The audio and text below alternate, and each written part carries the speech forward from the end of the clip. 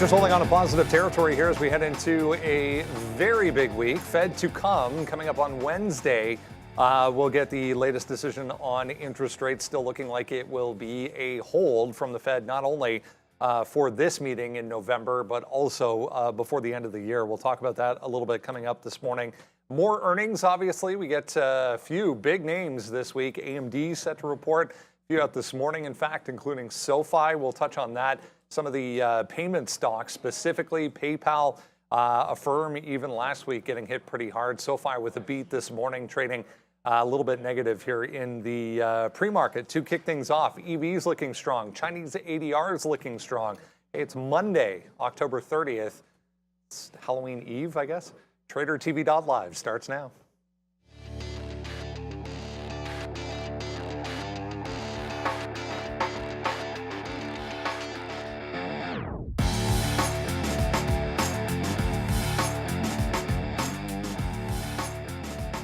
Yeah, nice gap here for the NASDAQ. Anyways, 0.73, about 0.5% for the S&P currently. We're just kind of hanging out here, trading sideways across the board with tech trying to lead here as we get going on a brand new week coming off of what was, not very positive at all for the market last week with tech leading to the downside, set for a bounce potentially here. We'll see how the pre-market plays out. It's going to be a fun week, to say the least, as we await the Fed to come on Wednesday. A number of individual earnings to come this week as well. Around the Fed could be a market mover. Yeah, we got Apple. We have some other names. We had McDonald's this morning. What really stood out to me, though, was we're up 0.7 and 0.6 on the ES and the NASDAQ, but equally as high right now are the 2-year up 0.69 and the 10-year up 1.1. That's not something you typically want to see. Usually these guys move in the inverse, so I don't know if we're going to head on the same trajectory this morning for equities. Yeah, we were talking with Frank last week a little bit about that disconnect that seems to be happening lately with typically it's yields higher, stocks lower, or vice versa. Lately it's been stocks lower, yields lower, all in the same moment. Here we go, back to the upside for stocks and yields to kick things off. Yeah, you mentioned Apple. There's also Qualcomm this week. We'll get AMD coming up this week on the earnings board as well, off of, what was a pretty ugly week last week. 2.6 for the NASDAQ, 2.5 for the S&P, the Dow, 2 plus, 2.6 there for the Russell, among the worst off. Yeah, still green here so far this morning, but a lot to look forward to, guys. Happy Monday. And a happy Monday it is. Also, apparently Halloween Eve, which I didn't even know was a thing, according to Brendan there. He said happy Halloween Eve. I don't think I've heard somebody say that. But if you're a SoFi shareholder, okay, well, you're happy if you bought it like on Thursday or Friday. You might not be happy about this overall, but maybe you are. Who knows when you got it? Either way, they're up 8%. That's what matters. So this is going to be on tap. You have a lot of earnings this week, this morning. This is going to be one. McDonald's obviously reporting as well. Don't know that that's going to be much of a mover, but there are some interesting levels there. So SoFi is definitely going to be on the radar. You already mentioned Apple with their event today, and then earnings on Thursday, and then the chip names. Like, wow. Big strong day for Intel on Friday, and that has AMD at some key levels. That $100 level on AMD just seems like you can't get too far away from it. I sat down at my desk to a wall of Cowboys logos because obviously that's what Sharif decided to do when I got up from my seat for 5 minutes. And I have to admit this, and this is, sometimes, in life you've got to be able to admit, not necessarily where you're wrong, but acknowledge strength when you see it, and acknowledge impressive performances. The Dallas Cowboys look really, really good, and the rest of the league is sort of coming down to bring them up, at least the top echelon. So I'll give them credit where credit is due. But I have one beef, and despite, if you watch football, they have a serious problem with these pass interference calls. I know obviously it was a good no call with the Bills, but there are several games in the last 2 weeks. It is absolutely ridiculous. Clear PI, no call. You could have easily called one in the Chiefs game. Not that it mattered. They were going to lose anyways. The Hail Mary. The Hail Mary, the Bills dragged the guy down. Oh, the Bills one? Bang, bang. They literally tackled the guy. Well, that's it. That's the thing. When you're talking about sports, you're talking about Random. Somebody. Refereeing events But you know what's crazy about this? to happen. NFL referees are still part-time officials. It's mind-boggling that there's so much money in the sport, Yeah. and you still actually have refs that are not, like full-time NFL employees. Like they're still part-time. I've never understood how that makes any sense. But hey, don't get it right. It makes for some entertaining It's better than weekends. those replacement referees they had that one time. That was a pretty big disaster.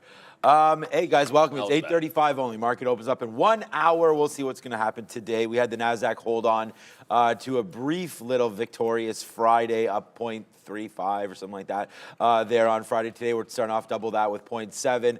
Nice moves. Let's see if we can get some continuation forward. The biggest buy right now on the imbalance locator off of that $10. We can see if that's potentially going to be the bottom, as there was a deal reached between the Canadian UAW branch and Stellantis this morning. So Ford's starting to roll up a little bit. We've seen gold. Gold's been on a huge move, man. GLD, we talked about this on Friday's show with Michael Noss, who's actually should be coming soon. Here soon on the show in a couple minutes, I guess. We talked about this epic rise here in GLD and where it's potentially going. He had a weekly calendar of a cup and handle, and it's almost looking, now it's looking too choppy here on a daily, but you can see you are getting ready to take out this higher high right now at 192. So GLD really starting to pump, really hidden. This has been a hidden gem in my opinion, because we don't really look at this. This bottomed out there in February, March. Look, we came right back down to that exact level before now reaching highs. Like this has been, gold has been on an epic move to the upside here today. So, not today, just in general. As you're going to see here, with Sharif brought up rates, brought up some of the treasuries and things like that. So let's see where we go from here. It's GLD, it's nice upside, and a little bit of a hidden move here. I think it might be time to sell some. Michael brought out that cup and handle, thinking that we could go to 2,500 an ounce. So we'll see what happens here. Maybe we can talk to him about it. All right, we were just discussing this Western Digital story this morning. WDC comes out with earnings, obviously. That's the first part of the thing.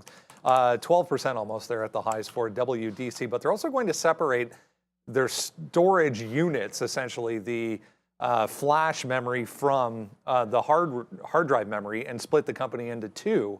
Essentially, the market liking that here so far. Yeah, I was asking Brendan what the difference was, and I will be doing a Google search right after this to find out. But let's talk about how they did. They beat on the top and bottom line. Analysts were looking for $1.91 per share. They sorry, 176. They beat with 191, Brendo, and revenue came in at 2.75 billion in Q1. Better than the street was looking for at 2.66. Revenue rose up 3% on the quarter, helped by an 11% Q over Q increase in client revenue. Client revenue did well. Consumer revenue did well. However, where they did poorly was cloud, where they lost 12% quarter over quarter. Yeah, nice look so far, guys. Trying to hold on to 43, which is a decent level here on the daily chart. Yeah, stock, which has had trouble doing anything positive for a long time, decides that, hey, you know what we're going to do? We're going to break things up, and we're going to be able to unlock shareholder value that way. Because, see, the sum is, obviously the pieces are worth more than the sum, because you guys aren't getting it right, and you guys meaning the market. So this is what we're going to do, and this will change the fortune of WDC. Again, I've pulled up a weekly chart, so you can go really far back. I just want to make the point. Like this is a name that hasn't really done much of anything in the last few years. Clearly, that's true. But at the same time, like when you're a short-term trader, you want to acknowledge that, typically speaking, this has been seen as a bit of a bullish move recently by the names that have decided to make this particular move. Again, on earnings, I generally want to see something trading outside of like the normal range that it's been in.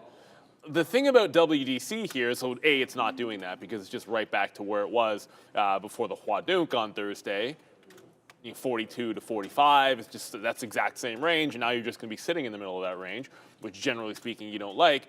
But the other thing at the end of that tunnel would be, okay, well you've got the earnings, then you have this news as well. Well, what if 42 just comes in and reestablishes itself as support? Then suddenly you have a bit of a base where you got a couple of dollars worth of range you can work with on something like WDC. So I don't think this is a stock I would want to jump into pre-market.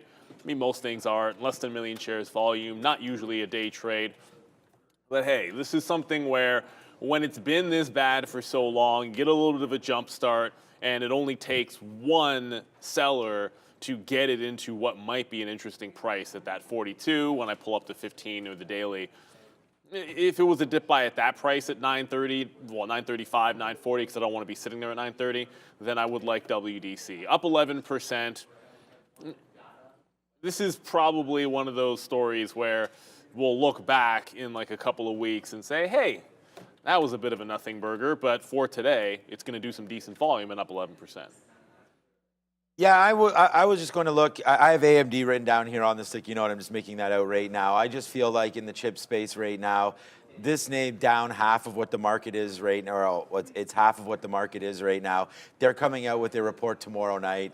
We topped out at 97.50 there on Friday. Couldn't get going at all. We're right there right now. I mean, now we've dipped down, but you know, we're right there right now. I was writing down that we fade this until we get their report and see what happens with AMD. So I really like this level, 97.50. We've been trading it quite well over the last little while. It's been a pretty aggressive name. So I feel like this level here, 97.5 up to 99 maybe, is a short here for AMD. So there's 99. There's the drop from 99.50 all the way back in. So I really like this name. It's not, none of these names seem to be getting any love off this WDC. So, and of course, they're going to be a different name. Let me just check out Micron quickly here, because see if that's moving around a little bit more. AMD, Micron. Nah, I mean, they're all, that's still AMD. Micron. Okay, Micron's up a little bit better. So AMD, is AMD just going to be weak overall? Because I haven't actually even looked to see what NVIDIA was. NVIDIA, I wanted near that 400 mark. I could, okay, so NVIDIA is still 1%. So AMD is the weakest one here by far, coming into, probably not by far, there's going to be more weaker names, but report tomorrow for advanced micro devices. All right, let's bring in Michael Moss here, CMT over at Trade Ideas, to get the week started with a look at the overall market first off. And then we're going to talk a little bit about energy. It's been a bit of a choppy last couple of days anyways, Michael, good to see you.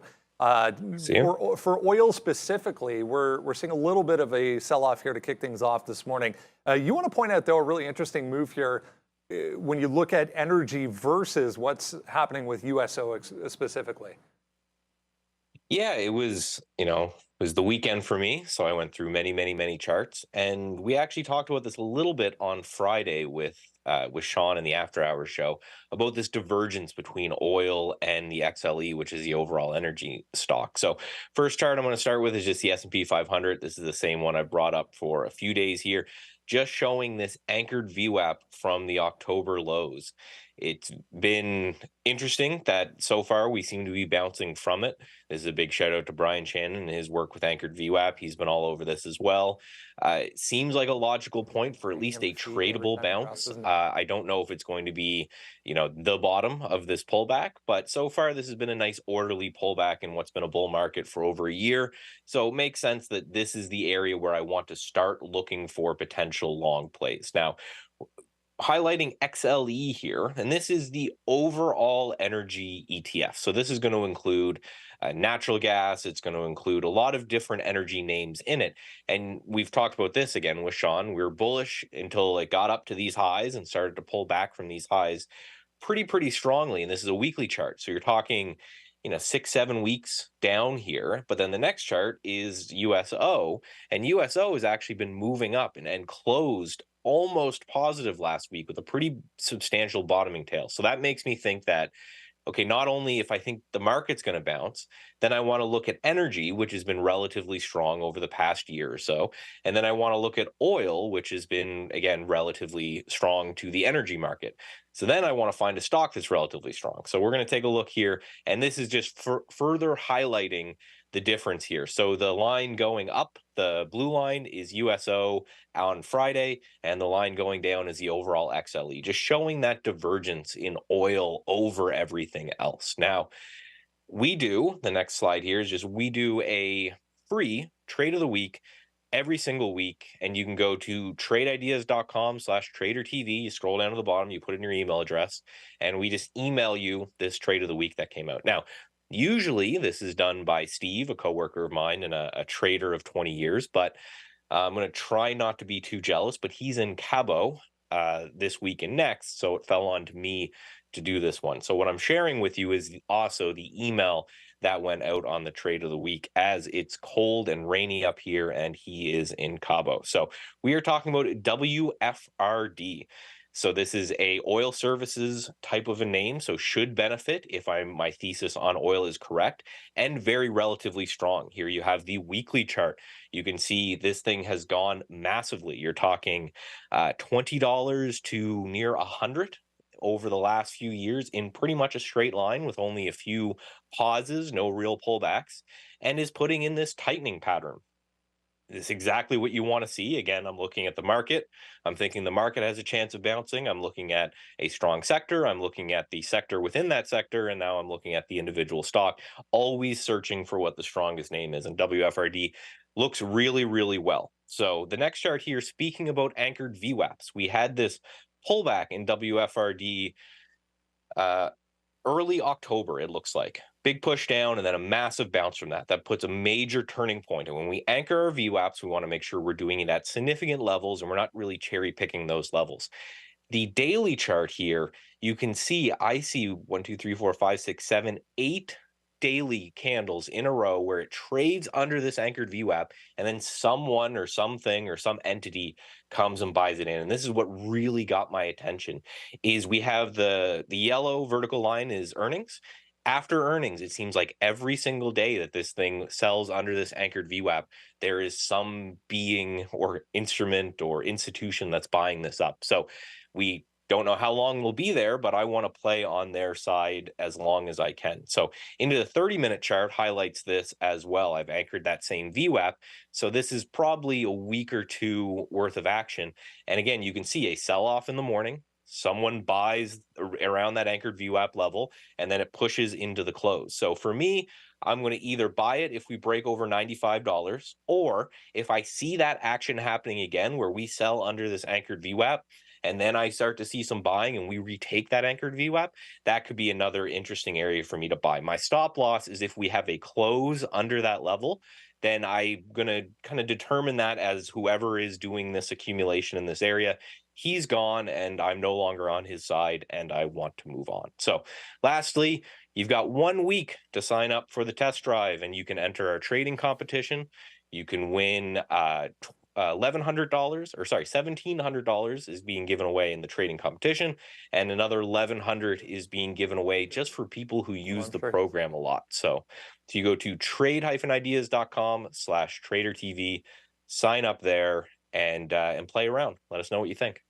Great opportunity, Trader TV 25 as well until the end of the month, as Mr. Noss was saying. I want to get your opinion, just to shift gears a little bit here. I want to get your opinion on what happened as of the close. I believe it was on Thursday night. From a technical standpoint, how much do you pay attention to a market that's been in an up move, going back to now both the NASDAQ and the S&P going back into correction territory? The 10% kind of correction territory, I'm not too worried about. For me, it's more about levels.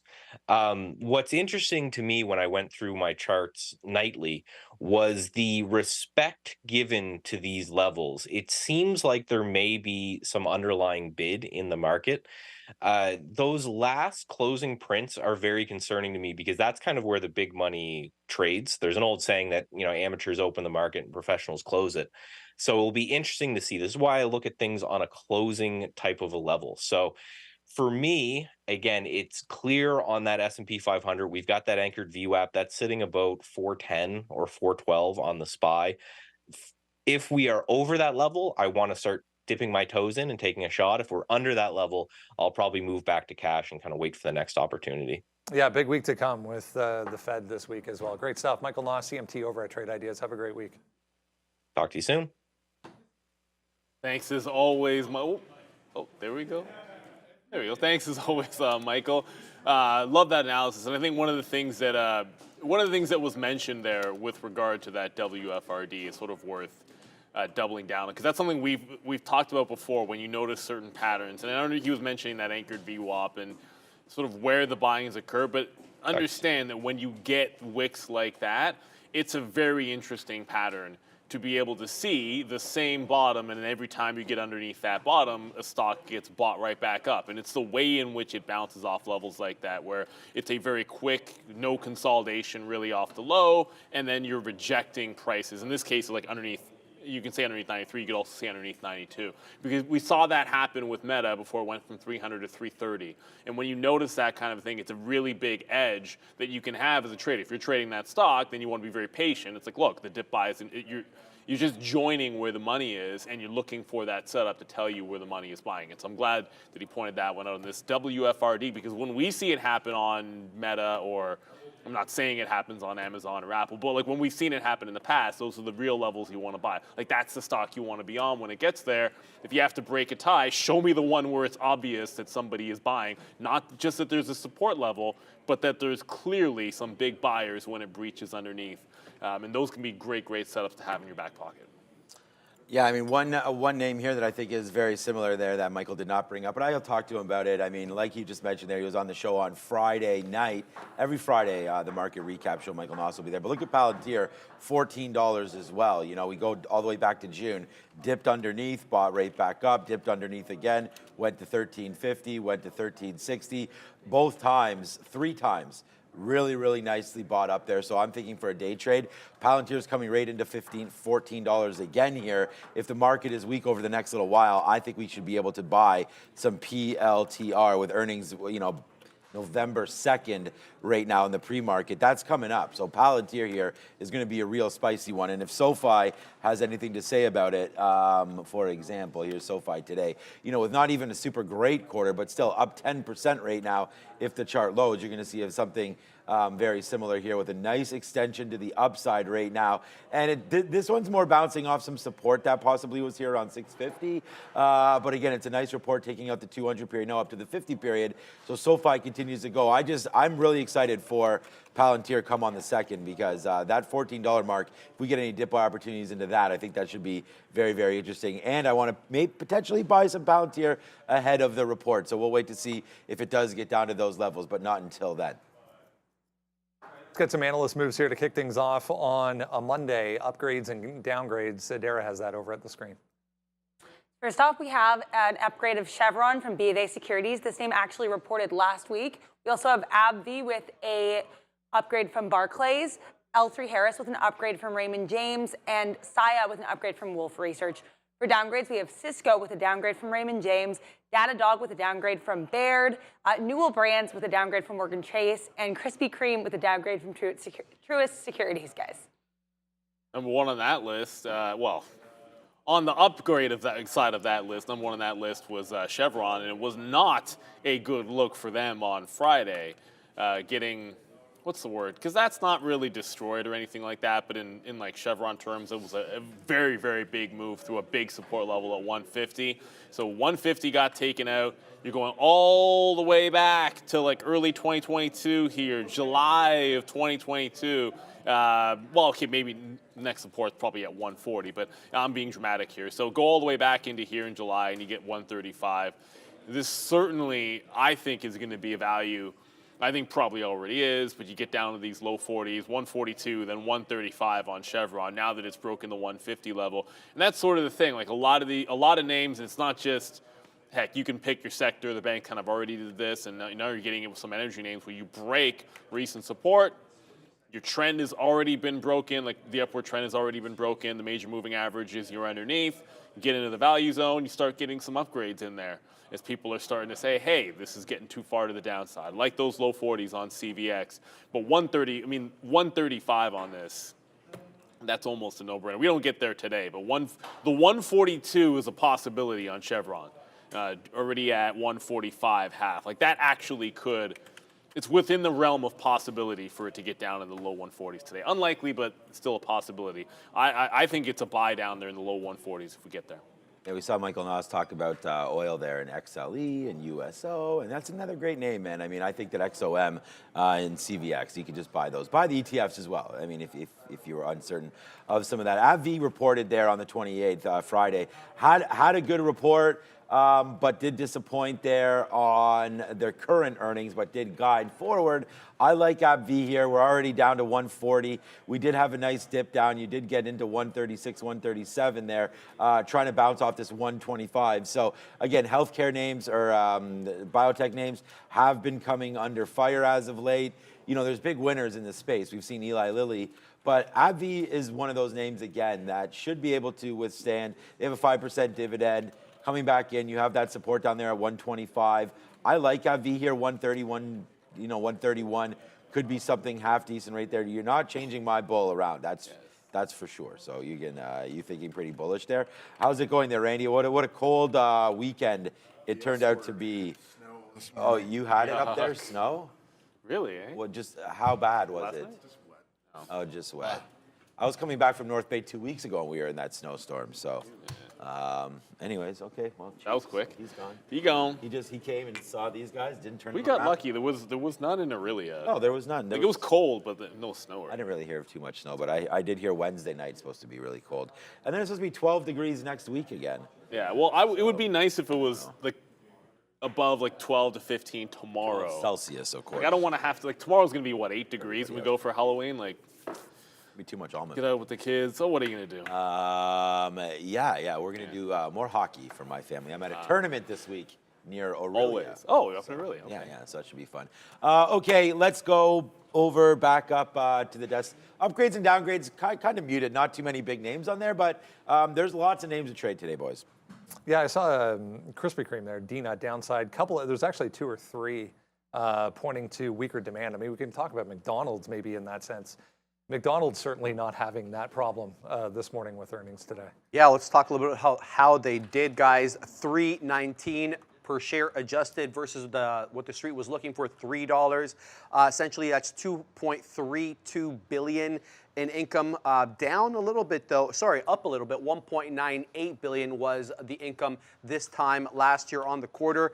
Revenue also rose by about 14%. The street was looking for $6.58 billion. They got $6.69. Same-store sales in the U.S. grew by 8.8%, 8.3% in Europe. Asia was the biggest grower, though, where they saw the majority of their sales grow in China, 10.5% up year over year for same-store sales there. Yeah, I was just looking at, I was just thinking as well, there's 2 Krispy Kreme locations in my immediate area that I travel by quite frequently, and I can't remember the last time I went by one and there wasn't people in them. I mean, they're still very popular, obviously. Not a lot of volume behind this, but Truist, the main downgrade here today, guys, 1.7 for D-Nut. Pretty yuck for D-Nut. But we're loving it for McDonald's. Yeah, whatever. Are they? Is that 2% McDonald's isn't up that much today, but like, this is another one of these, like, you saw this with a few of the, I mean, Coke was to the downside, and McDonald's got beat up a little bit here in recent weeks. This is a weekly chart up. And whether it's just the pullback the market has had, some of it with the concerns of, okay, well, what are these weight loss drugs going to mean for some of these companies? Whatever it is, whatever you want to point to, it's been giving you this opportunity. I mean, we're not going to get to the 200 period on the weekly chart, but if you look at this, since the only time on a weekly McDonald's sniffed that was the pandemic, and every other time you've bounced well in front of it, and that's seemingly what's happening here at the 250 level. And I was a day trader. I mean, McDonald's, look at the last week going into earnings, look at how tight that range is. So unless you're like a scalper, I don't know what you're doing with this stock, but above 260, that's pretty clean. Like, if you're gonna break into new price area after earnings, then I look for the resistance to turn into support. 260 holds, then McDonald's looks like a short-term long here. The daily chart, that's kind of a little bit messy, but you're gonna be able to see the 50 on the dailies all the way up at like 68. So you got room to get to 68. I always feel when you make a breakout like that locally at 60, the 65 and then here 67.5 with a 50 period, both make some sense. Clearly the trend's in the other direction, but yeah, nice little start here for McDonald's. Some would say that a lot of these names got sold a little bit too heavily. I think it just means some value came in there, but 260 is a line that has to hold today for McDonald's. And as far for Krispy Kreme, I actually, like, that doesn't do a lot of volume. I'd stay away from that one. It doesn't really do a lot of volume.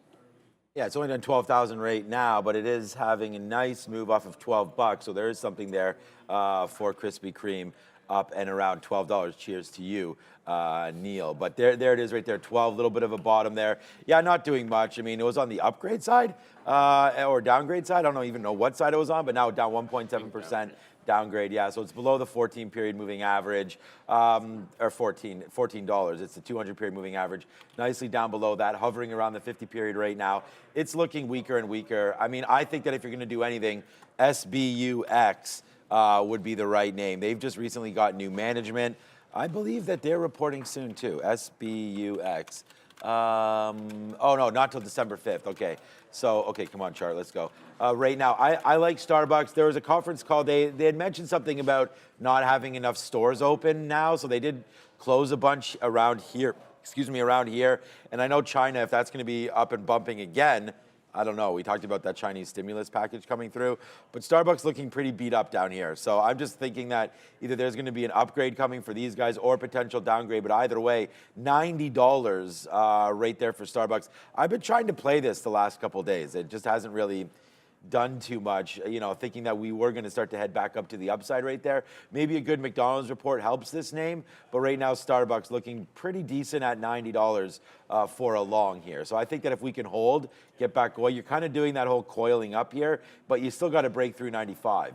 So right now, I'd like to see McDonald's or Starbucks. See how it's sort of coiling here and then breaking? It's kind of the same thing here, same thing, breaking higher and then downside from there. So we're kind of still in a little bit of a malaise here in Starbucks. So if there's any coffee company, I like this. I like the Chinese exposure, and I like the brand loyalty with Starbucks. Yeah. We were just talking about some German CPI that just came through, lower than expected. Good look for Germany. Let's get into everything else we need to address here this morning on a Monday. Shrieve's going to kick things off with a look at the market. 41.38, Brendo. That's where we closed out on Friday. The overnight high, 41.69. The overnight low, 41.43. Takes us back into the two double bottoms that we had here early April and mid-May. We're holding those levels. Now, have a look at the chart, guys. We're holding those levels. 41.38 is generally where that area is. If we get up into the 4,200, look for resistance. But I'd say let's see how we do with Friday's high. Friday's high hangs around 41.85. If we get around there, look for more resistance. All right, let's everything individually that is moving around here as well, if you haven't done so. Very easy. Go to watchlist.tradertv.live, or you can scan that QR code. It'll take you straight there. Enter your email address, and then you get that for free. Comes right to your inbox every single day. Top of the list this morning, Apple. This could be more of a tomorrow thing than a today thing, but we'll see what happens anyways. After the close tonight, we'll get a whole bunch of new MacBook Pro, it looks like. The Scary Fast event coming up after the close today. It's not on the nose at all, is No. it? Day before Halloween. Yeah, let's have a look and see what they present. It's a virtual only event starting later, about 8 p.m. or so in the West. Brendo mentioning this earlier. We're looking possibly at getting the new M3 chip. We know that Apple has brought that in-house using ARM's infrastructure, guys. So a direct competition here to Intel as they lost that contract years ago. I'm going to be looking to see if there's any new services offered. Sean and I talking off camera about that this morning. That's where the majority of gross margins are. And yeah, they are a hardware device, but they've been dipping their foot in that services game a little bit lately. Right? Yeah, we'll see. Again, could end up being more of a tomorrow thing than a today thing, if it's anything outside of what is expected to come tonight, guys.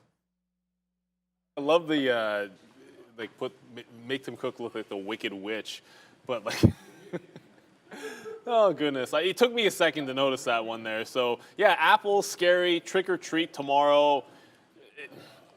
At the end of the day, it almost doesn't. You know exactly what's going to happen in terms of the earnings. It's going to be like the numbers are going to blow your mind, and then they'll find a reason for it to be disappointing. I don't know how much this event's going to move things tonight, given the fact that we're going into earnings. But you know, the stock, lower highs all the way through, underneath the 200-period moving average. That sits at 171 today. Can we say 171 is sort of an obvious? If we break 170, come on, are we getting through 71? You had the close there on Wednesday, you had resistance there on Thursday. You didn't sniff it again. Strong in terms of higher lows, but that's very muted. It's weaker than the overall market, 0.3 to 0.7. I think it tries to play catch up. I like to shorten into that 171 here on Apple. So, yeah, whether or not that event moves things tonight, we got levels to trade today, starting with that 171 for me on Apple. Like that 200 period moving average, in terms of it giving you value on a lot of names, it's a little bit of resistance right now for Apple. I like Apple down here, but the thing is that fond of any catalysts, I don't know what's going to get any of these names going. Obviously, they're going to be reporting post-market on the 2nd, so we don't have too many more days to wait until Apple comes through. But the thing is, if there's one tech name that's looking sicker than the others, I honestly think it's Apple right now, because we don't even have their report. And it's 1, 2, like the moves down here, this doesn't, sure, it happens. You know, Apple cascades all the time, makes these crazy moves back in. You know, like we saw it where, I think it was, maybe it was just right into year, into January. No, I feel like, maybe it was this move? I don't know. Yeah, it must have been this move. 200, I feel like it was sooner than a year ago. But 200, we didn't have very many positive news here. And then all of a sudden, just as it goes up, just as it goes down, it goes right back up. Didn't make it all the way back down to 200, but you had a pretty bad move from August into mid-August. So August 1st, all the way to August 22nd, you actually pulled back $30 on 200, right? So it was about a 15% pullback there. Then you made the move all the way back to the high side. And since then, it really hasn't had any reason to go back up. I mean, I feel like all we're hearing is rhetoric from iPhone 15 not being, able to. First of all, we had that overheating problem. Then we had, great demand. They were lined up for iPhone 15s, right? They couldn't hold supply. And then we had news about them raising the prices of Apple One coming out pretty soon, right? They've rolled out a fix now for the iPhone. That's all great. Let's hear what they have to say today. I don't know. To me, the scary point about Apple is that it's not holding anything. So if Tim Cook's going to come out and say, hey, it's pretty scary that we didn't hold the 170, then maybe that would be something. But for me, I don't know what they're going to do, man. It's still the high price. That Oculus, what's it called? Apple, I should know what it was called. Vision Pro. I don't know. I haven't really heard anything about that since the release. So we're going to wait to see where that's going now. The Oculus is pretty hot fire. I know that much. So we're going to have to get breaking through this 171. I just don't know what Apple's going to say to get this thing going. Sharif and I talked about it. It needs to be a subscription-based decision there where they're just bringing in more revenue every single month from some kind of a subscription. So iTunes, everybody has all that. Let's just see where it goes, man. I mean, there's everything pointing at Apple right now. November 2nd. I think it's actually bigger than the Fed. Yeah, easily, because the Fed's not doing anything this time. Right. So we just have to wait for that report. I mean, imagine Apple's down 3%. I mean, what's going to happen to the NASDAQ? So I think the Fed is almost a moot point. Yeah. November 2nd, it's Apple Day. All right, let's go to NVIDIA here. Nothing significant as far as individual news catalysts for chips. NVIDIA did have a spinoff or an investment in an AI company that could be coming public here in the coming months and days. But it was also a little more active, a little bit more positive than the rest of the group this morning here in the pre-market. I mean, a lot of these daily charts looking very similar. Go back to Apple, it's a little weaker, as Sean was mentioning, but NVIDIA holding the bottom end of the range here. This was kind of interesting. Kathy Wood pounding the table again over the weekend on X, talking about the underlying weakness in the overall U.S. economy and how higher rates continue to hamper this industry specifically. If you remember going back a month or two ago, she actually sold a hefty chunk of NVIDIA and Tesla as well at that same time. So pointing to, some concern here going forward. Yeah, nothing we haven't heard before, Brendo, especially with respect to interest rates. Let's talk a little bit about this NVIDIA-backed startup going by the name of Surat Technologies. Let's go with that. Initially, they raised money at a $99 million valuation, with the latest possible C round funding coming here, possibly coming in at $350 million. So looking good for them. The other headline here with respect to AI is Biden's new AI executive order, not directly affecting NVIDIA, obviously, but they are in the AI space with 90% of the GPU market. Yes, 90. There's a whole host of subtopics here for Biden's new AI executive order. If you want to read more about that, just check it out online. Market trying to hold, guys, back to the upside here. NVIDIA a little bit better so far anyway. Yeah, like if you subscribe to the theory that you could get a dip at the open, then the last 2 times NVIDIA got to 400, it bounced. So, I mean, that's your support level. I don't think you get too complicated about it. You know, NVIDIA has been pulling back, but the line has been at the $400 level. If that breaks, if we get underneath 400 and show any kind of selling underneath that price, I thought like the low 370s. Since that big earnings kind of consolidation level, it's actually 373. So underneath 4, I think that's where it could get to. Forget about the 200 period. That's not coming anywhere close to yet. Maybe on earnings it will. But the 400 level, that's what to look at today. A couple of names in the chip space to respect. Still going to be looking at Intel. Obviously on Friday. Well, I wasn't here on Friday, but you know, post earnings on Thursday. Strong day on Friday. Got back above the 50 period moving average. I don't know that it gets up to 37. Maybe we're strong enough to get there. If we're strong enough, I think that's the short area for this stock. And then I'm looking for it to reestablish the 35 as support. So you can see 35 was support before, you know, last week happened, and then on earnings it regained 35. So I like 35 for support in Intel. That 400 on NVIDIA is pretty impressive. You know, let's see if it bounces off there one more time. And we wrote down, we're going to talk about SoFi in a minute on the sticky note. We wrote down 760. That's where it's hitting right now, 760 on SoFi. It's just bouncing around there and hanging out. So we're going to talk about that name in just a couple seconds as it's been a pretty hot one with volume. I like AMD shorting it, man. This 97.50, I mean, I think it's pretty clear. We wrote down on the sheet 99 on our sticky note, but this 97.50 is looking better than I thought. I didn't even... Like, we were up here when I was writing the sticky note, so we were already up at 97.50. So I kind of was like, okay, well, you know, if the market opens up, we don't want to short it immediately. But now that we're down here and we can bump up $1, I actually think this 97.50 right here on AMD is something to look at. The reason why we wrote down 99, of course, is because coming right into there on this, this is just a 20-minute chart. So you can see here 99 has been, you know, sort of, it's 99.50, but with reports coming tomorrow night. So this is a scary one. If there's any scary events, not Apple, it's going to be tomorrow with AMD as well. That name coming through. So we're going to have to wait to see if it can hold this 99, 99.50. There's 97.50 coming into play again there. But I don't know. I like AMD. It's just, you know, with Intel coming with that good news, that's good. Good report for Intel. Intel was my #1 stock there on Friday for everybody watching. We hit that 35 long straight off the open. So I think that they could maybe get something there. There it was on Friday. We let it bounce around. We were hoping for a dip buy. That didn't come in. So Intel actually didn't, you know, despite having a great report, it held all day on Friday. So that, you know, this could be a name again on strength. Like if the market's kind of pulls back and you're looking for a strength name, Intel could be it, even though for some reason it's not up as much as the market here again today. So I don't know, man. I'm the most confident in this AMD short, that's for sure, heading in. It's only 9.12. This name's already pulling back quite large. It's already red in the space. NVIDIA is not, I do not believe, at least it wasn't last time.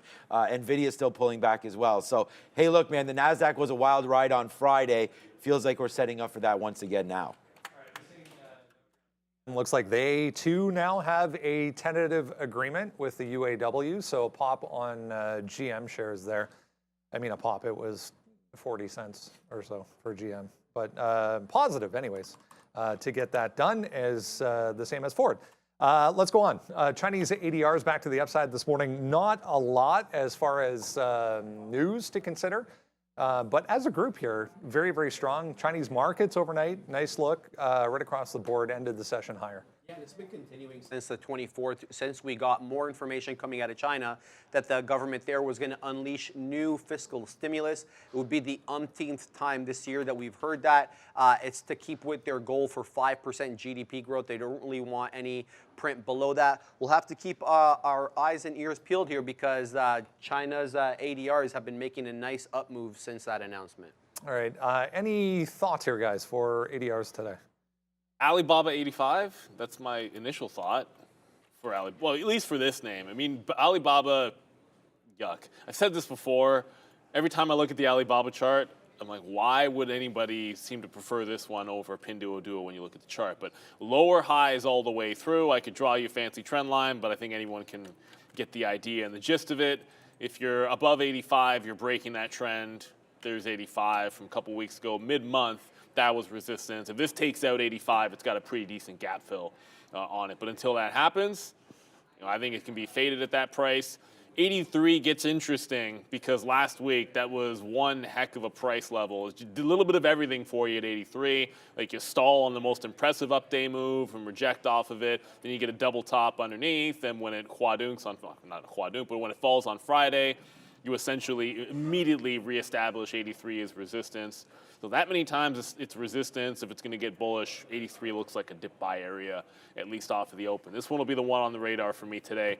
And the only reason I bring up Pinduoduo because I own Alibaba. So it's like one of those, I own the wrong one kind of situations. But PDD last week, that's Blue Ocean. This is over on the NASDAQ.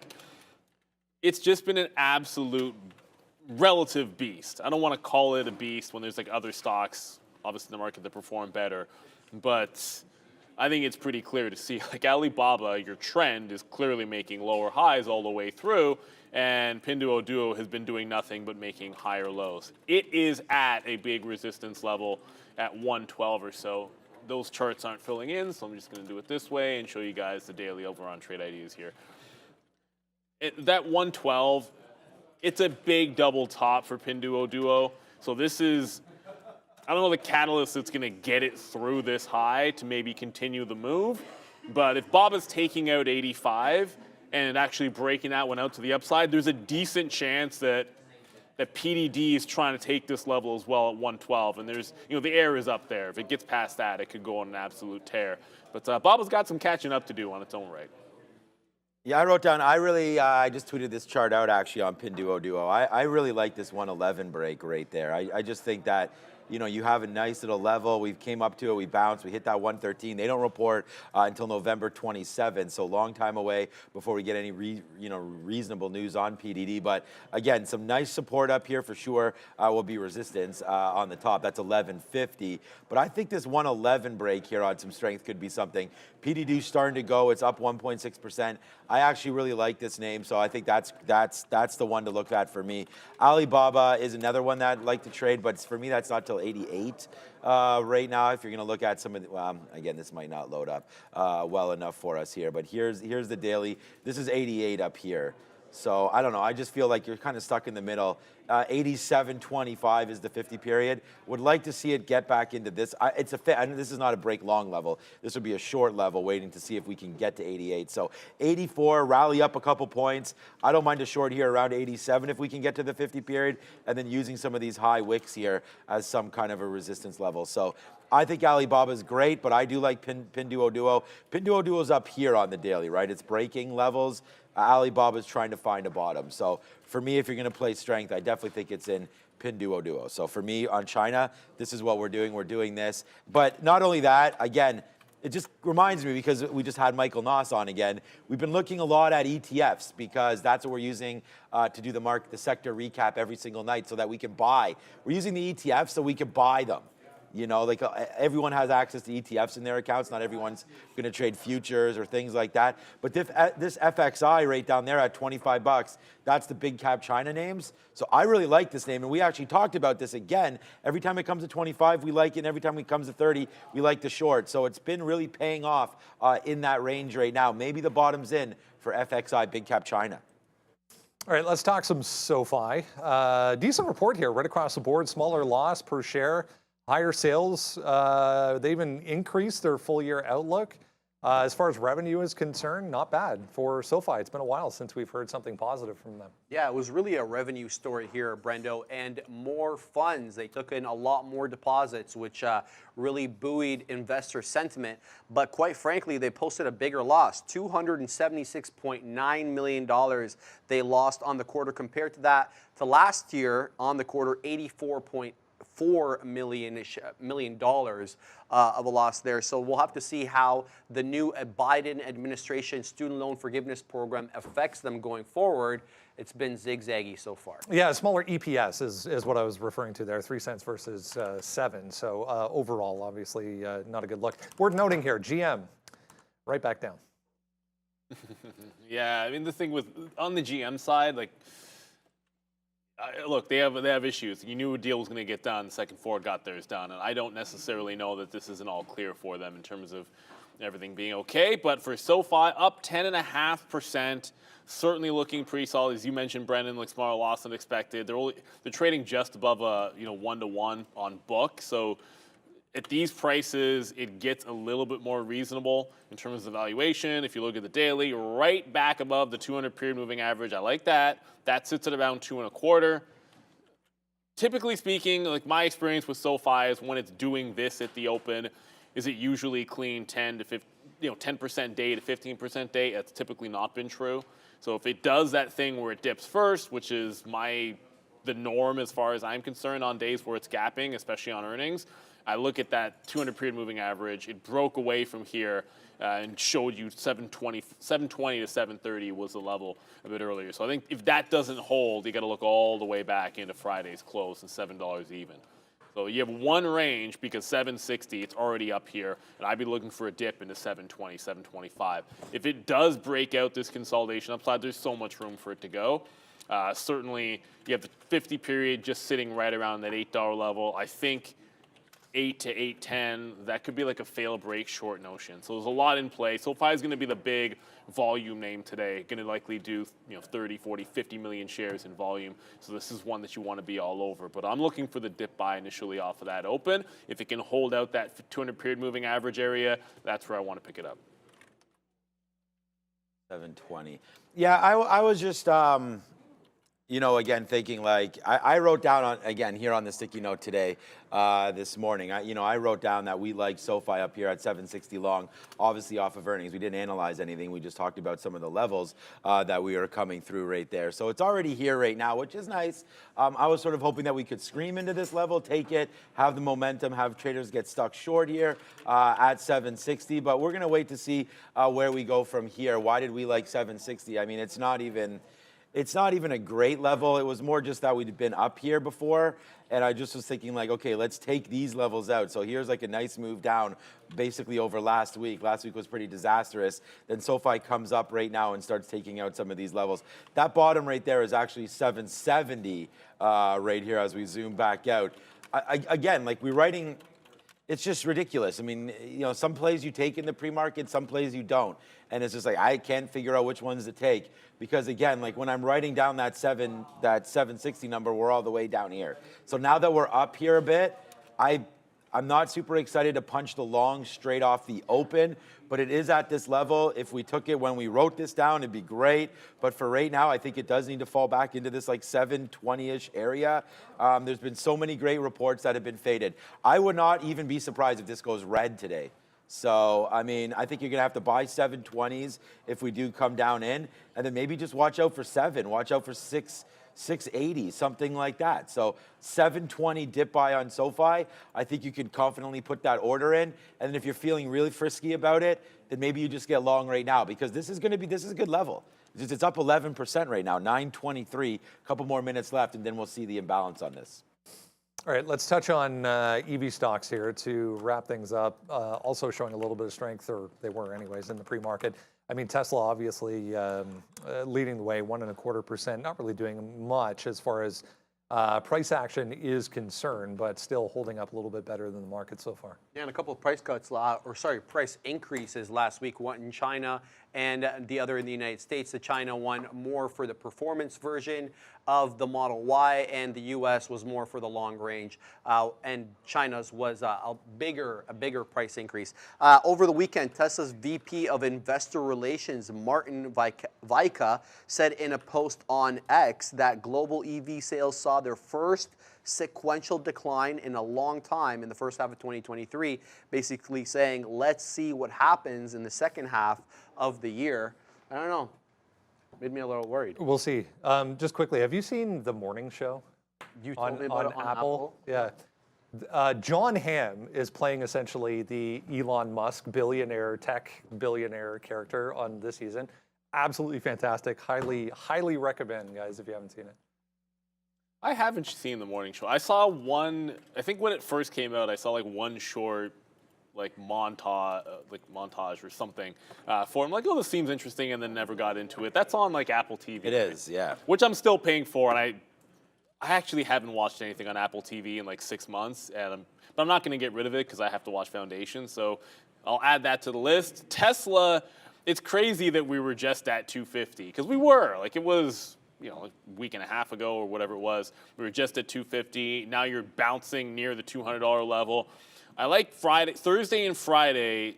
212.5 is kind of, you close there Wednesday, you topped out there Thursday, and then Friday kind of in that same range. So if you don't get through 212.5, Tesla's still a little bit sick here. And it's some barcoding. It's not really barcoding, but there's a bit of a consolidation happening underneath the 200-period moving average in that previous bottom that we had in August. So for now, I just think you want to maybe fade the top end of these ranges and wait for it to start breaking back out because it's still a little bit heavy there. The other EV name, we always talk about these two in conjunction. And again, like Rivian's not really having that much of a better time, except for the fact that it's having a way worse time percentage-wise. But it's underneath the 200-period moving average. The consolidation is already broken once underneath 17. That was the level last week to fade. This week, there's 16 once. Thursday, you close just above it. And Friday, you close at 16. So there is some buying at that 16 level and a couple of breaks of that area. But if it gets through 15.9, it's a bit of a flat bottom break there on Rivian. That's a sick stock.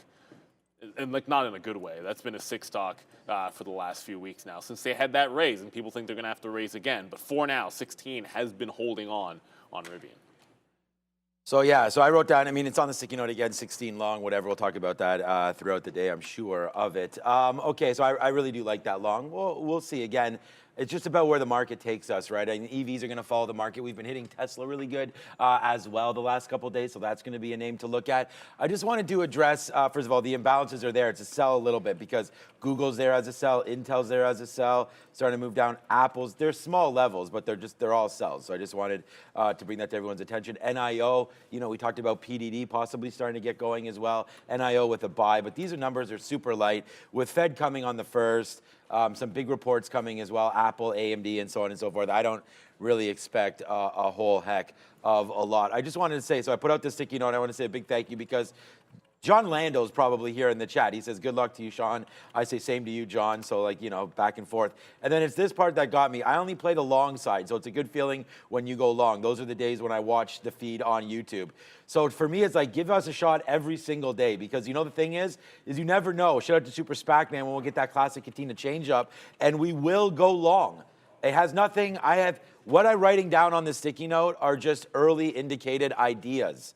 You know, it has nothing to do with where we're actually thinking the market's going to go. I mean, I think the market's going to go long today.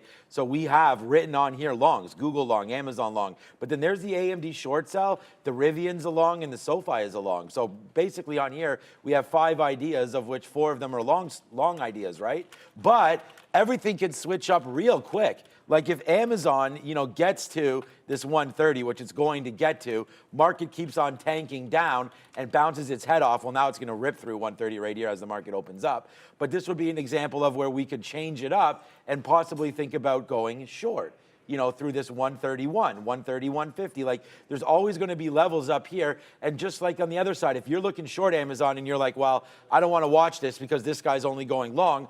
Well, I mean, you know, those would be some good levels to short it. Or potentially, if you're a dip buyer, you know, and this gets into this 124, there's opportunities everywhere. So for me, the sticky note is just an area of interest, some ideas that we're looking at and some key levels that I'm playing off of early as we get ready to rock and roll. So thank you so much for paying attention. We have trade ideas, 25% off. A shout out to you, John. Thank you for your nice comments there on the chat. Let's just check out, or on the Twitter machine there. Let's just check out what SoFi's doing here, 760. Okay, not there. Google was one that, oops, I wanted to play off because that's been real weak, man. That report got hit pretty damn hard back down to the downside. I mean, you could see this was cruising at 140, 135, big move down into 120. Now trying to base out with a bottom right there of 117, right? And so we'll have to watch out for Google. Again, we have a bad wick there. That sucks. I'm looking for a 124 break long on this name as well. So maybe there's going to be some dip buy opportunities for Google. Closed at 122-ish. So a level back down in for that, looking pretty good. NASDAQ right now taking out VWAP. It could be an interesting morning. Yeah, I expect it's going to be an interesting morning. One more for you in terms of dip buys. Palantir bounced off 15 on Friday, looking for that 15 level to come into play again with 20 seconds to go. A lot to look at. Apple getting through 169, so that's headed upside. I saw a few people talking about EAR. That is being bought for cash, 255. So that is a cash deal. I don't expect a lot of volatility in that name, but if you're watching that gapper, then respect the fact it's not going to move as much as you think. But in 3, 2, and 1, ring it, Adara. Yeah, we kind of glossed through like some of the small caps that are moving. ICU was another one that's out there and moving a little bit, so I think that's worth keeping the eye on. And then Ford obviously got its butt kicked on Friday. It's holding the $10 level. I want it to settle down today. I think I want to be very, very patient with Ford. Give it a day to settle. Alibaba already on the radar, but it is heading to the downside. So no push up into 85 yet for Baba. Yeah, no, everything's coming into the downside right now as well. It seems like the market just hit a nice little move, and now it's coming back in. We're just trying to watch out for some different names here. What is AMD doing? I'm just trying to settle down, 96. So AMD, we're right about that 97.50 area, but that's not coming into play just quite yet. A dip buy opportunity that I did write down here was Amazon. So if, well, okay, it's dipping back down a little bit, not quite enough. I was hoping that we'd be into like the 128s, and we can try to play off some 127 love. But look what happened, man. We touched 130 and then fell again immediately. So the high of the day right now on Amazon is that level that we wrote down again, 130. So there you go. So it's a little bit back and forth there. So just as we were talking about with John there, you know, play the levels and the interest that you're seeing on some of these. Tesla always moves. I don't know if you're, were you into anything? Rivian just broke 16 already, but it's through. It got through 16. It's kind of wicking yesterday's close. Let's see if it has any recovery in it or any kind of juice. I'm also watching. I mean, Intel's at 35.14, so that's getting pretty darn close to that 35 level. It gets down to 35. I do like that long there, but it's Rivian that made the first move. Went red briefly. If it holds under 16, like that one's nasty. I should be checking Tesla. Okay, Tesla's rolling a little bit to the downside. Ooh, I have a bad wick there. Tesla rolling to the downside. Okay, that's a little more heavy. That's going to explain some weakness in Rivian. Might have missed a chance on Intel there. I thought we'd get closer to 35. Looks like 35.14 was pretty much all she wrote. But let's be patient. That's the level I want. That's the level I'm going to wait for. SoFi, the dip and rip was 750. I'm sitting at 31, and it just went all the way to 780. So SoFi is gonzo. Going to have to look for a place to pick that up. If you're not going to get the dip and rip, they're going to have to look for the stair step to heaven. Or to 8 anyways. Yeah, that's stupid about... Heaven's probably like $50 for that stuff. Yeah, Rivian there is too bad because we did have that 760 marked on SoFi. Sorry, not on Rivian. And you can see that that was quite a good little level there. But we'll see, like Neil said, we'll see. All right, new position, first position right now. We'll take AMD, but again, the market had this flush there. So, you know, to start to dig into something right now, you know, this was the short idea that we had written on here. We want to stay true to some of the ideas that we have. The 200 period, 96.80, 96.50. So I feel like this break of 96.50 is it. So I don't want to play too much longer if we take down that 96.50. More like looking at like 96.70 or so, but here we come ripping back up. So I want to short into that 96.50. So 96. Like, I'm sitting at 96.40 right now, but honestly, if we take out 96.76, I'm going to get out. So a little bit of a high fly up there. We're not really in it too much yet, though, so we almost got that short. We should have maybe got it. We just, oh, darn it. We just went to 96.20 right there and then faded. So missed opportunities abound right there on that. But that's okay. We're trying to, as we just said, be patient. There goes Amazon taking that 130. So no surprise there. Amazon's gone to the upside. Yeah, Amazon gone. Rivian reclaimed 16. Let's see if the same thing will happen to Palantir 15 here. It got in. It broke 15 to 98. Oh, it's going to go. It's going to go. Look at Amazon. Trying to hold. I'm in there at 15.01. It took the bottom, just made a wick underneath. Gonna give this one to that wick low. Again, at these levels, I'm gonna show you guys what just happened in Rivian in a quick second, but I wanna make sure I get my stop in underneath here on a Palantir, because this one might not hold on to it. Rivian did make the move. Yeah, Palantir's not going to hold, but this is what I was looking for on Palantir, like a break of the even and then a reclaim of that level. So it doesn't happen on Palantir, but it is happening over here on Rivian at 16 even. Might not be done just yet, but I wanted to show you Rivian making a power move. I still like this level. If that's a bad wick out and we can get back above and hold at 15, I'd probably try to jump back into this one. Apple 170 looks like a bit of a thing, at least I'm staring at it. There's no iceberg or no big size there, but it's been battling that level for a couple of minutes. But Palantir 15, maybe there's a second shot at Rivian we can get. I'm on the bid of SoFi trying to catch a dip buy. I like that Rivian. But yeah, Rivian at this 15, and I'm not sure it's done with this level. If it does what Rivian 16. If Palantir does what Rivian did, I'd be looking for a reclaim of 15 even, and then a play into 15-20 here. Scalp a bunch out, and then look to rinse and repeat. ICU reliable, Rudy. I have not really been looking at that one. Okay, Palantir broke the low again, so that's off my radar. It has to hold that low. If it starts breaking away from it, forget about it. ICU, $1. So it's stair-stepping down. It's either showing me strength over VWAP, or I think you play it off the $1 level. Not too much else I'm looking at for ICU. All right, we just, alert. We got a big winner on right there for Amazon. We just went long at 130.40, and we have some clear outs high side right now.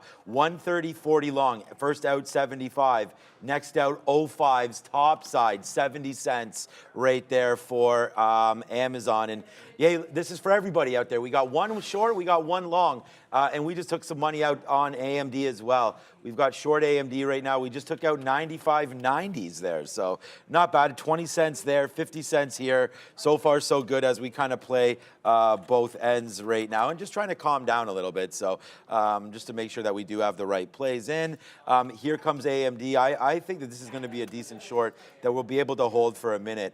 That very bottom now today is 95.60. So let's put something, you know, into the 70s. Oh, here he comes. Now we're really, now the damage is starting to be done here on AMD, as that's really cranking lower right now.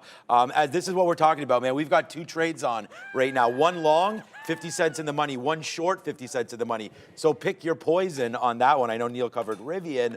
I really like Rivian there. We talked about that 1580 level. That's exactly where it went down to. So good little level on that one. SoFi, of course, we could check back in on that. 760 was a good play, but I'm not in it right now, so I feel like that's decent.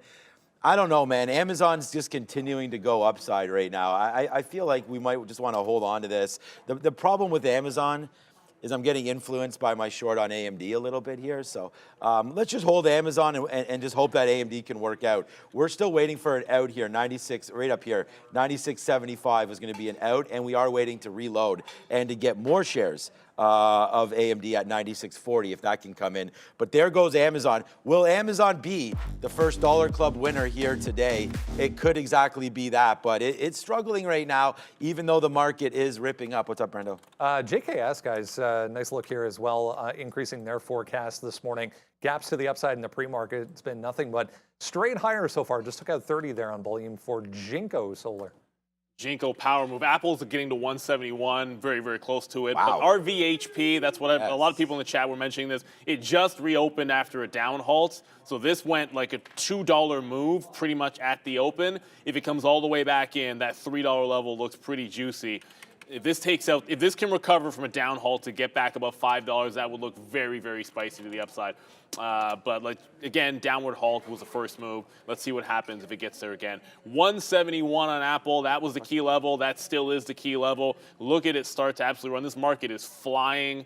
I'm going to hate myself over Intel. But if you look at what just happened, Palantir just reclaimed the 15. It started to go. That's what I wanted to see, so I'm back into this one. Wanted to see it get back above that 15 level. The wick under was pretty nasty, but I'm not holding it all the way to 75. Looking for a consolidation now off of those previous lows. And yeah, Intel was the one. You had to step way in front of 35 to get it. There's your wick. It looks pretty strong to me. The only thing it's not super strong right now is Tesla, and SoFi is pulling back. But NVIDIA is now through 412 on the way to, I don't want to say it's on the way to 420. but that is broken Friday's highs and looking awfully strong as well. So I'm back into Palantir, still looking for that dip buy in SoFi. It doesn't want the 60s though. That's the problem. It's holding right here at 70 and not giving you anything in the 60s. I think you got to step up to pick this one up. All right, we just shorted AMD again, but we are very, very close. It's almost time to ring it. We're 2 cents away from Dollar Club level there on Amazon. And again, another good one. Hopefully you guys are rocking with the sticky note again here today. It's $1 now in the money on Amazon. And then our AMD short, it just did. I mean, we just got a decent print down there into the teens. Actually, we got 20s. It actually went, what? That went down to 07 there?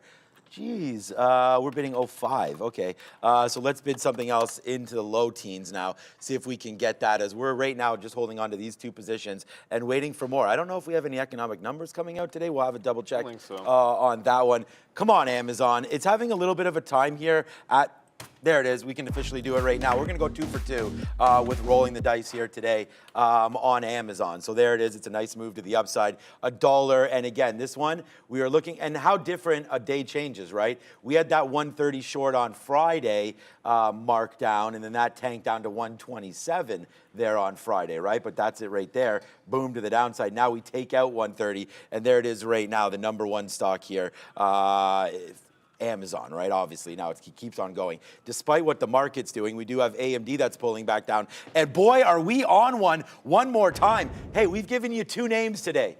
Amazon long, dollar, AMD short. Right now, the AMD short's printing and the Amazon is well off into oblivion right out of the upside. So I feel like we're doing the right thing here by just hanging out. Maybe we do get a move down even lower on AMD. We just got, what do we just get there? 11s on this. So let's see, we need a little bit of a pullback in. Let's see about taking out some of these lows on the day here, especially if this market does reverse. We like AMD short, and here we go. We're at the highest spot we've been at all day right now as Amazon continues to go up. And just by the way, we only have 40% left of this trade right now. So I still think it can work. But remember I talked about that 130, 150? Well, that's exactly where we are right now on Amazon. So 133, what about these wicks to 132? I still think we can get there. Let's put another offer near 132. It's AMD that I'm most worried about.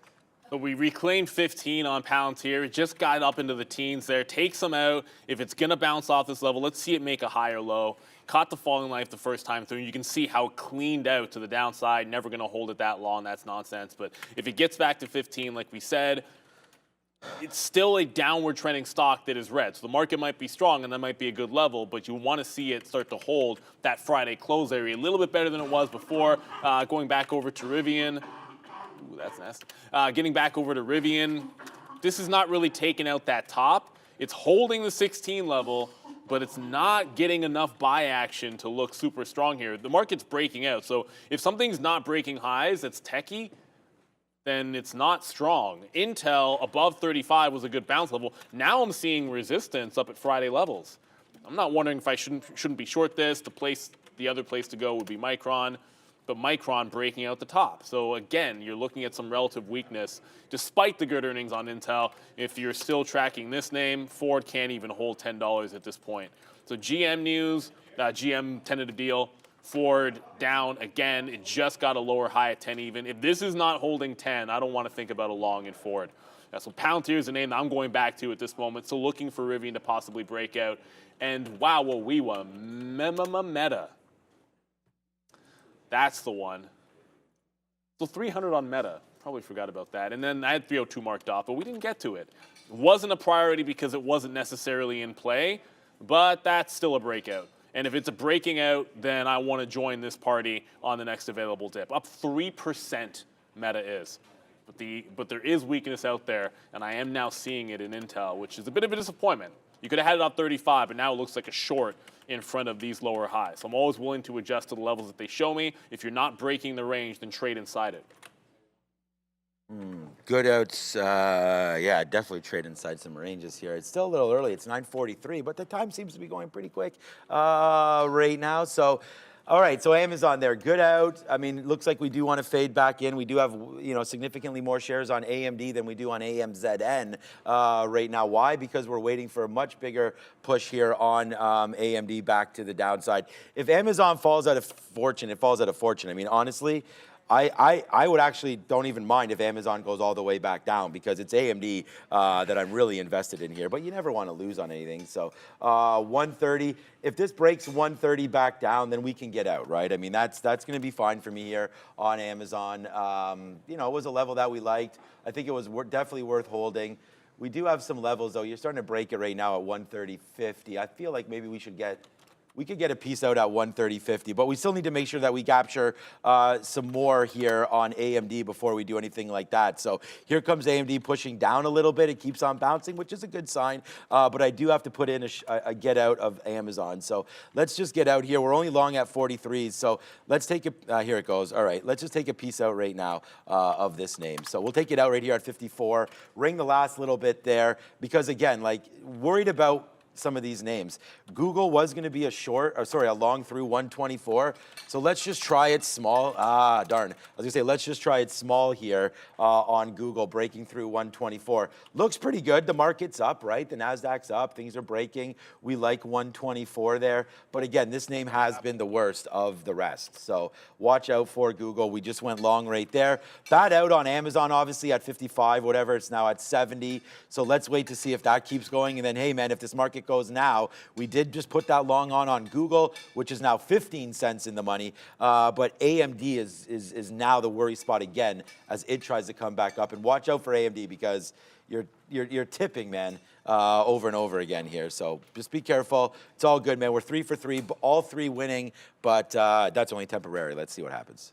Yeah, that 171 There's just Google. came into play on Apple. If it breaks through here, it's probably a breakout stock into 173, but the 171 was the area we went short. I got it at 92. My stop is just above the 171. It got to 04. I see as a high. That wick looks like a bad one at 113, or 170.13.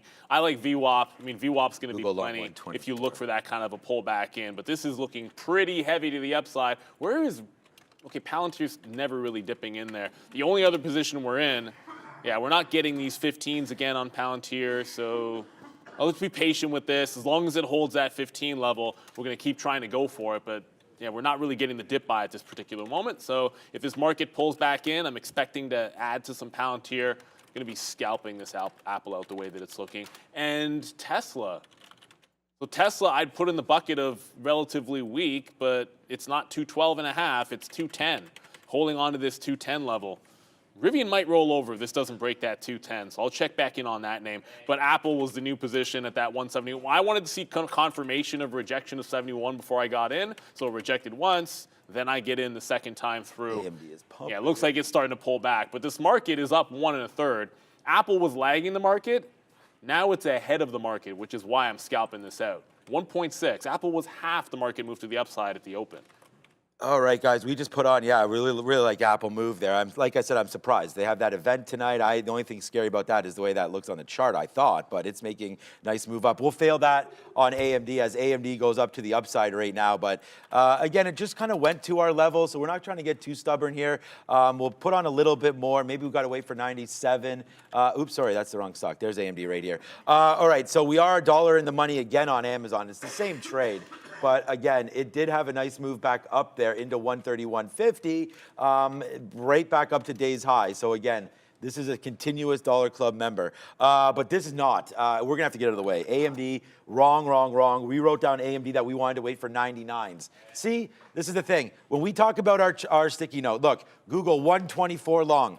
How's that tasting right now? That's 70 cents, 60 cents in the money right down this one. Amazon, 130 long is what we wrote down. That's now not 1, not 2, but $1.75 in the money right now. That's a chicken dinner winner on Amazon as we just take that one out as it gets to that 132. So there it is right there, a 130 long and boom. So we're getting a little bit carried away with not following our plan here again. So let's just leave AMD and see if it can get up to that 99 area. And that's, I think, where we want to short it. We can get out and wait for that to happen.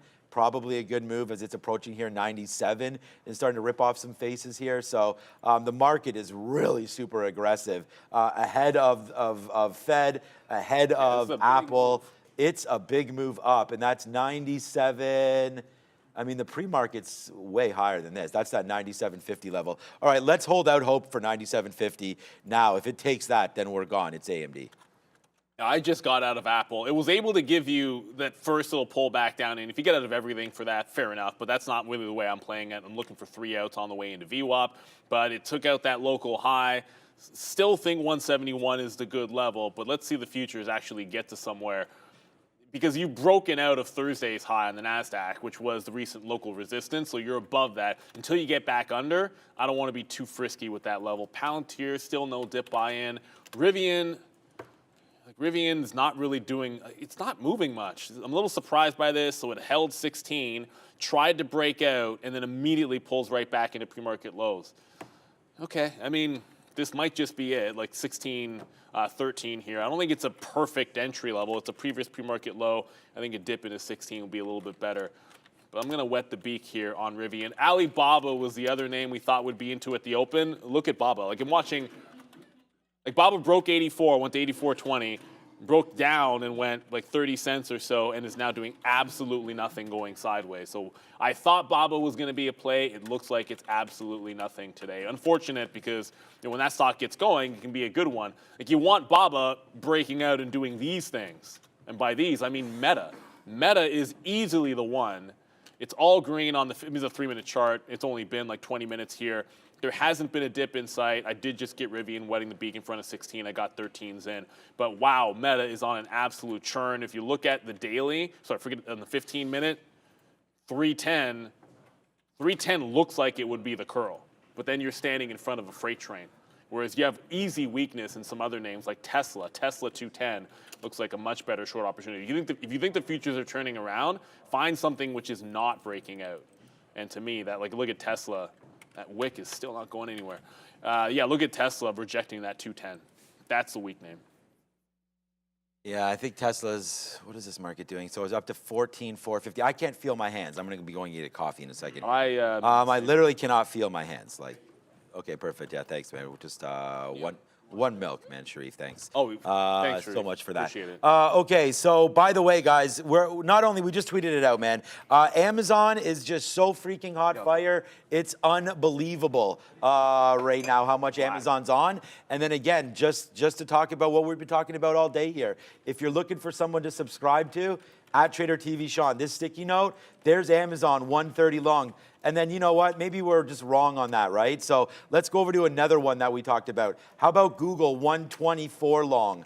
So there it is, 124 long on Google. We're in it right now. We're in both these names. The only thing, the other name that hit on here was Rivian 16. So that should be, another name that possibly we're going to look at. We're enthralled with everything else, so we're going to leave that alone. The other one right now, SoFi, right now, bad. Oh, nice move down in. I actually have a bid here at 721 on SoFi. So let's do that and have a quick look at SoFi, because that name's falling down. I'm well invested in this name, though. It's AMD. We just shorted some 97s. Our average price is right here. We held this all the way up for us a little bit. So hopefully it can turn back into the 50s for us here on AMD. But honestly, we talked about it.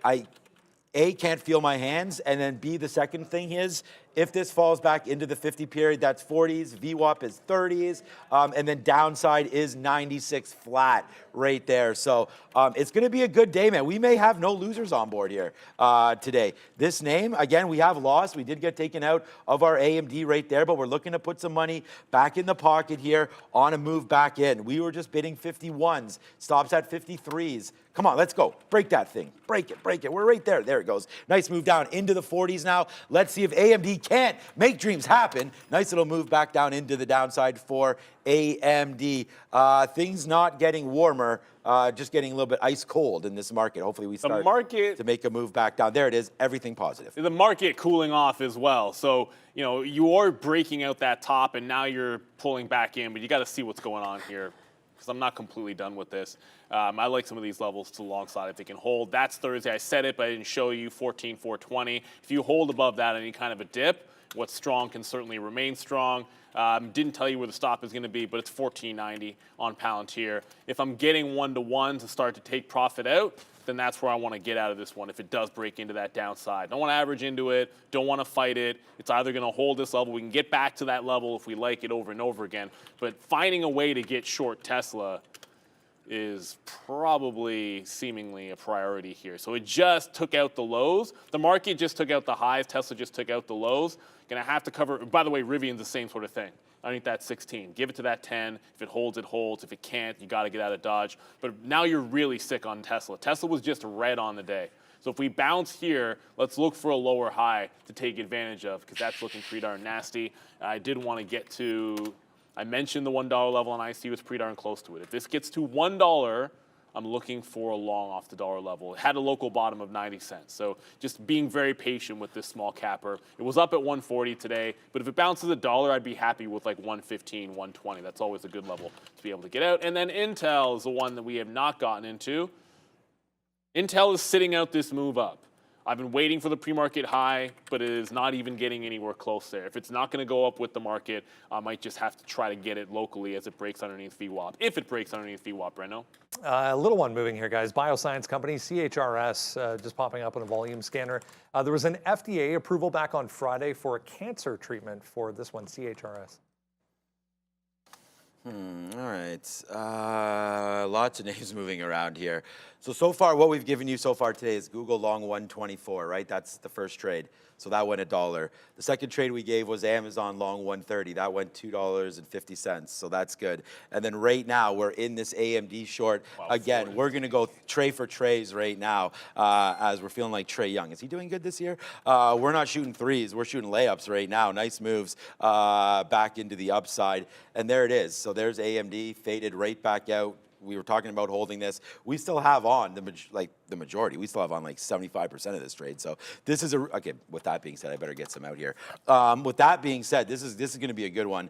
There we go. Holy, here we go. We are now accelerating. So again, we use analogies right here. Going 3 for 3. Ain't horrible. Let's just see if we can go 4 for 4 and find another one right now for you. So I'm still looking. I know Neil's in it, but I'm still looking at Rivian as well off that 50. Okay, that's still going to the downside, but that 80 or so could be something right now. But hey, it only takes one good trade, guys, right now, and that's what we're doing. Now we gave you 3.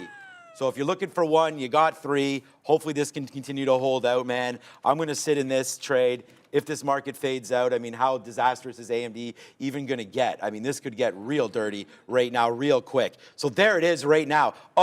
We're now 90 cents in the money on this AMD trade. Obviously back to Greensville. Green on Google, green on Amazon, green on AMD. It's tray for trays, but this could bounce off here. So let's not get too, thinking that AMD is going to just continue this move down. The futures are nicely up. Holding shorts against this, you got to take profit. We just fell back into 96, so we take some outs. We just took some 14s out as well. Let's see if it continues to pull back. But thank you to Sharif for this kind mug. It's dad life, baby, and that never stops in my household. Jesus. I get the skyline of Toronto, but I'll take it. I really don't care. It's absolutely freezing, as Sean mentioned, in this office. It's like the window open or something. Some moves in crypto, if you're looking for some strength. Mara's up 5%. That's never the one that I'm looking at. You guys kind of know I like Coinbase to trade. But Coin up 2.5%. This is $70 on Coin, above $70. It has been a long. I think it's respectable. I want to get to SoFi because that's now, it's trying to calm itself down a little bit here. So I was in it. There's your break. Doesn't hold 760, in, out, no fighting, none of that nonsense, like 10, 12 cents. That's what I'm willing to risk on the stock. Sometime maybe 15. It's now into that 720 level, so that's what I look for. There's 720. It's trying to make that bounce. This is where a lot of times when it starts to head to the downside, you want to be patient with it, but it's showing some signs of strength now at that 720 level. So looking for the long off here, 720. Ooh. Tesla doesn't even want to get back up to VWAP when it bounces, but I think that's been a relatively weak name. I'd look for a fade in. Now I'll get to Intel in a quick second, but SoFi now at that 720 level. Gonna wet the beak. If it doesn't hold 7, then you know it's been one of those types of mornings where they just sell it off, and you got to wait till maybe 10, 30, or 11 o'clock for things to calm down. Intel now rolling underneath VWAP, so couldn't get to the pre-market highs.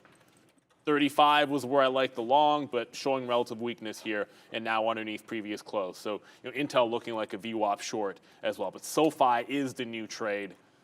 Still looking at a couple of those small caps, but as I said, you got to be very, very patient with them. And Apple, by the way, Apple back underneath 171. So wicked it the first time, took some profit on it, and then you get this little wick in here looking for the re-entry off that 171 to the local high. So it still can be this top. The market's starting to look a little bit weaker than it was before. And it's time to, I don't want to wet the beak in it, but I want to be patient with it. And there's Intel breaking these bottoms. We get into Intel underneath VWAP now. Yeah, I took that SoFi trade as well, looking for $7. We'll see if that can hold. I don't know, man. I'm just trying to recover my hands here. All right, so it's now, we just went back in the money here on AMD. We just took a 10 out. Unfortunately, not unfortunately, I mean, it's unfortunate it's not dropping more right now for us on advanced micro devices, as it's just kind of bouncing around. And you're going to see like a lot of crazy kind of trading by me here, just because these, I need to get out. And it's like when we're putting on shares and you have enough to be able to get out like that, down here at 96, I mean, that's been the bottom right here. So sometimes, we always say this on the show, man, it's like you can't let your sort of opinion, I mean, you can hold things. I mean, that's why we held this AMD. I mean, I could have got out when we broke this, but I was waiting for 97.50. So being short up here right now, you're kind of just coming into kind of like a one-to-one risk to reward, which is why you don't always have to use that. And what I was getting at was, if your opinion is one way, sometimes you don't want to get caught like a deer in headlights and just be like, oh, AMD's only going down. Like I'm therefore, I'm just going to wait for the low of the day and for the break and for this and for that. It's like, sometimes the market will give you stuff and sometimes it won't. And right now, if AMD wants to keep bouncing off 96, I will just keep on taking it. I do have a bid at 95.90 though, hoping that we do get that flush. And last time we flushed down to 96 flat as well. I have a Halls. Ford is tanking. You're going to go? Okay, so yeah, Ford is tanking there. AMD, Ford, Visa. GM was another play there as well. Oh, I didn't see GM. But yeah, well, just because we had the UAW coming through, but here we go. Oh, yeah, it's tanked. Yeah, all right, 96. I don't know. This just keeps on bouncing, dude. I'm going to put another bid here, 96.05 on AMD, see if we can get that. We're still holding out okay on Google. And honestly, this was a very, very small position. Like I took on SoFi, even though it's only a $7 stock, I took a quarter of the shares that I had on AMD when we were at the top there, right? So this is not a big position, but again, if it fades out through $7, we basically have to get out of SoFi. I'm going to try it one more time down here just to see if we can hold. But if not, SoFi can get out of here because honestly, for right now, if I remember at the beginning of the day, I was like, this wouldn't surprise me if SoFi gave everything back. But I did not think that it would be like this. So we'll take another long there at 07s as it cranks through. A breakthrough of $7 and we'll kiss SoFi goodnight. Yeah, I actually like it to about 95s. So it closed at 87. I want to give that $7 level some room. I'm into Intel, but if this flat bottom breaks, this could get nasty. Just remember, this is a relatively strong market. Like the market's up 1.3%, so you are at a resistance point. I'm gonna get to Ford in a quick second, but Apple just came right back to 171. So I just got it at 89s in there. Lower highs for now on Apple, and it's giving you the level that it wants to be a short. Now I can get into Ford. Got my order out there. Ford, yuck. So Ford down 2.5%. It could not hold 10. What? It is continuing to trend down. I don't know what to tell you, but this stock is sick the last couple of days. There hasn't been a green candle to get into, but if it gets into the 80s, I think I look to maybe join the party and fade it. Like sometimes it's all well and good to have a resistance level on Apple at 171 and trade that, but like looking at the trend of Ford, you got to find a way to be in that short at some point. So I feel like I'm in what I like now. It's 10 o'clock. It's time to go to the desk. Wow, already 10 o'clock. Let's do this. Nice strong start here this morning right across the board. It is tech overall leading the way, but a little bit of strength coming from banks I noticed as well out of the gate here this morning. But yeah, all eyes on the Fed to come later in the week. Obviously on Wednesday afternoon, we'll get the latest decision from Fed Chair Powell. Still looking like a no change to come this Wednesday, and then also actually if you go out to December as well. But trying to get back to that level that Michael Noss was talking about this morning, bottom end of the range here coming into play on the Qs. If you were with us in the pre-market, we touched on a whole bunch of things. Apple, one of those ahead of this event coming tonight, and earnings this week. NVIDIA, SoFi as well on a smaller loss. They also increased their forecast. We also touched on some Chinese ADRs, EV names in particular here, coming back in a little bit. NIO a little bit weak as far as that group is concerned. There's Apple still hanging out, top end of the range, guys. Ahead of new Macs to come after the close tonight. First 30 minutes brought to you by Surge Trader, where traders can get a funded trading account up to $1 million. Keep 90% of the profits. Program has simple rules, no time limit. SurgeTrader.com/TTV for 10% off.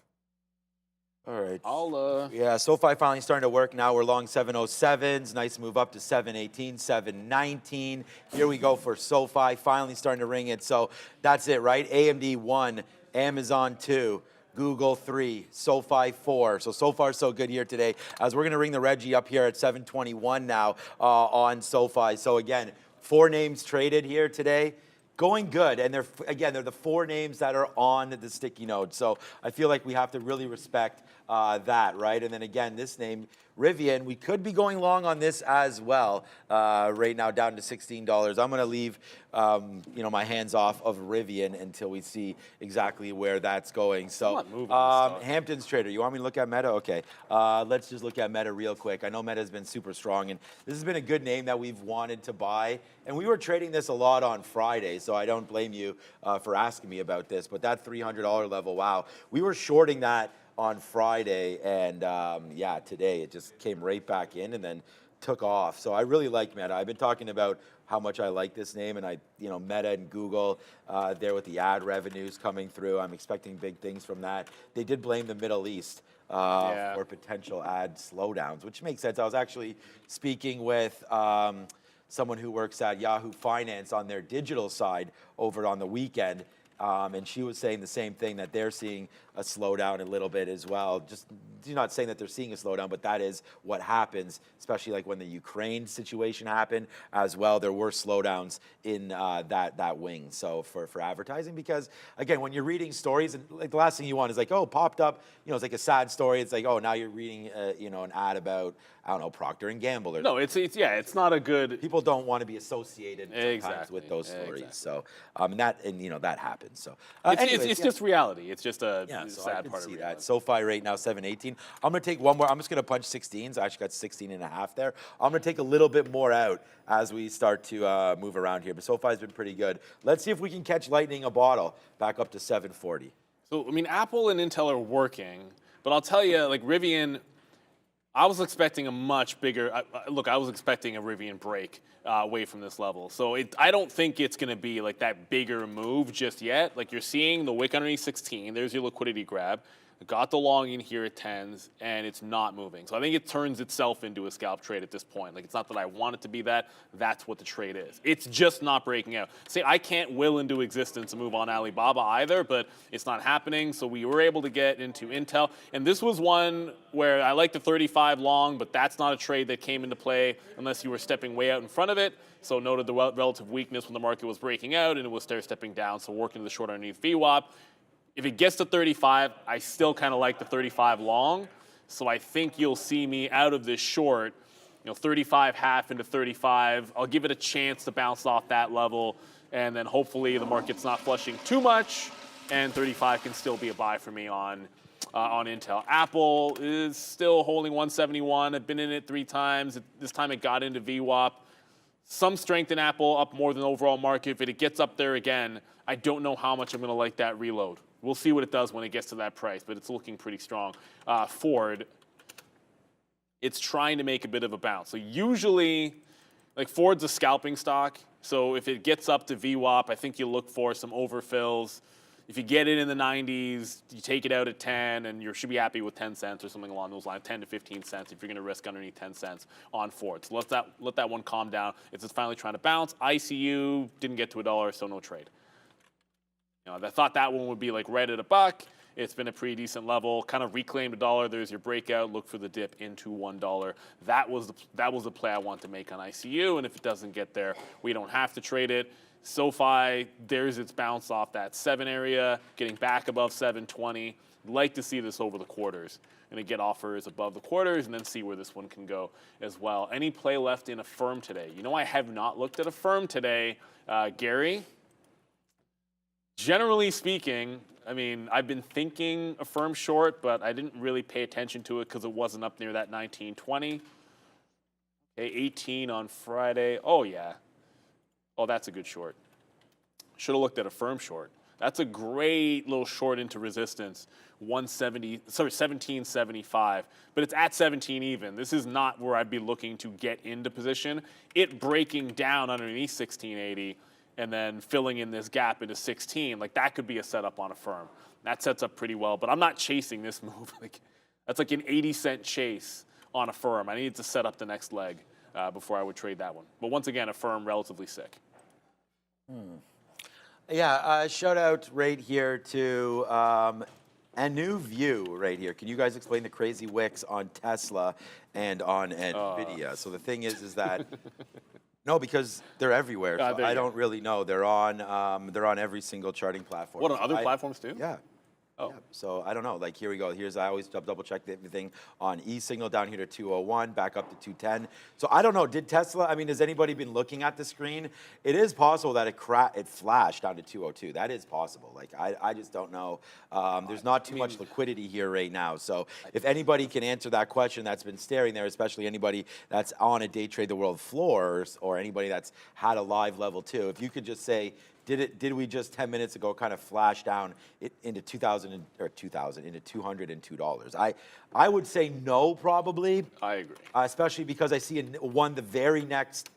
I mean, again, this is minute chart, so you're talking about like a flash down to 202 and then a rip up to 210. I'm not going to say it didn't happen because, hey, you know, it could have happened. But what can explain a lot of these anew is just their dark pool prints that for some reason went off with maybe a significant amount of volume, which is why other platforms might have decided to chart them as well. And there are different rules for dark prints and how to report those and things like that. So we'll get into that maybe in the midday show, and we'll do some research on what exactly those rules are and share size and things like that. But I am surprised at that. And the other name that you brought up too was going to be NVIDIA, as the market's trying to decide what it wants to do here. So let's just hold out for that right now. But see, there's a big one on NVIDIA. See, that one wouldn't be as surprising, but still, it's still $10. So yeah, I would say probably that one's for sure. And then plus you got all of these as well. So nah, for me, no, I would say that these are all fugays right now. But there goes right now, spin it one more time,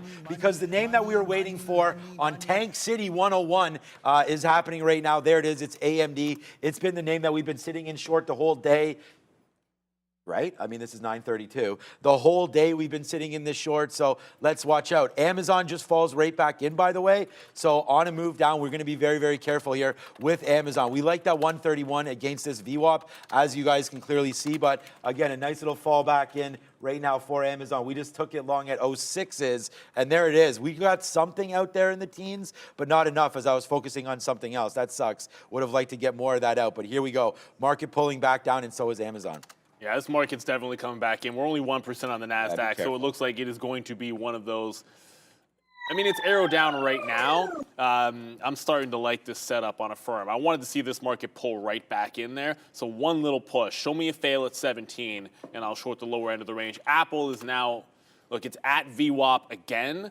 So this is where it needs to break through. If it does not break through VWAP here, then it feels like it doesn't even want to at that point. I can get this out maybe at 55, 60. Intel continuing to show signs of weakness. It just got to 35.20, so that continues to arrow down. SoFi is flat for me. Rivian holding right at 16. See, Rivian might come out as well. Not looking that strong. I got a couple of questions here about EAR. So I thought I mentioned this, but yeah, EAR is being bought for $2.55. It's up 52%, but this is not a gap and go play. It's being bought for cash at $2.55.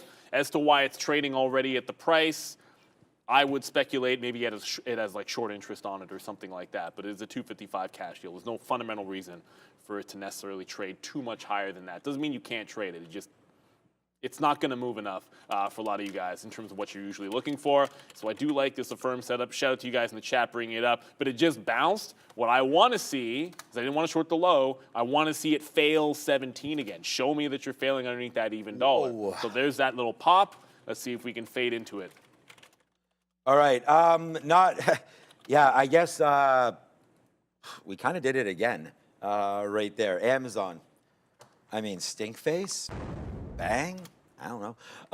Nice move back up there. So we have less than half of this left as the market is not doing well, but Amazon sure as hell is. We had a nice juicy long down there, man. And we're just getting it all out again as we just continue to put these names in our pocket and then take their names and make sure we write them down for next time. Because look at that. There's AMD again down to 95.85. We got that fix right there. And like I said, man, now we are now long.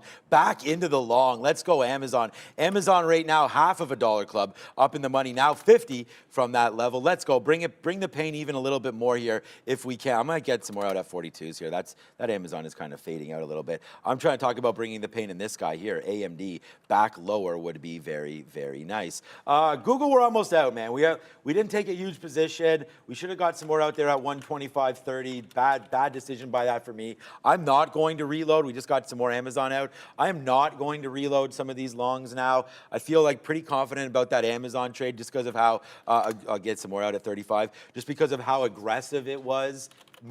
There we go, making that move back up to the upside. So now we are very, very light, man. We only have about 15% left on that Amazon long down there at 131.05. So my number one stock today by far is going to be Amazon, and we're going to see about AMD as here comes AMD again into the 90s. We're bidding 93 right here. Let's put a 98 and just take it out if we can get it. Darn. And what I like to do now is bid. So right here I've got 70 fills today, and my fees are $2.77. So like right there, like see how we just got that fill right there as I point to the screen of 95, 98. They paid me to get that fill. So that's how we trade with adding and removing liquidity. And sometimes you need to remove liquidity. So we're going to go 4 for 4. But hey, the day is still pretty young here. SoFi did pull back. But we just got a beautiful fill up there at 24. Yeah, it actually finally got to that quarter mark. So that's good. But it's, you know what, like the market is still trying to show you a higher low. Not that it's doing a great job of it. I just got into another short, which is going to be Affirm, which we just mentioned. But it's trying to put in a higher low off of that Friday top. So this would be the logical place, resistance turning into support. If that happens, I think that's where you reload longs, but nothing's looking all that strong at this moment. So I jumped into another short trade. I think underneath VWAP on Apple will be its own trade. It's still battling VWAP in here. If it consolidates and breaks down 170, I think that can be a separate trade. I'm going to stick to the plan. Intel's very heavy. So at 35 in Intel, there's two options. I could just instantly reverse into a long. I'm not going to do that. I'm just going to get out at the 35 level of Intel and not automatically go long into what is a currently heavy market. This is down 1.1%, and the market's down 0.9. So it is showing some serious weakness, man. I don't know about you, Intel, anymore. Looking like it's an incredibly weak name. Palantir, where is Palantir again? We were in that for a bounce play, held 15.20. Now it's almost consolidating down. I don't want to give up the notion that that could be a long, but so showing some signs of strength, but not a lot of buying over the 15 area. Like you've had a bounce, a couple of decent bounces, but just not enough to have me get into this long one more time. Not the way the market is starting to pull back in here. This could have been one of these fail break situations. And if it goes fail break, then you can easily get trapped in a bit of a bull trap. If this goes to the upside and holds 15, then I see every reason it gets to 15.30, 15.40, if not higher than that. So there's no need to jump into it too aggressively here. See some strength, and we can go back to Palantir. I don't want to get away from the names that we liked early, although maybe we should have to just short Tesla pretty much anywhere. But Tesla wasn't really part of the plan for me this morning, and then it turned relatively weak and never showed you the 210 level again. And yeah, these wicks are starting to continue, but 210s here, I don't think anything above 210 is all that real. And now we could see that 200 level. So once again, Tesla 200 is going to be a thing, and instead of being in a short, we'll be short elsewhere. One of those being Affirm, which I'm going to put a bid at the low of the day, because if we short that pop, we should get some out at said low of the day. What a failed breakout that was on that market. Just didn't seem to want to hold. This is wow. I mean, we'll do this again. I mean, this is the first. We've had four $3 club names today, and all exactly sort of what we were thinking here. AMD, huge move to the downside, right? We just got out. We rang the register there on Amazon. That's not Amazon. We rang the register there. There it is on Amazon. And we just got out on flat when it broke through. So that's an easy one. Easy in, easy out right there on Amazon. That's how you're supposed to trade. And then SoFi, same thing here. I still like SoFi, but obviously as we continue to make moves down. And then this Google, we're still green on the name here, obviously, but this name is falling back into that 200 period moving average. Whether or not we want to test this or not, we wrote down Google long 124. Well, that is what we had, and it did go, and this, again, we didn't actually hit the Dollar Club member for this, but it did go $1.40 in the money right there. So we're going to go 4 for 4 today, but maybe pick some more up here on Google. What is that bottom of the day? 120. 123 and change. That's coming. What is this? Yeah, 122 and change. Okay, so yeah, Google does make this move in pretty aggressively now. Yeah, we're looking at that bottom. I show 120. Oh, there's a wick down there. Yeah, 122.70. Yeah, okay. So you do have some crazier moves here on Google. 122.80 is kind of where we started the day before breaking through 123. Okay, and then I get it, and then making that move higher. So okay, 123. Why is my chart okay for Google? Hold on a second. Let me just update this one more time. Yeah, okay, 123.40. 122.80. Okay. Yeah, so I'm just trying to think about where we want to buy something here. I'm looking at, 123 as being the low of the day, 123.30 right here. That's not bad, but we are now bouncing off a little bit too far. So I think that's the problem that I'm going to get confused on here. We're not actually coming in that far for Google. It's still up that 1.3%, and there it is right now, 123.50. So, oh man. All right, what is really falling down? Honestly, this AMD is really, really sick. Sick, wicked, and nasty right now. As here it comes even more in. I feel like let's just take a piece. There we go. We'll ring that, man. It's $1.60 as that's come crashing in, man. AMD to the downside as we hit that. We're at the highest spot we've been at all day, which is always good, and always good to throw it over to Adara. Trading news brought to you today by Benzinga Pro, which is the official news source of Trader TV and a game-changing tool for active investors. Lots to look at, lots of constant updates, and you can actually take advantage of their Halloween sale now. All you have to do is click the link in the description and just use the coupon code TTV, and you'll get a whole 50% off for life. So first one to talk about today, this one was on the watch list as well, Coherus Biosciences. CHRS is the ticker for this one. So on Friday, they got FDA approval for one of their treatments for a type of carcinoma. This one's definitely of note, second day running here. We also have Vyne Therapeutics, VYNE. This company has announced a $88 million private placement and data from its phase 1 trial for its vitiligo treatment. Last but not least, we have, again, another one. This has been a multi-day runner, ICU, so that is C-Star Medical. This one has gotten an FDA approvable letter for its cytopheretic device for pediatric patients. So that's all the stall caps moving right now, guys. So you'll see me out of Intel. I said I would get out of 35. We did.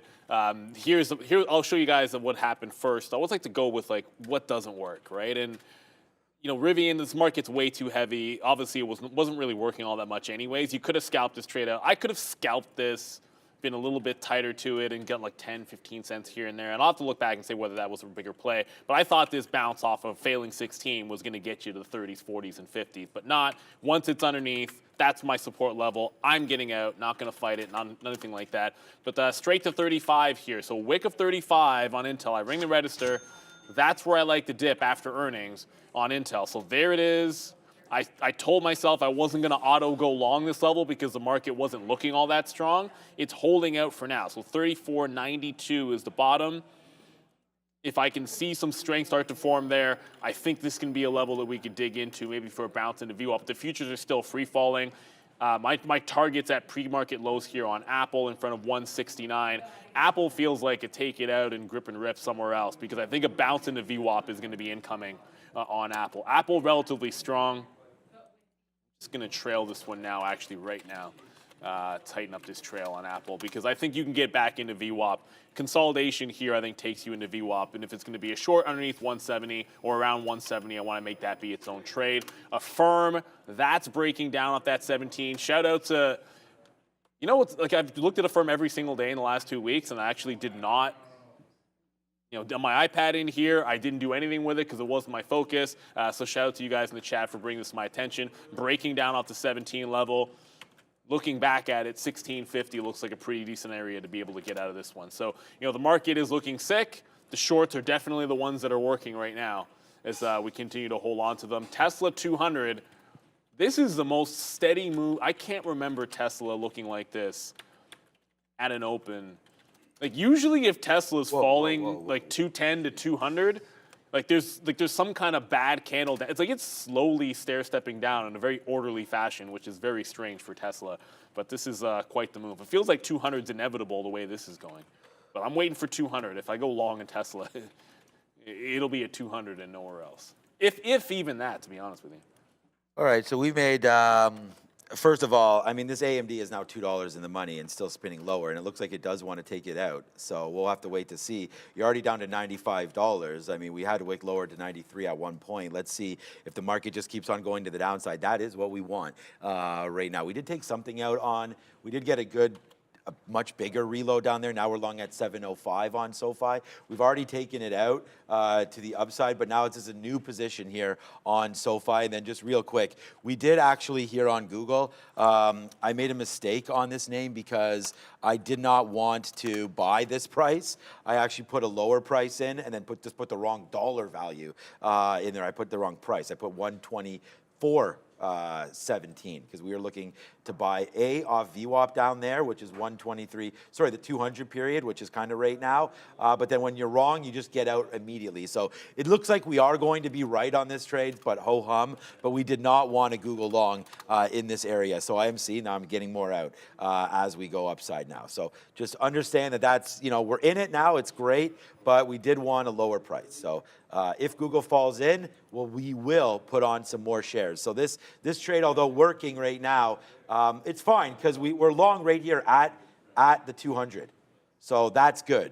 Nothing wrong with that. But we did actually mean to get a little bit more longer down here. So that's why I have too many shares at this level. Let's just see if it can go back up to the upside. If not, we'll wait for a lower pick on this one. What's up, Brendo?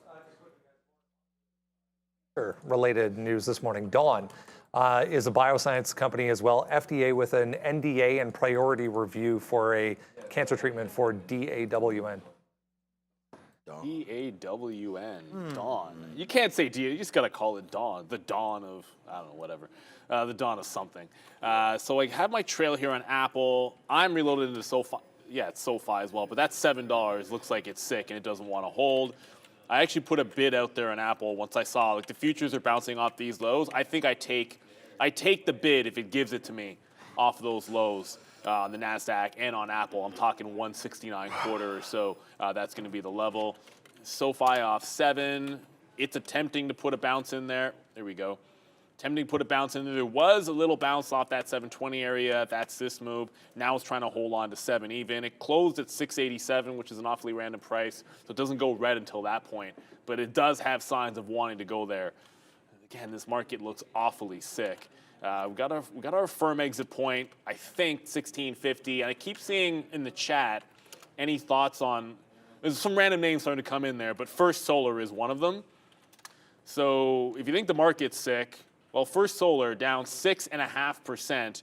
And on the 15-minute, it's all red. Obviously, if you're down that much, it hasn't been good. This is falling like an absolute rock. And it's a flat bottom break through 140. So this is, oh, I love that. I love flat bottom breaks, but there's no chance. First Solar wasn't on my radar. Pop out the 50s or the daily chart, and you get from 140, nothing until it gets to the 115s or so. So this has nothing underneath it. I almost feel this could go a heck of a lot further.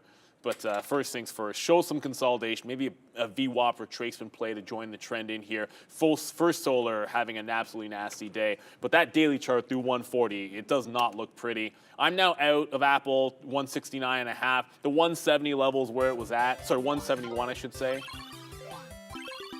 We did stop out once and then jump right back in on some weakness, but we allowed it to get into that price level, show sellers at 170 before getting into the trade, and now we'll just look to see. I said it's a separate trade if we stair step down, looking at VWAP on Apple.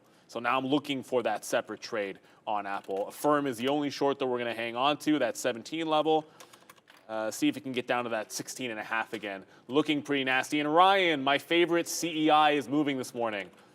Two things. One, CEI is not my favorite stock, although it is my go-to. Whenever we talk about daily charts and what's the worst looking daily chart, in my humble opinion, I have said that CEI is the worst daily chart ever. And until proven otherwise, I'm going to keep saying that. I'm sure maybe you guys can point something else out, but CEI is up 5%. This stock, 5% is absolutely nothing. It's not moving. If it breaks here, it's like 40, I think it's 41 cents. Actually, no, check that. It's 42. If it breaks 42, then the stock is moving. A break of 42 could get you into the 50s on CEI. So this is doing nothing, but it is consolidating. Needs to break at least 42, and then you could have something going with this one. No, Mullen's not worse, Alan. Trust me, if you keep zooming out on CEI, you'll realize how true that statement is. Yeah, it's not. We will look at Y Brothers United very soon at Tesla right there. I want to thank Gypsy right here. Thanks, she mentions. Thanks, Sean, for your posted notes, man. Today was a good day. I've watched for these notes every morning for almost 4 years. So thank you so much for that. And that's what I just said, man. Much love to that. Thank you so much for continuously supporting the show, because that's why we're doing it, right? You don't need to post these things up, but we're doing it for you. So thank you so much to Gypsy and everybody else that's out there. I mean, this is what we're doing. It's trying to educate, trying to show how to make money in these markets, and it's been a tough one. That is for sure. Many traders obviously come through, no longer here, fail, some still here, some not, right? It's a tough business. I don't need to tell anybody that that's out there right now. So, all right, SoFi, again, nice little bounce off 7. We're going to wait up to 7.11. We're loaded up back at 7.05 right now. I was waiting for 13s. We'll put something at 7.11 right now. Hopefully that will come out. Then we do have another offer, like I said, at 13 in case that does go up. Google's now 15 cents in the money. Whatever.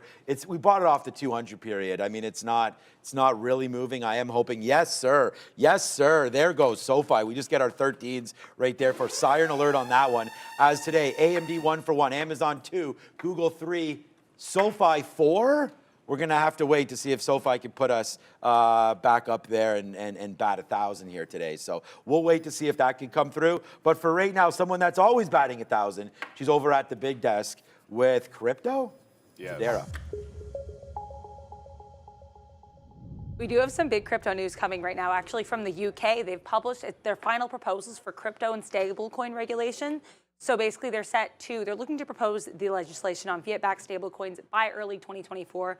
So definitely of note. And we are seeing a crypto rally today. This is Bitcoin. We are dancing currently around that 34,500 area, kind of wicking up towards that 35,000, 35,200. Definitely of note. As we're seeing here, most of these cryptos are trading up right now. Ethereum notably above 1,800. A lot of these other names, XRP high right now, Solana up right now. Pretty much everything is positive. Also of note, we have some of these crypto stocks, including Mara and Riot, trading up today, guys. Relatively strong. We'll see if that ends up holding up. My gut is telling me no. Same sort of thing in SoFi, but it's right back into 7. So let's get to it here, because breakout didn't work. Risk 10 cents, actually 12 there. Couple of cents worth of slippage, and the same thing. It bounced off 710, got in at 715, but could not take out that quarter mark. Bounces off 7, can't take out the 15. So once it gets to that 1-to-1 area, start taking some profit and look for the continuation. There just hasn't been that next level of continuation at all. But Coinbase, is it going to get to 70? The way this market's going, it feels like it wants to. But VWAP here, that might just be the play. If we're breaking lows, then a VWAP short on coin is going to come into the toolbox. But you're ringing registers where you can on any long plays, on any bounces that you get, because there haven't been many. Okay, now I have I'm not, shoot. I was going to say the low was at 200. Like Tesla has not, to my knowledge, Tesla didn't break 200, but I have these wicks down here. So let me get another source, because I don't think we broke 200, but I have some wicks underneath that price. But that looks like it's really, really sick here on Tesla. If you've already taken the 200 bounce, my guess is you've already gotten the dollar out of it at this point. But it's kind of tough to read on that chart. I am now, I'm looking to trail Affirm 16.5. It just came in there, trying to make a little bit of a bounce off that 17 level. it still has nothing on the daily till we get to 16, but I feel as if that's going to be a separate trade. So you're through that 17 area, right into the most recent support here down at the 16.5. If it holds on to 16.5 and bounces, we trail it out and then get out of another short and look for the next trade in there. But to me, like taking your profits when we get to these levels, big support on the futures, makes some sense. Getting into the short on any pop has been the play.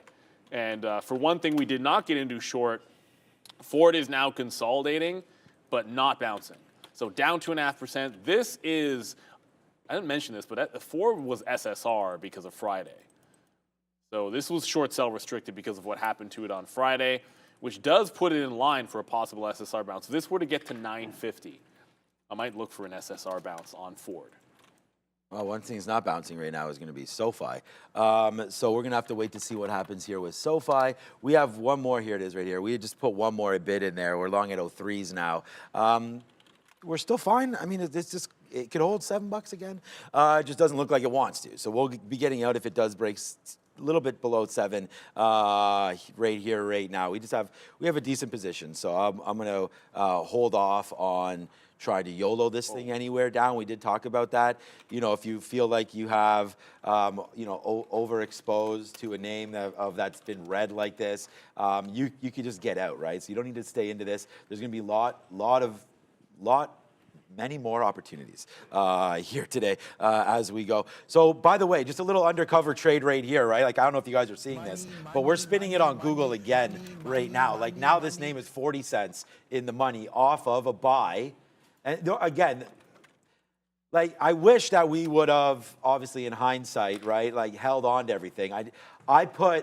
So we got shares. I just took too many shares there. But again, so that's why we got out a little bit too early. But the move is still happening. It's still the same trade. So this is good. Wish we did have a little bit more. Nice little take there off the bottom. And then we also hit the long here, not here. That's why I was more nervous, because we got the long through 124. And we actually wrote down on here that we like 24s, not 23s. So that when it came back in, I was a little bit skeptical about where these levels were this morning. And I didn't realize that we had actually fallen all the way back down into 123 flat. And we actually opened the day down sub 123. So that had some nice moves in, and then it just took off right from the open. So I do like this level, but hey, I mean, we're still the trader here because Google is here.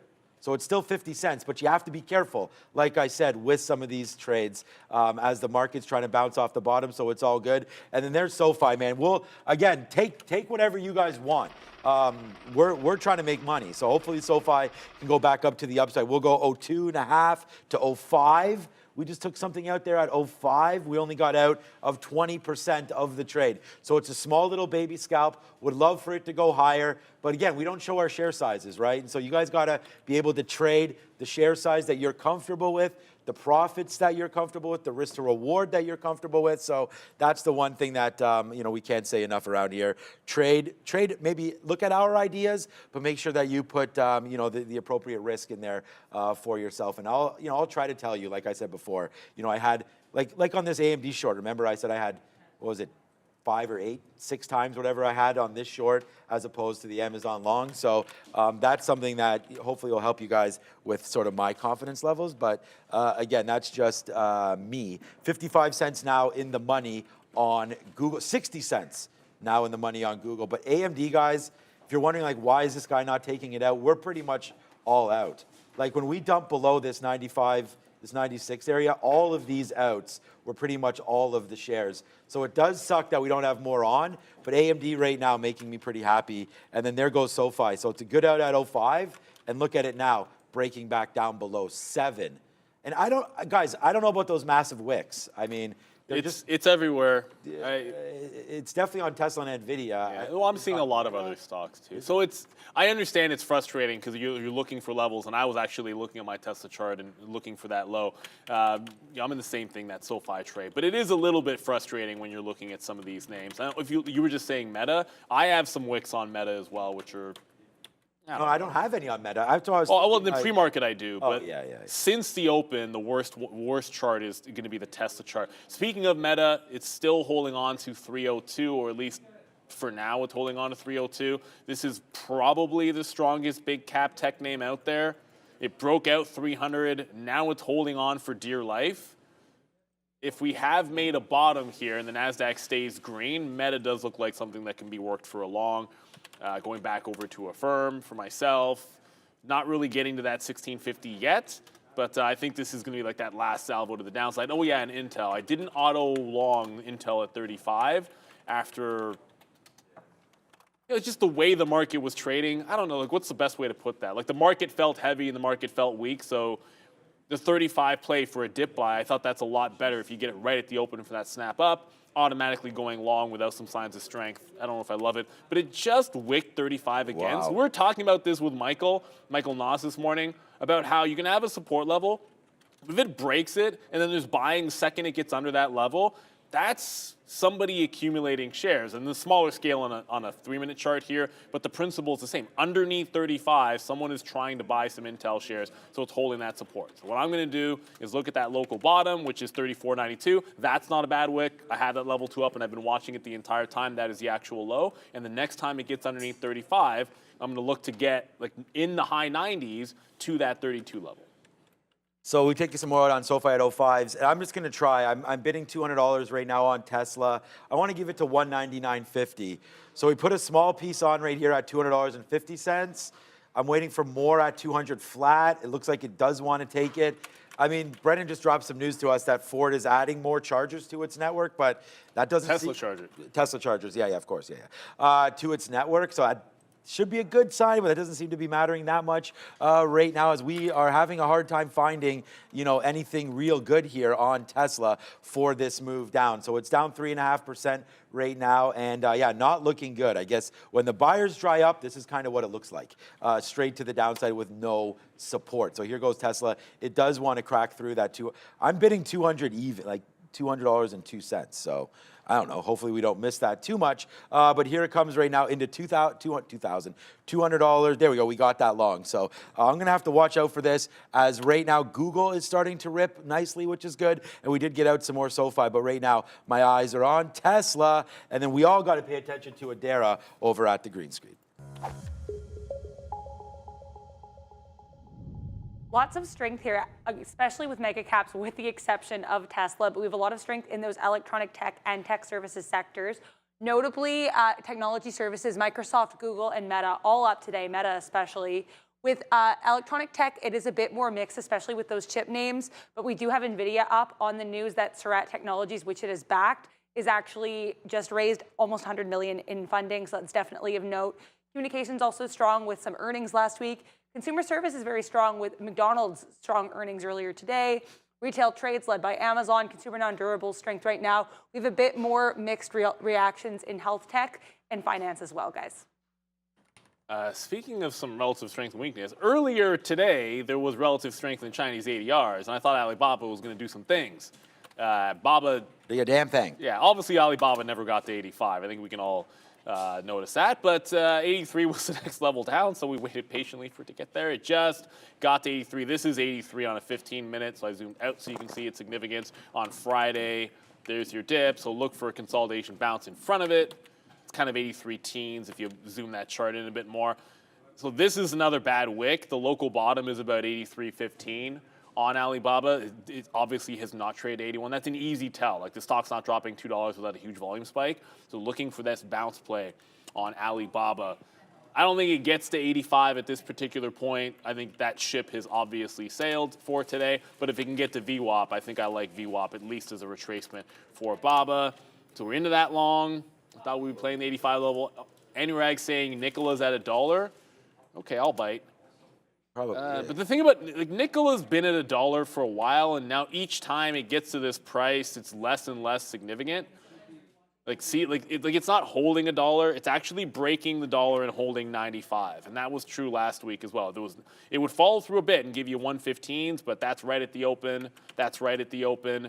No real breakout and holding above that dollar. So I think if it breaks $1 today, I think you'll look for maybe like 95 or 96, and that way, if it gets back to $1, you're laughing, because then you've made 5%.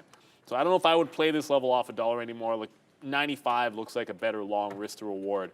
I'd wait for that.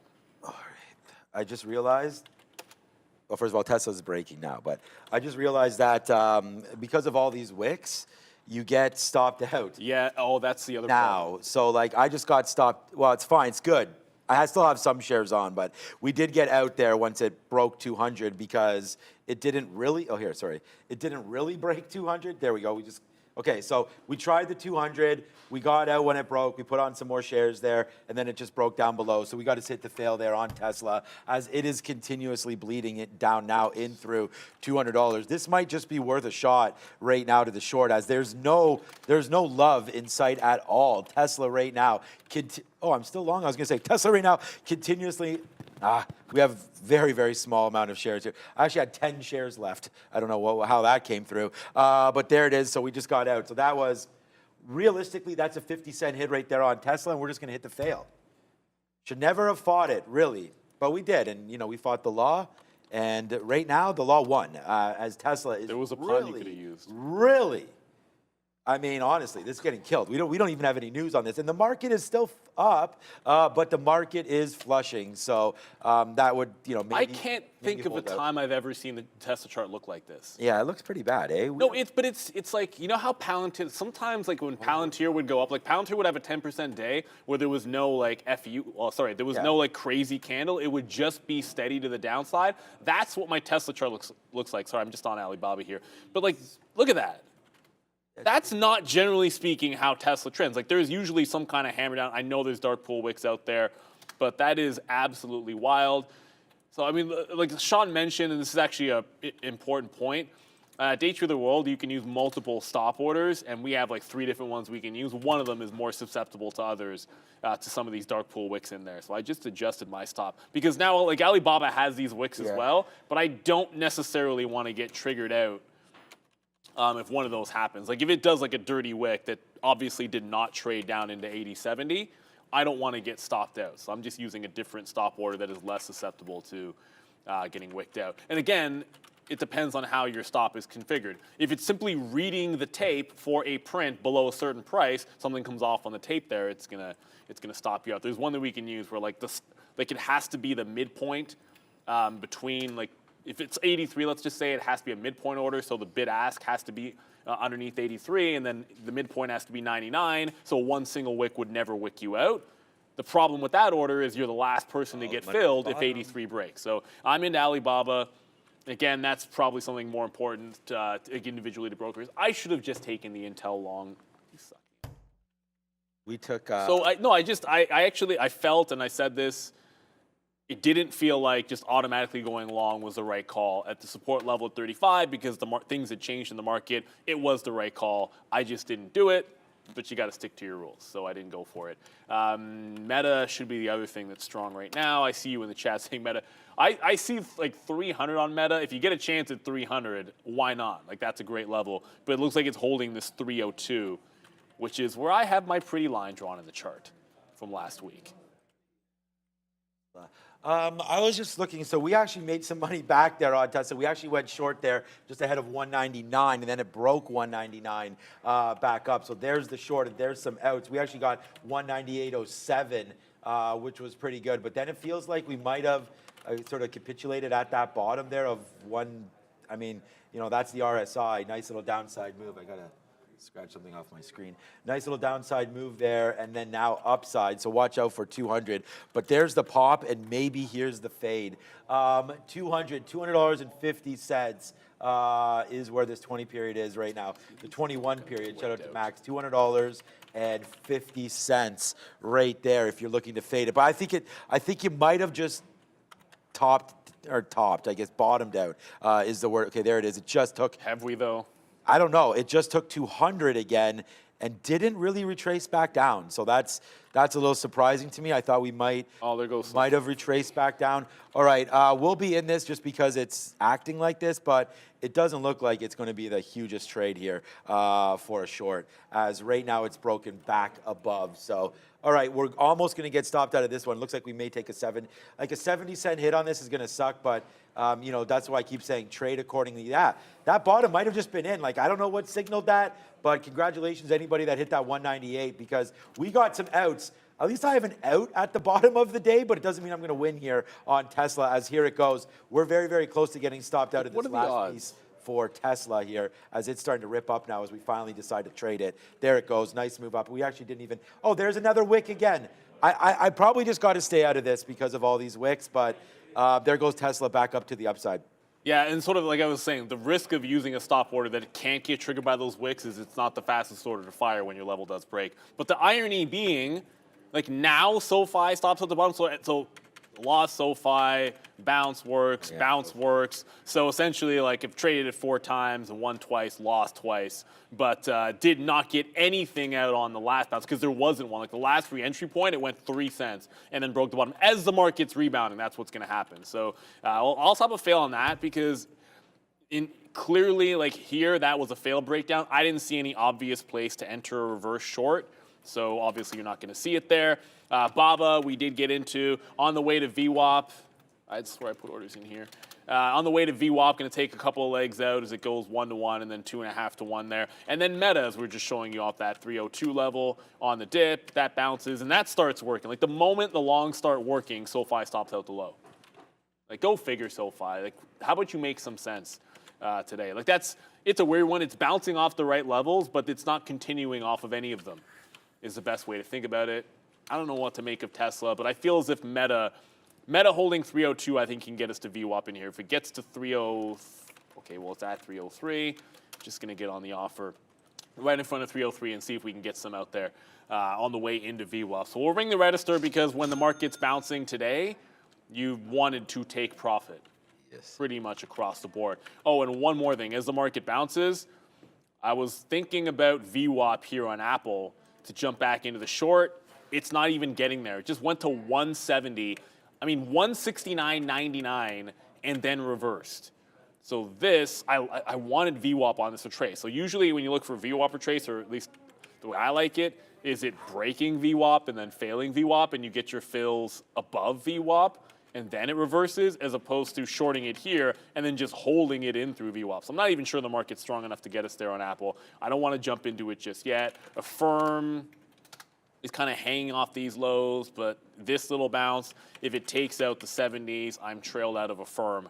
And yeah, I think holding on to this one's going to make a lot of sense, even though we joined it late.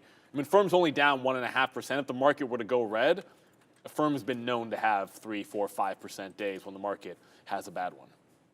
Yeah, we're, oh man, we are just sitting here in Tesla. I'm trying to go short again on this name. And we are just very, very aware that it's been pretty aggressive. So we're going to take something just right here on the back. Okay, so I just took some out at 200 fail. We're short at 30s right now. We do have a bid lower than this, obviously. If this does come back in, we could hit a decent winner here. I'm bidding right now 199.60 as there it goes. It just bounces off 2 bills. So that might be it. We are waiting for 201 to come through again on a possible break lower.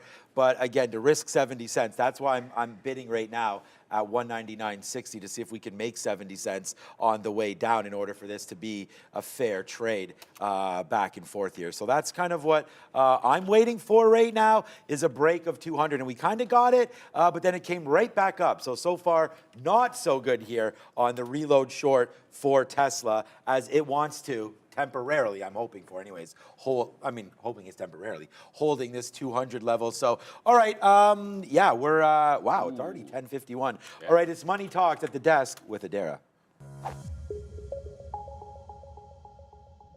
USD taking another hit on the daily chart. As you can see here, we do have the Fed interest rate decision coming up on Wednesday, so that's definitely one to watch out for with regards to USD movement. Also of note, we have the Bank of Japan, which is set to tweak its policy to allow the 10-year yields to exceed 1%. This would be very significant. And we actually are seeing this move. This is the 5-minute charts. We saw this giant wick to the downside on the USD to JPY ratio here. So definitely of note, that could be part of what is seeing this weakness in the USD right now, especially in relation to the JPY. Keep an eye out for that, guys. So you're going to see me. I just talked about my trailing. So this happens. Like, I mentioned the trail on Affirm. Like, I'm not seeing anything. I'm like, oh, yeah, I remember the trail. That could come into play any second now. And then 2 seconds after I say it, I'm trailed out of Affirm at 1670. I still think anything in a VWAP in 17 is going to be the play. So we're going to go back over to that one if we can. Here comes Alibaba off that 83. So you can forget 85, but it can easily get to VWAP. One more push. Gimme always gets. What am I offering here? I'm on the, come on, I'm at 57. There we go. We'll bring the register on that one. Don't look a gift horse in the mouth. The market's trending down. If you get a bounce play that goes into VWAP, I mean, profits are good. This has been the market going the other way here. I want to respect that as it goes. As I said, I slap a big old fail on not taking the Intel 35 long. It seems weird to me that this would go green after that flush, and we're short at 35.5. So there's 35.5. There's where it closed. You can see on Friday it just did nothing for. Essentially barcoded at 35.5. That's where I like that short again. So let's look 35.5 to re-enter the short, but this is screaming to the upside. Want to see weakness and then join weakness instead of try to make it happen, because this is now starting to really break into the upside. So Meta looks good. That's now getting, where are we on Meta? Okay, 303. Just about, was just a buck, but not really pushing into VWAP yet. I like VWAP here. If this can get to 305, I'll be pretty happy with that as well. That's what I wanted to look at, was NVIDIA.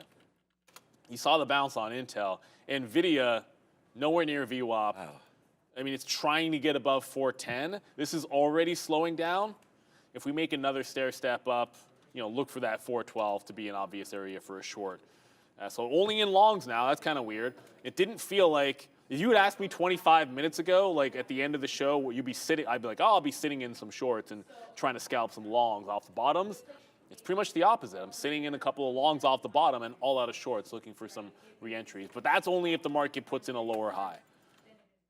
Right now, you are still in that bounce phase.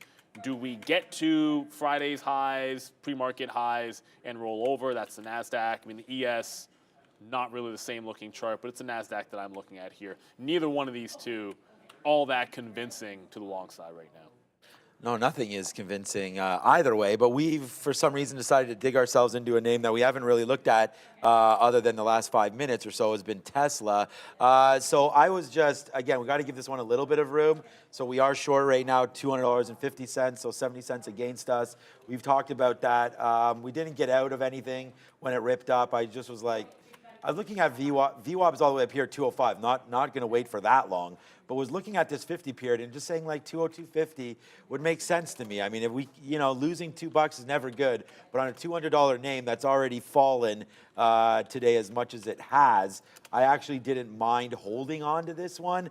So now it's coming back in. Now we're only out of the money. Oh, it just went down into 70s right there again. But again, pretty volatile name here. We are willing, obviously, to hold on to this one. Google, again, a name that we took off of a great move down. Google, like Neil said, buying some of these dips off the bottom has been pretty good. Now, we got Google an hour or 30 minutes ago, some kind of a bottom. But right now, a nice move up. And look, there's the wicks are starting to happen on the mall now.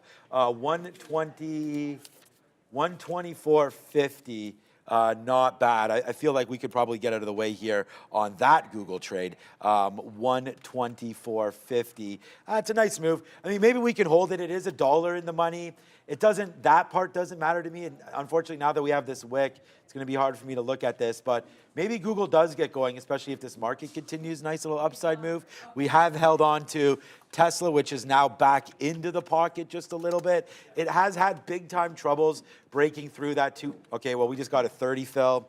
Okay, whatever. I mean, I'm still bidding down here at 200 even because that's where we stopped last time. So maybe we do get a little bit of a move in.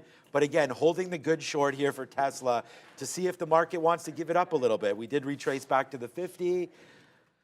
VWAP, let's wait to see what happens now with hopefully a Tesla push down, as now it's 30 cents in the money, but it just keeps on bouncing. One more out here at quarters, and we'll cancel our O's, and then we'll see if okay, there we go. Now we'll see if we do get a flush through O's. That's when we can really hopefully start to ring the register. That's what I'd like to do anyways. See this flush happen. There it is right now. Are we going to get an even lower move right now on Tesla? That would be nice. Where am I bidding?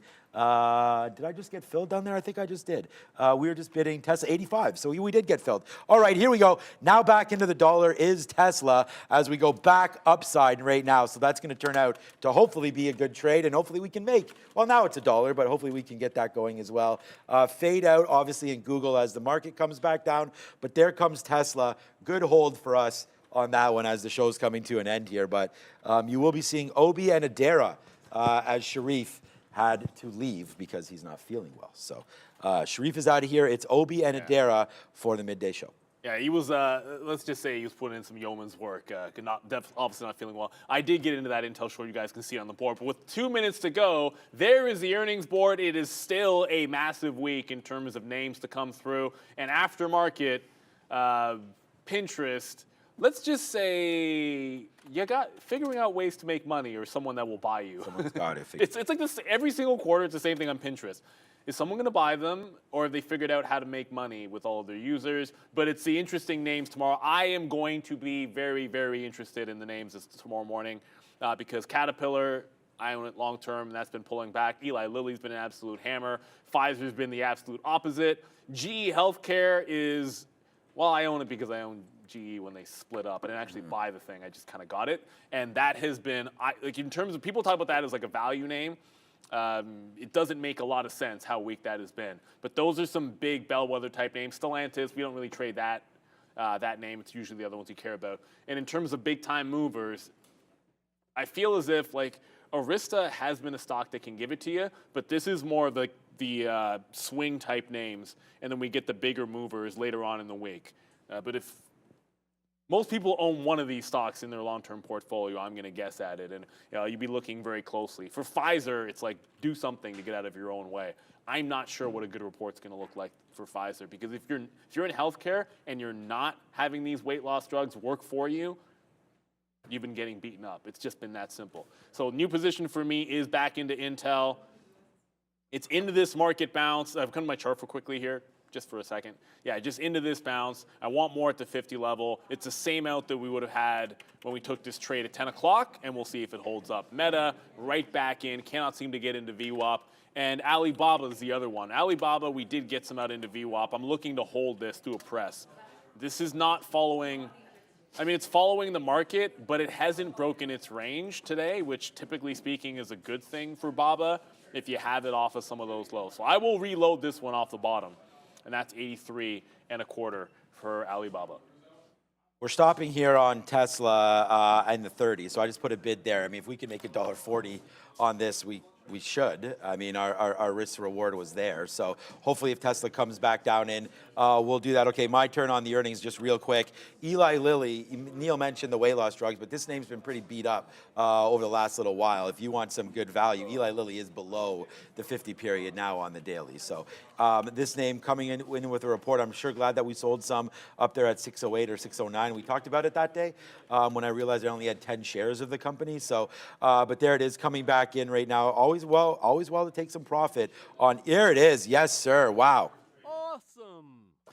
Awesome, Tesla. Awesome. 199.30s we just got. So hopefully Tesla will continue its movement to the downside as, yeah, man, we're going to end the day on the positive side. So that's what happens when you get the cash cow coming through. And not only that, we've had a lot of good reports today, but none more important than this one right now. All right. What is for lunch? Well, today, guess what? If you've been trading, you've been having a lot of these. But if you are eating lunch, and you are eating lunch here, wow, there goes Tesla with a nice move up right into 2 bills again right there. Wow, good out for us at 199 there, as it is really starting to get going there. Tesla back up to the upside. But without any further ado, it is Southwest grilled chicken with black bean and sweet corn rice. So that's not too bad. Southwest grilled chicken, black bean and sweet corn rice. But I think there's good potential for that one. That sounds delicious. Yes, exactly. That sounds really delicious. So hopefully people will be able to have that come through. I'm going to take another bid here at $200.08 as we want to take 70 cents on this trade as Tesla is starting to move it back up to the upside. But hey, what a good day. It's about to get even better.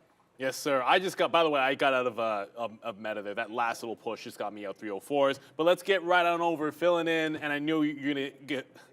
get a good job from him. Obi, fill in for me, and always does a fantastic job with Adara. It is Obi-Wan Kenobi and Adara. Go get him. What is going up, guys? How's it going? I'm Obi. This is Adara, and yeah, welcome to the midday show. Before we begin, we've got to talk about our sponsor. So we are brought to you by Surge Trader. Get it to an account funding up to $1 million, and guess what? You get to keep up to 90% of the profits. So yeah, enjoy relaxed trading rules with an 8% max trading drawdown on all the new accounts. Shout out to Surge Trader. So Dara, how's your morning been? It's been good. I haven't How was your traded weekend? anything yet. Oh, my weekend was good. How was yours? It's all right. Not bad, not bad. Did you do anything exciting? Just a lot of time with the family. Oh, that's a good way to spend a weekend. Not too bad, yeah. Yeah, in terms of trading, I haven't done any trading yet because I was just at the big desk. I'm trying to get into Meta, but I think I'm going to have to adjust where I want to enter because I was thinking of entering below that 304, but it does not really seem to want to kind of enter in the range that I was looking for, which was about 3037, 3038 roughly. So we might have to reassess here, but I'm interested in Meta for sure. Seeing a lot of strength on this name, seeing that comeback at VWAP. I have no complaints about this chart. A chart that I am kind of scared of, but equally intrigued by, is this Tesla disaster that we've had all day. Like, these wicks are insane here. The chart movement is interesting. But yeah, I feel like until I see like a steady kind of solid movement, I would probably not partake right now. Also, Microsoft actually too is interesting. Looking at these big tech names here. Microsoft. Yeah, there was some big AI news today. Yes, right? yeah, the AI news with the executive order for the U.S. So it's definitely of news. It's probably moving. I would say Meta and Microsoft. You're right. That would make sense for those two. We're seeing some movement towards VWAP here. Some decent support around these 334 and 334.5 areas. I might be enticed. I could be enticed. I'm also kind of curious about our friend SoFi because we had earnings today on this name.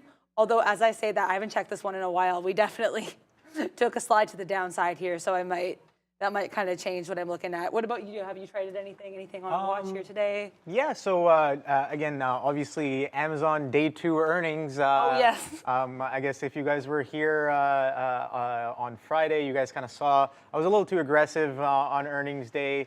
Again, very competitive kind of price action, so the lows of your systems definitely get tested on days like that. So you did a little bit of recalibration and I guess refocusing on some of the things I should really be focused on, which is obviously I think a big part of Friday's lesson was just risk management and being aware of the type of volatility and the type of range a ticker could be doing when you're doing multiples of RVol on an earnings day 1, right?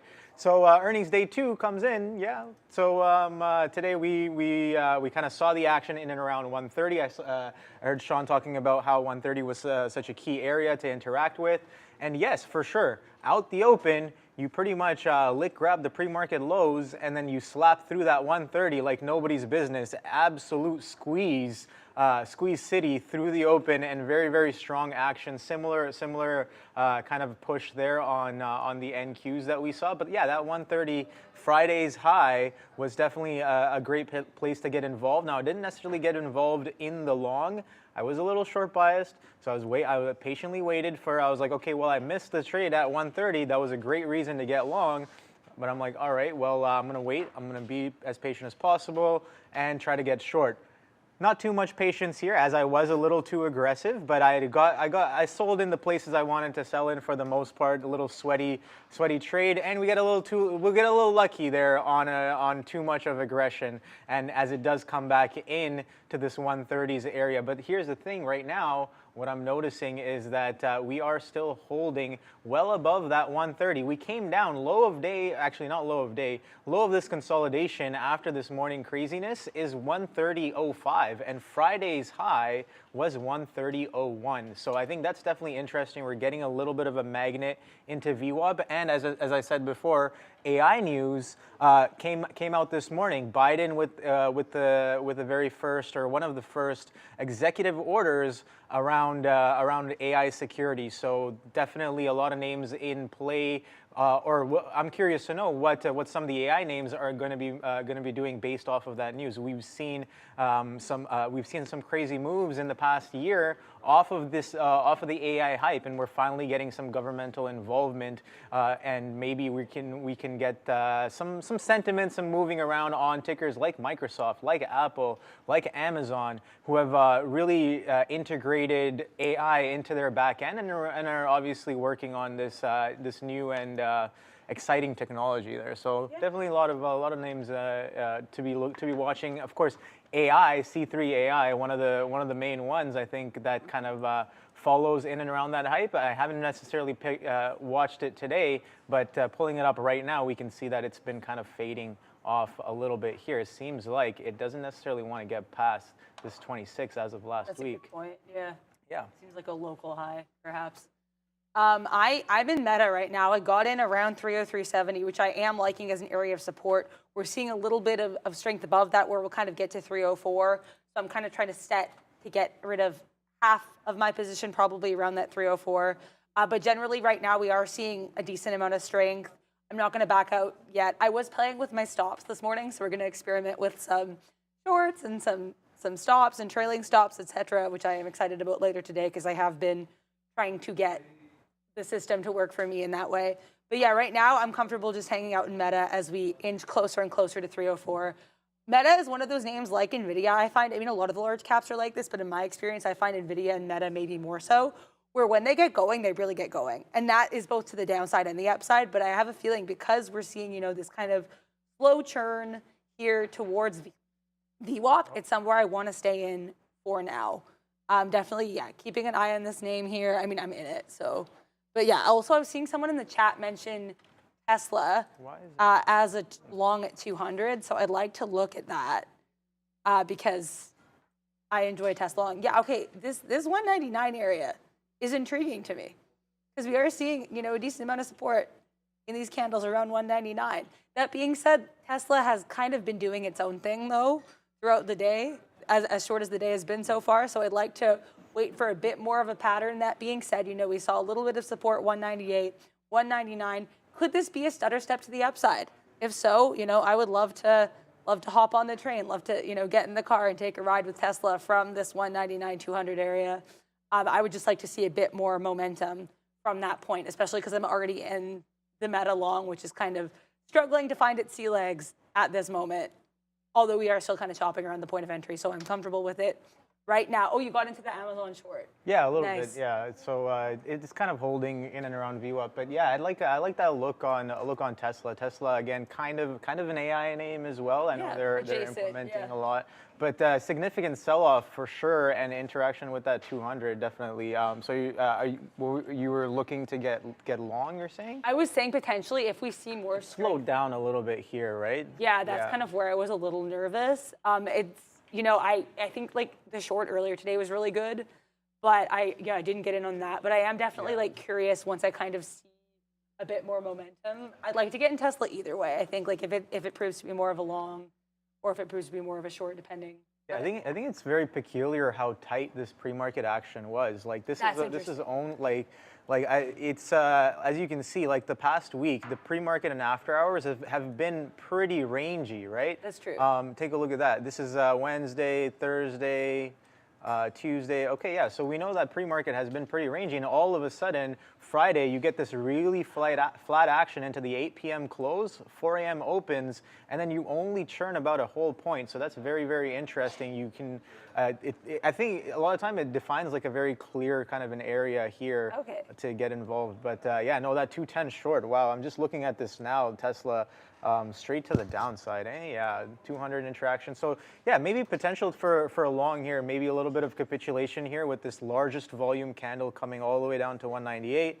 We're holding above that for now, so I'm curious to know where we go relative to this 200. Are we going to hold this 200 and kind of continue back into VWAP as we have sold off quite heavily? The market is taking a little bit of a turn. We've kind of recovered about 50% of the move, right? This is what the high of this is, 14,480. We come down into 14,300.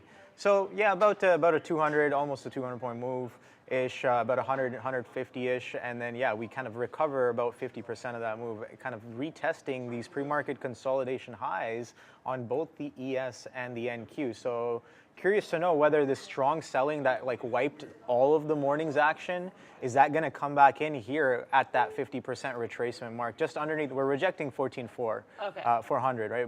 But like roughly like a whole number area, right? Yeah. We're getting a little bit of selling off of that. Nothing too crazy here.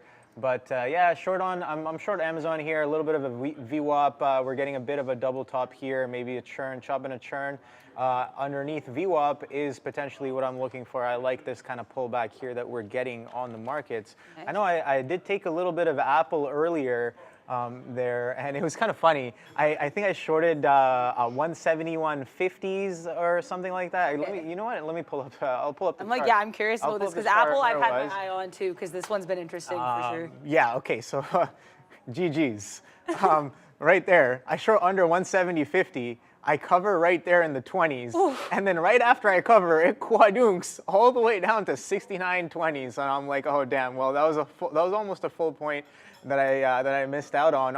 I was just a little jittery on the cover. I was like, oh, is this gonna go? I saw the market pick up a little bit. I cover, yeah. And then it just slaps all the way down a whole point. But yeah, that 171 area seems like it is kind of the selling definitely was there. The consolidation break, we got that back down. Now let's see where this is relative to. Oh, I have it up here relative to VWAP. And yeah, okay, so we're kind of holding underneath VWAP. We got a strong sell. We tried to consolidate above VWAP in the morning, and around that was the first half hour, and then now it's about what? It's 11:15. So we're kind of done with that morning session momentum, and now in this midday we've slowed down and we're chopping and churning underneath VWAP. So let's see where we go from there. Let's see if that heaviness kind of continues in. I'm still short this 131.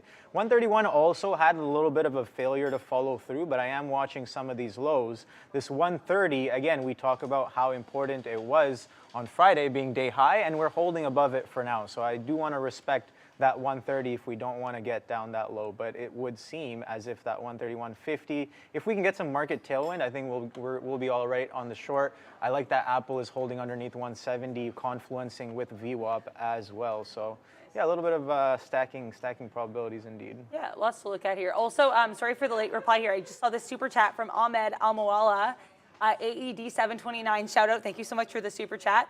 I think this is about Tesla. Zero income seems to be bad news. Yeah, I mean, let's look at Tesla again here too, because we were just kind of talking about this one. Still holding right now around that 200, but yeah, there was this kind of crash here does make it kind of scary for a long. I would definitely agree. Like it does seem to be kind of a bad news stock to get involved with, and I saw some mentions of this in the chat as well. Like Elon kind of hurting sentiment for the stock with his comments after the earnings in that investors call, and then all the other EV stocks kind of sank with that. There's a little bit of pessimism towards that part of the industry. But yeah, it's definitely an interesting chart to watch, even if it's one that I would say for myself, like I don't really want to be involved until I see, or I'm not even going to say until, if I see some strength around 200. I also, I'm in Meta, which was holding up pretty well. We kind of took a little bit of a turn here, but I got out half my position just above 304.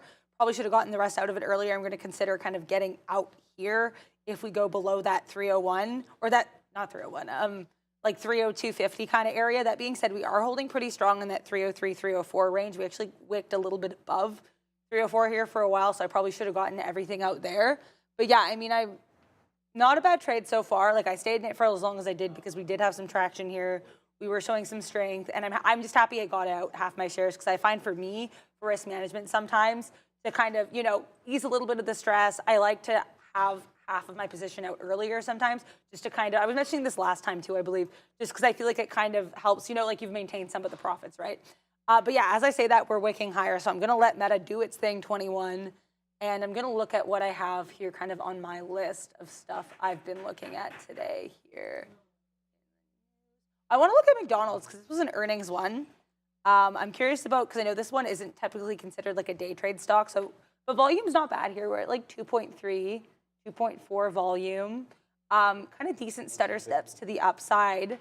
So we had this giant drop before during the pre-market. Then we kind of swooped up here at VWAP, went back up, went back down a little bit. Looks like we're kind of slowing down a bit when I see this kind of gap here, but it's of interest to me. We did have the earnings today. Was strong on earnings with those price increases for their items. So yeah, I'm definitely intrigued by what we have going on with McDonald's here. I also want to look at Netflix because I saw this one mentioned in the chat at 410, kind of breaking down around 410, and I enjoy trading Netflix, actually. And I like the movement we have here, but with this one, I like to have a really good sense of the spread and the book before I get involved, because the tape on this one is, I think, that the biggest part of trading this, because I've actually had some decent success with Netflix, but it's always when I've been like watching the tape like a hawk.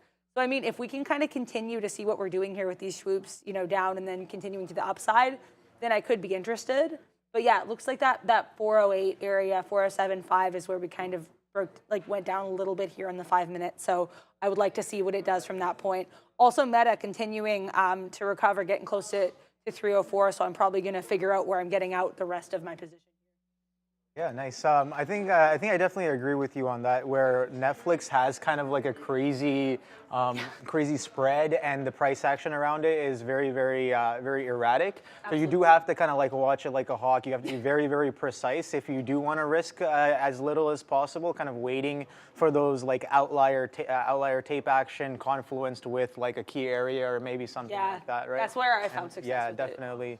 I haven't necessarily taken too many trades on the Netflix, but Netflix. Yeah, so yeah, I call it Netflix because you know they do all right. They have some good movies. Some of them are flakes, but I think more often than not, based off of what they usually produce, I'm just gonna call them Netflix. That's fair. But yeah, I love a pun over here, so I'll take it. You know. Yep. So that 131 coming back in, I already covered in the 60s because I was like, I did interact with this ticker with Amazon a little earlier at the 130.50s, and I kind of saw the type of action that was happening, and the fact that we kind of held with some interesting action right there once again at that 130.50, kind of magneting back up into VWAP. I did say that we are holding that 130 Friday high from last week, so I do want to respect that as much as possible. So when the $0.50 above the 130 can't break through the bid, of course, I'm going to cover right there. So about, I don't even know how much that was. I think we shorted in the 90s, covered in the 30. So yeah, about a 30 penny right there. But that's, again, I'm just trying to take what I'm given for the most part at this time of day. Now, yeah, I was telling Sharif, shout out to Wayner back there. He definitely promotes this habit for me. He's just like around noon, maybe not the best trading, so I threw on an alert on my phone at 11. So it goes off just, you know, risk down, size less, you know, not as opportune moments as the open for sure. And obviously that's definitely helping me out a little bit here, just staying on my toes during the midday session, just because there is a lot of chop and churn. And sure, if you're trying to take the position or a level to level, you do want to be precise, or you're already holding a position from the morning. It would seem that this short above this 132 is the place to be as of right now. But let's see, that 130 long as well, right? So you got players on both sides, kind of if you're holding a short from the highs of the day above 132, or if you're holding a long from down there 129.70s, which was also kind of a key 130 as well on Friday, we're kind of holding in between, prices compressing in between that range, and we're churning around this 131 area. So I'm curious to know what we do from here. But yeah, VWAP kind of magnet here, right? So this is what I'm looking at. Bit of this chop and churn, but bigger picture. Again, I'm trying my best not to forget bigger picture when I'm so focused on like an intraday scale. We're holding 130, right? We had earnings. Earnings were good. They had their EPS was 60% above expected. Buying pressure was definitely there out the open. We broke and held the earnings reaction highs and earnings consolidation ranges, and we're slowly stepping up. And now we're holding 130. So I think that picture right there going forward, I need to keep that picture in mind, regardless of whether I'm short or trying to go short or long, right? If I'm trying to short above the 130, I want to be a little like more wary, want to be as nimble as possible because I know that 130 could be a potential over/under. We're holding that level post earnings, and if I'm going long, yeah, maybe I want to be aggressive on the long above 130, right? Yeah. So yeah, I think I want to. I'm just talking it out. You know, things that are going on in my mind. I'm like, this is what I have to focus on. I always forget. I get easily lost in the sauce sometimes, you know, and forget the bigger picture stuff, even though I write down a bunch of things and I'm like, okay, well, get lost in the sauce on the tape. It's a hard place to be. And if you lose bigger picture ideas, you can really get, oh, here we go. There's some selling. You can really get, I guess, married to the position, I would say, if you get lost in the sauce. And I find myself doing that more often than not. So just to kind of prevent that out, I like to talk it out. What's on my mind? I see that Sean just had the money barrel. Just ran through, yeah. Okay, Tesla shorts. Yeah, definitely shorts are paying here as the market quad doing. Take a look at that 170 failure to follow through on Apple. Here we go. All right, so it's a good thing kind of covered right there, but that 131 seems like it is a good place to sell. Yeah. Yeah, I got out of Meta, so I'd like to talk about that. I didn't get I'm happy I actually got out when I did, because I was going to say I thought we were going higher, but then we kind of didn't. That being said, if we continue to kind of be a little scalpy around 303.50 to 304, I'd probably hop in on this, because we know I like to scalp around VWAP. And I find like as long as the market kind of does not fall out from under me, that's generally a method I have success with, but I'd like to talk this out because I was pretty proud of this. So I got in here around 303.70. Kind of saw a bit of a pullback after, but I stayed in because we were noticing some support around that level. The support stayed, got out the first portion of my share, so it was about, I think it was half, at that just above 304. We kind of pulled back a bit, but I was noticing continued strength, got the rest out about 304.30. So not as high as it got, which I think was like 304.50, 304.60. But I was like, I want to get what profit I can. So this was a profitable trade. I'm really happy with it. And as I noticed this continued strength around this 303.50, 304 range, I might continue to hop in and out of this because I enjoyed this trade. Meta has been pretty reliable today. Also, I was seeing some mention of Apple just kind of falling off in the chat. So let's look at Apple before its scary fast event today. But fun little Halloween pun. Oh my gosh, yeah. This is the 5-minute on Apple, and this is kind of horrifying. We were kind of, I mean, there's a lot of crazy candle movement kind of happening on this chart in the 5-minute. So we were at open, we had these gorgeous green wicks to the upside, gorgeous green candles to the upside, sorry. Then we kind of took a bit of a dip around VWAP, swooped to the downside, tried out a bit of recovery, and I am so sorry to anyone who was kind of in the long coming up on this because it looked very promising, and then it took that giant dip here. This is an interesting one too, especially ahead of this event. I think it could be on watch for me tomorrow as well, depending on how that kind of reacts. Because I saw a Bloomberg report this morning that now the laptops, the MacBooks that were supposed to, or were rumored to be introduced today might not actually be introduced. So yeah, we'll have to see here. I'm also seeing Jameson in the chat, but it looks like an upward pattern. Yeah, I mean, I agree to some extent. Like we do have, you know, these slightly higher lows, definitely a little bit of support probably around this 169.30 area, sorry. But yeah, I think to me that this one wick down though is definitely, like it's something that truthfully, even though it does look like an upward pattern long term, it's something that I might tap out if I saw something like that. But yeah, it is interesting. This definitely one to look at. Another one the chat was mentioning a lot that I had on my radar because of Bitcoin movement today was Mara. I want to look at, okay, this is an interesting one. So we were climbing up, pre-market we had some strength at open, then we took a swoop to the downside. This could be an interesting long actually. We're kind of seeing this gradual upward movement here, a little bit of support around that 9.1 area. We're at like almost 9.2 now. I might actually get in on this. You know what, I think I'm gonna get in on this. I like what's happening here. So thank you to people in the chat mentioning Mara, because I like this movement. I like this name. We also have UK looking towards Bitcoin and stablecoin regulation for early 2024. So that's of note to me. But yeah. What are you? Oh, you switched to Amazon long now. Yeah. So I saw there may or may not have been a little bit of fugazi in that drop right there. as it kind of it came in real hot, and I was like, huh, maybe this consolidation breaks. I'm watching Apple here as well, and all of a sudden, Apple stops at a higher low, the market kind of stops at a higher low, and Amazon stops right in the middle of that consolidation above that 130 half again. So I was like, okay, you know what? Maybe that 131 is definitely an area of interest as of right now, as prices really kind of compressing. So let's see. I could be very well wrong on this, but that kind of that heavy drop back down and then kind of a pickup. Maybe this was just a scalp, because I was about 20 pennies in the money for this one. But yeah, no, I'll definitely have to wait and see whether or not we're going to be continuing to the upside. But definitely a little bit of a price compression happening here on Amazon, as it just seems to get really tighter and tighter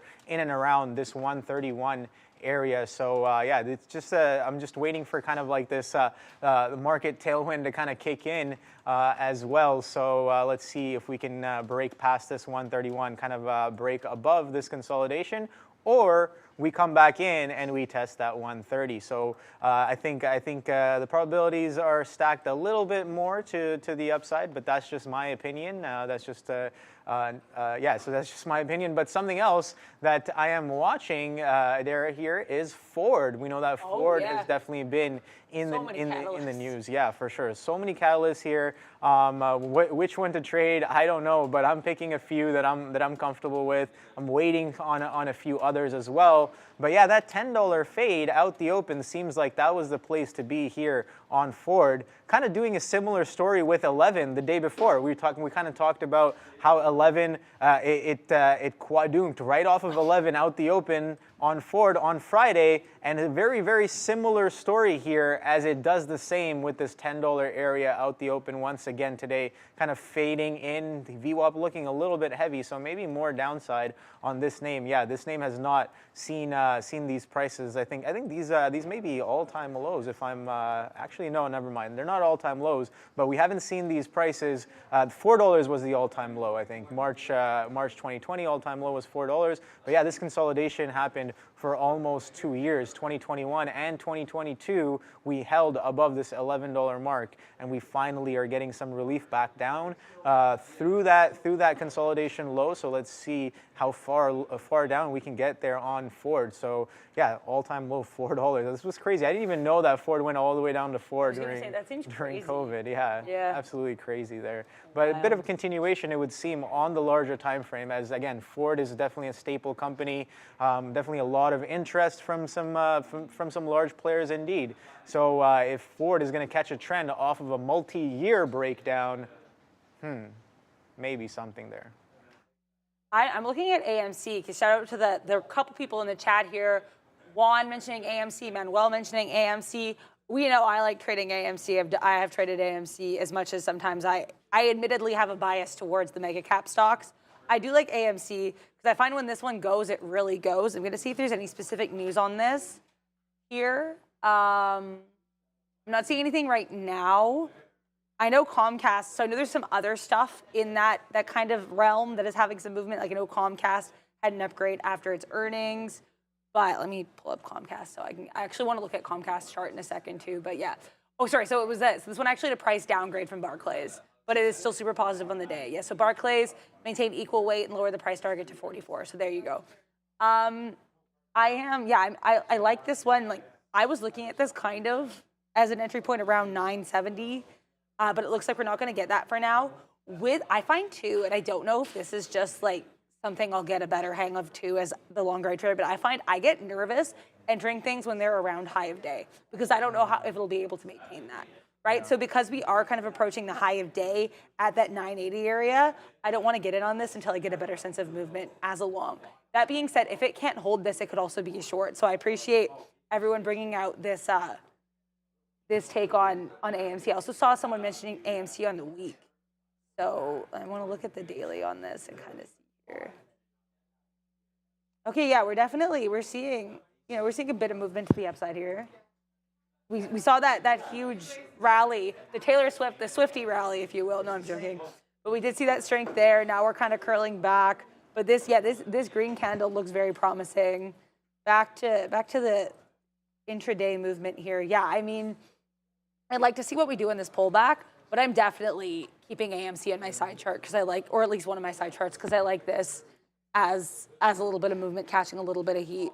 Also, I'm considering getting back in on Meta as well, because Meta seems like we're continuing to slowly crawl to VWAP. I might get in this kind of around where I got in initially, just below that 304, because that's a good area of support. And if, probably someone was asking me in the chat too, like planning your outs before you get in, and that's something I admit I really need to work on. But yeah, if I were to get in Meta, I know I'd get in around where I got in the first time, so that 303.70 area, and then probably set my first round of shares to leave in between 304 and 304.50, and then if I can get everything out just below 305, that would probably be of note to me, but definitely some strength around this area.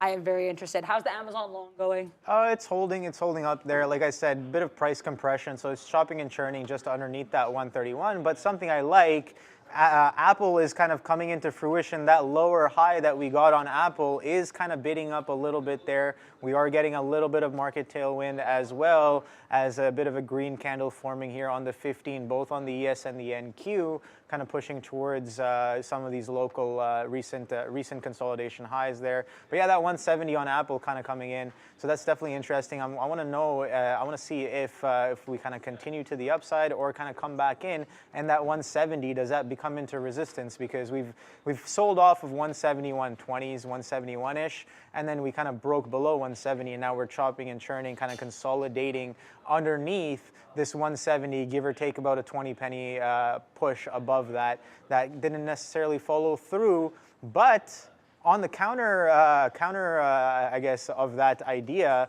we are technically making higher lows in the consolidation and higher highs, although the sell-offs within the consolidation have been quite aggressive. You get that slow, kind of grindy bid up, which is very interesting kind of price action to me.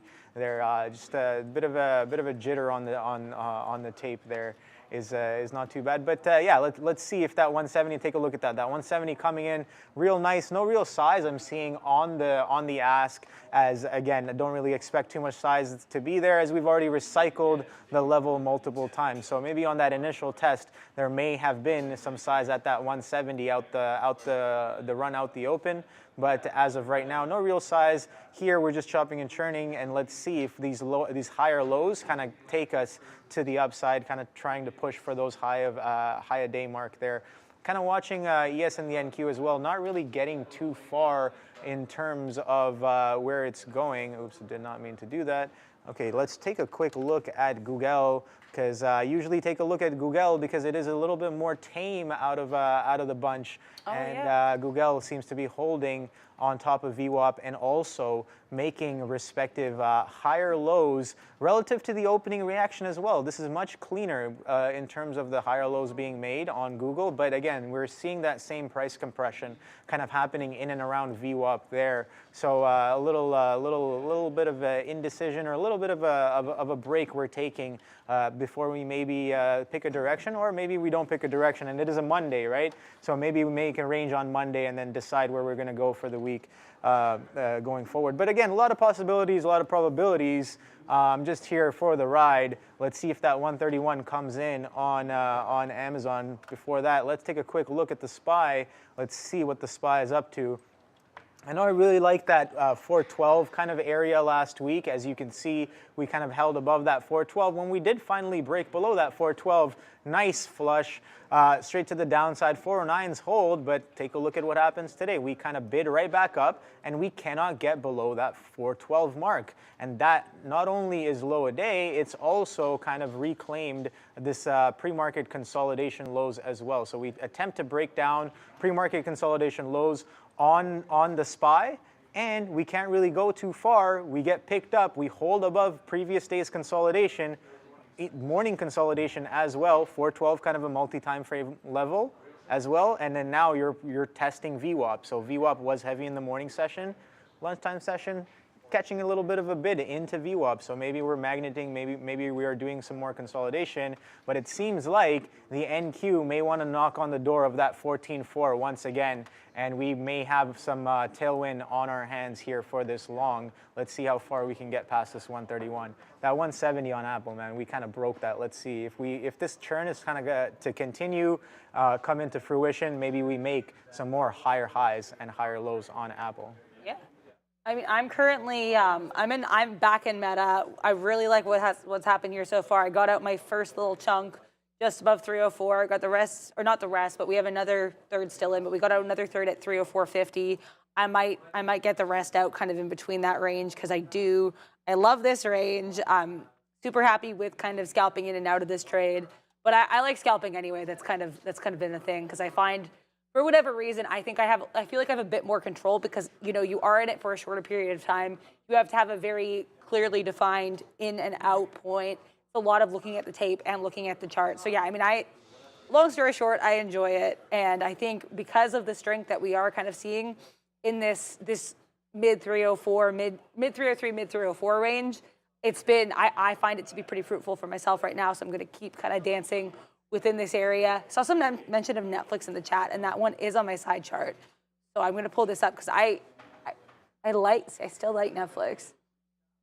Looks like this 407 to 408 5 area could be an area of range, an area of contention here. So I'm going to keep an eye. I have for this one, I like to have the chart and the tape and the book on my side, like my side chart on the side there, so I can kind of look at the other monitors, glance at kind of what it's doing, so I know what point of entry. So I'm going to be looking for an area around that 407, 406.5 for my point of entry here, just to kind of get that in and out kind of scalp action, because we are seeing with Netflix, and I find this isn't always the case, but I find Netflix is pretty respectful of a range, even though it is a bit, as you were talking about this earlier too, it's one that you really have to watch the tape on. But I find it does generally hold the range pretty well, so I'm interested. Also, Tesla continuing to kind of die off below 200. Just this slow, painful churn. I might be curious about a short here, as tentatively as I say that, because shorts kind of scare me a little bit. I'm a little bit curious about a short because it seems like we're dying off on a lot of these NQ names, including my beloved Meta. So I'm probably going to have to cut off the rest of that there. But thank God we have most of this out. But yeah, no, Tesla. If Tesla, because Tesla seems to kind of be trying to hold on to momentum at 198. Not sure if it's going to kind of keep this, but I think 198 could be a point of decision making either way for myself, because we're seeing a little bit of support here. Looks like it's kind of bleeding out. This not 197.50, 198 area could be a real area of contention in play here. So I'm going to keep an eye on that for sure. I'm also going to look at AMC again because people are saying that one really blew up. So yeah, I mean, yeah, we're still like, now that we're kind of below that, because I said I didn't want to get involved at high of day. Now that we're kind of slightly below this high of day, dancing around that $9 area or 970 area, I could be enticed as long as we kind of have another swoop to the upside here. But I mean, the general movement we have here, if this is kind of a baby dip, a dip buy, and we're seeing a little bit of strength around 970 or 965, I could be very interested. Oh, so you ended the Amazon long here? Yeah, so I did. We kind of went to the top of the range. Like I said, Amazon's making a bit of a range. We're seeing price compression, although there are all of these factors kind of I'm just describing what I'm seeing on the chart, right? Trying to stay unbiased as possible. I've described situations that are pushing probabilities both for the short side and the long side, but at the same time I want to react and respect what the market is doing, right? So we saw that Apple kind of pushed up into that 170.20 kind of an area, starts to pull back, and I was watching the NQ as well. I said this literally a few minutes ago. I was like, oh, maybe it wants to knock on the door of 14.4 again. I see it strongly sell off of that. Amazon's still chilling around 131, but when the NQ sells off like that quite strongly and Apple's doing the same thing, and I know that Amazon price action is compressing and we're holding in and around VWAP, and we've rejected these highs multiple, once, twice, thrice, and now 4 times for now, I do want to get out, peace out for a little bit right there. Like I said, I got to stay as nimble as possible during this time. If you're going to give me 30 pennies on Amazon, thank you, come again. I'll take it and walk away. And yeah, I'll going on to the next trade, right? So yeah, sure. For a second, I did think about taking the short above that 130s, but then I was a little too late on that as the 131s, sorry, above 131s, and then we kind of pushed right back into 130.80s, and I was like, well, that trade is kind of done now because price did compress. We held at a compressed price when it got tighter, so now the question becomes, which way are we going to be pushing this pressure out? Are we going to be pushing it to the long side? Are we going to be pushing it to the downside? Because the pressure is definitely building in this compressing price here on Amazon, and the market doesn't necessarily seem like it wants to go anywhere. So maybe I'm thinking to myself, maybe I should be sitting with orders, kind of taking the break of this consolidation, and that way I'll be in a position either way it goes, and just have to kind of manage out of it if it does go sour from that. But yeah, it seems like we may get a decision soon enough because the price is compressing tighter and tighter here. As you can see, kind of like, what was this, 131.17s, 130.10, so almost a point over there. And then you compress to about 50 pennies. Each of these grids is about 50 pennies. So you have a 2-grid range, and then that grid, that range kind of compresses down into 1, and then now you're doing about half, so about a 25 penny like range as the price action kind of compresses. Yeah. Apple, not so much. Not really compressing, still kind of doing that range. It has a range from 170.20 to 169.40 right now, kind of just chopping and churning between some of those prices. So yeah, if you would just want to, this would I talk about whenever things get rangy like that. This is like a gaming term. It's like you can farm the level, so you can just say I don't know. You can just farm it. So it means like you can just go. You do repetitive action over and over again based off of the things that you're seeing, and you're just farming the strat. You're farming the technique. You over and over again. You're just like, okay, sell here, buy here, sell here, buy here. Of course, discretion required a little bit as well, but it gives you the general area as well. And then if you just slap on some confluence, you get a nice. You might get yourself a nice meal there. So I don't know. I love. I like that we're ranging. Multitude of terms there, yeah. But no, I mean, I found that too. Like I was saying earlier, I enjoy sometimes. I'm looking at NVIDIA right now, but NVIDIA to me is not holding up well enough for me to kind of scalp the range. But I like scalping the range for some stocks if I am kind of seeing, you know, we have consistent after a while, like, you know, we're these 30, 50 cents worth of movement up and down, then, you know, it'll be worth it for me to scalp.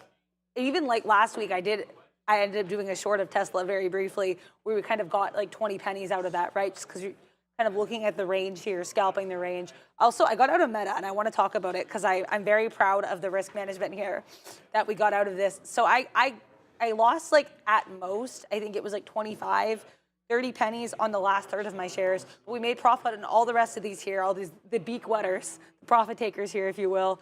And happy I got out when I did because I was like, oh, maybe I'll hold out, maybe it'll go higher. No, we took a giant swoop to the downside, a quadunk to about 302.50. Not interested in this right now. It'll be interesting to see if it can kind of hold this earlier 302 area of support as we head to the downside, because that was kind of where this long started and where I started getting interested, albeit not where I initially entered. But I do like this whole concept of 302 as a support area, so I'm keeping an eye on that on my side chart. Let me see what else is going on here. Microsoft's still kind of moving around. This could be, like we were saying earlier, an AI play. Here, let's look at Microsoft. Yeah, okay, so we're seeing almost this kind of double bottom at this. I think I saw someone mention this in the chat too, the double bottom at 334, 334.5 area. Looking pretty strong towards VWAP. I might get in around 335 or just below because I do like the kind of momentum that we're seeing here. I'd probably look to get out some of my position at 335.5 because that looks like it's a recent area of resistance. And then if we can maybe take the rest of VWAP, I'd be happy because we can't take VWAP. We took VWAP earlier here today. I'm intrigued. My interest is peaked. I will be looking to probably set a point of entrance here. Also still watching Netflix, but Netflix is kind of, like I said, I was kind of interested in it if it gets to around 407. It seems like it's really chopping around this 408 area. which is the range here is not kind of specific enough or laid out enough for me to really want to get in right now, just because I find it is a bit more tight than I would like for the type of trade I like with Netflix, especially with the book moving as it does. I'd be concerned that I get in around, you know, like just below 408, and then we immediately swoop to the downside and then go back up. I like a bit clearer of a range, so I'm going to stay out of Netflix for now, but I definitely still have my eyes on that one. But yeah, I think in all seriousness, Microsoft long I'm looking at right now, and then potentially still looking at Tesla for maybe a short, because we seem to be having a really hard time getting back above 200. Like a little bit of support at 197, but this is pretty tragic. Yeah, so we kind of made an attempt to break out of that range on Amazon. So I did play a little bit of a cheeky breakout at that kind of consolidation range high. I was sitting there, and we're kind of still churning above that 131. So again, I don't expect the breakout to run right away. It is past it's not the morning session. We don't have that kind of volatility. Things are going to take longer to break out, and it's going to take slower and slower action. Take a look at all that size going up off at the top of that range. Definitely clocking some size at random prices, right? So I'm like, now there's size going off on the break of the range. That's pretty interesting to me. Let's see how far we get. I do agree with a little bit of the long there, as Dara just said, on Softy, on Amazon as well. Softy kind of doing that reclaim of that VWAP, kind of magneting back into it. And take a look at that Amazon to the upside, 130.20 kind of breaks. We got that consolidation break, holds around VWAP, and take a look at that. That's the consolidation break I was talking about. We were ranging, price was compressing, and I'm waiting for a little bit of a breakout. I even said I'm going to sit on the edges of this break because I don't want to chase it too much, but I do want to get involved when the pressure is released, right? So when that pressure is released, I don't have to react. My order that I already put in reacts for me, and all I have to do now is manage this position. Now, whether this is continuing to the upside, rages to the upside, or kind of quadruples back down, I have no idea, but I'm seeing the right kind of things I want to see on that consolidation break. A little bit of pressure coming into the upside. How far it'll go, I have no idea. This could just go 10 pennies and come right back down, right? Yeah. Or this could just keep on going. That 132 was kind of a key price from earlier, and we're slowly kind of creeping back towards that 132. So let's see if we get that little bit of a market tailwind, if we get that retest of this 14.4. I know Apple and Softy are kind of looking like they're pushing as well. Amazon definitely continuing off of a great earnings. Earnings day 2 is happening right now. We've held 130, we've held 131. Prices compressed above VWAP. A lot of decent things happening, and I have in my notes here some interesting things happening in the pre-market as well, all supporting kind of this push to the upside. So let's see how far we can really continue here on Amazon before we catch a little bit of relief to the downside. Yeah. So I just got in on Alibaba because this was one that actually is funny. I was looking at this one, and then I saw someone even mention it in the chat. So shout out to 1320 Wolf. I actually had this up before you mentioned it here. Because this one was, so I had a partial fill, looks like we got fully filled here. But yeah, so this one we did have a lot of those Chinese ADRs moving because as the Chinese market closed, at least this was the pre-market kind of movement we were seeing, a lot of those ones did close to the upside, the Chinese market, so that was kind of interest. I'm seeing this story here too. Yeah, so it's trading higher despite intensifying domestic competition, artificial intelligence, after battling similar rivalry in e-commerce. So basically, I guess it's just kind of trading, I guess, count despite strength. And yeah, this is a strangely worded article. But yeah, we were seeing strength in the Chinese market last night, or yesterday for China, and last night for us here in Canada. But yeah, we are seeing kind of general strength as well throughout some of these Chinese ADR names. I just like Alibaba because I like the movement here on the chart. We were seeing these kind of slightly lower highs, a little bit of stability around this 83.20, 83.30, 40 area. So I got in here at 83.37. I'm going to probably set my first kind of exits around this 83.50, 83.60 area. But I like this kind of playing around VWAP. I like that we have a pretty defined area of resistance around VWAP, so I kind of know where to get out. This seems like a decent shorter term trade for me anyway. So we're going to see how this rides out. We're already about 10 cents up from where I got in, more or less. So I like this. I also like Meta, continuing to hold up around 302. So we are actually seeing these slightly higher highs, slightly higher lows here. So, you know, maybe we'll actually break VWAP this time. I like this one around 303. I'm going to keep an eye on that for sure. Also, so I'll update on Microsoft. I tried to get into Microsoft. I realized there was no way in heck I was going to get into Microsoft because right when I was trying to get in around this 335 just below, we shot up to around that 335.30, 335.40 area that we're currently shopping around. If we break this area of previous resistance or local resistance around 335.5, then I would be intrigued to kind of get in around here for a long up towards VWAP. If not, I'm going to keep an eye on it until we get back to this range around 334.5, 335. Like Netflix, this is one that I'm going to keep an eye on the spread for because I think the timing of the entry is going to be pretty important here, but we're almost at that area of resistance where I'm going to have to really make up my mind here. You go down to the Amazon long? Unfortunately, yeah. There was like, was it almost 600 lots there at the 131.5?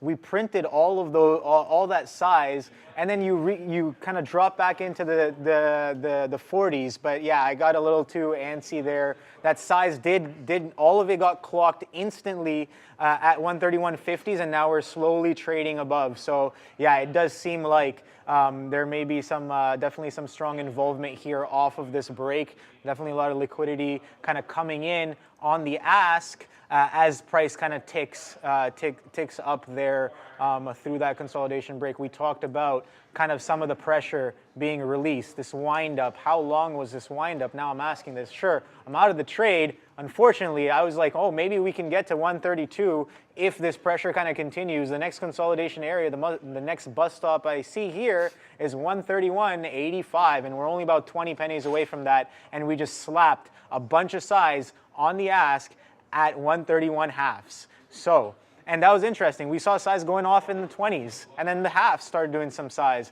All of that gets taken, now we're printing 70. So the probability of that 132 is increasing as we speak. Now only about a quarter away. Take a look at that stack on the ask. Yeah, okay, so that I like that stacking action as well. Now let me see how far we get past that stack, if we can kind of make it. We are a little bit extended off of VWAP there.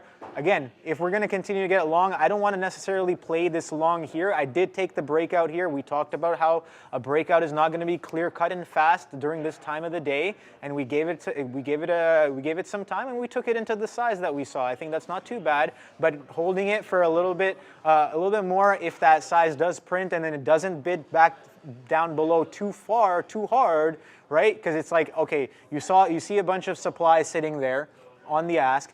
There are strong sellers, 500 lots. All of them get filled, and we kind of continue to the upside. Maybe the buying pressure is kind of real. So I'm looking at that next consolidation break, which is that 131.5.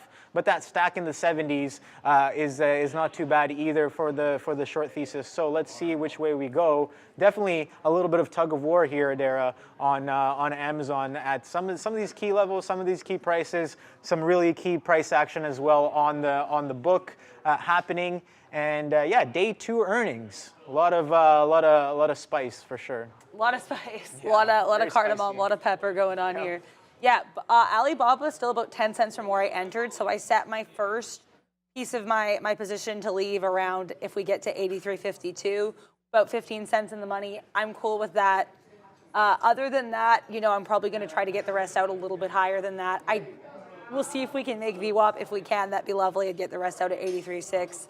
But I'm just going to kind of wait and see here. We're seeing a lot of strength and some support above this 83.40, so I'm pretty confident with it for now. Of course, that could change. I just want to look at Tesla, because Tesla people are saying Tesla's kind of taking off a little bit. I'm intrigued by Tesla. We were seeing that 196.5-ish area of support.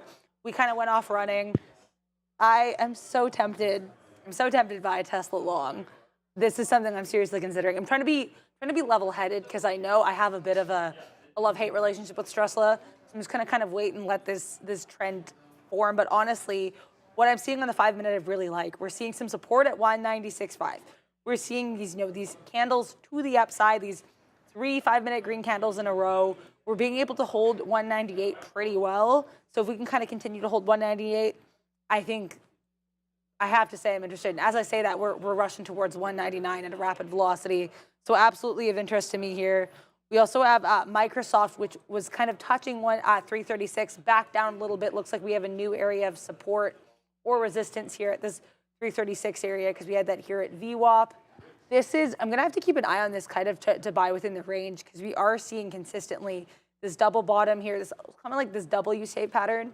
So I'd like to see here if we continue to go up or if we can kind of go to the downside and this becomes more of a short opportunity. But either way, we are seeing some consistent levels being played out pretty repeatedly here on Microsoft. So this is one I'm going to have to watch out for. I'm also really sad I didn't get back on the metal long because it looks like we're continuing to see that these slightly higher lows in these continued areas of support at 302, 3025, where we'll kind of ride that up to 304.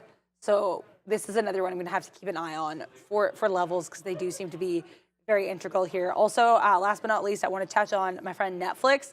Because Netflix, honestly, it kind of saw the range and it was like, haha, you thought, no way, we're going to switch it up on you. And so now we're almost at 410. So this could, you know, if this kind of movement continues, it looks like this could be a decent long to get in a dip buy for myself. Going to keep an eye on this. Yeah, so I did kind of flip biases there as we kind of bid right back below the 50s, but it seems like we're going to continue to pick up and maybe a little bit of continuation to the upside there. I see the NQ kind of raging to the upside.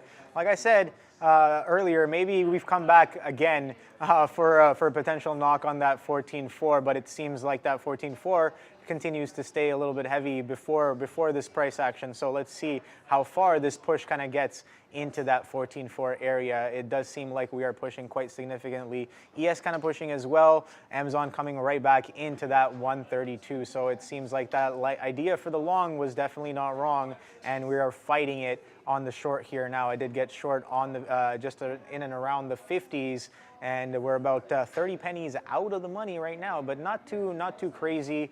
Nothing too crazy there, but it does seem like we were not wrong on that long bias earlier, and the pressure is truly being released quite strongly to the upside there on Amazon. But here comes in that 14.4, and I'm watching Softy and Apple here as well. Apple kind of knocking on the door of that 170. How far will it go? Who knows? But that 132, again, I liked selling in and around that 132 this morning, and I think I want to stick with that bias unless and until it shows me otherwise. But yeah, clearly 131.5 is not the best price to kind of exercise that short thesis here. But yeah, you know what? We will let's see how this works out. I will give it to I'll give it a couple of minutes there and kind of let it prove me wrong, I guess. Let it prove itself to you.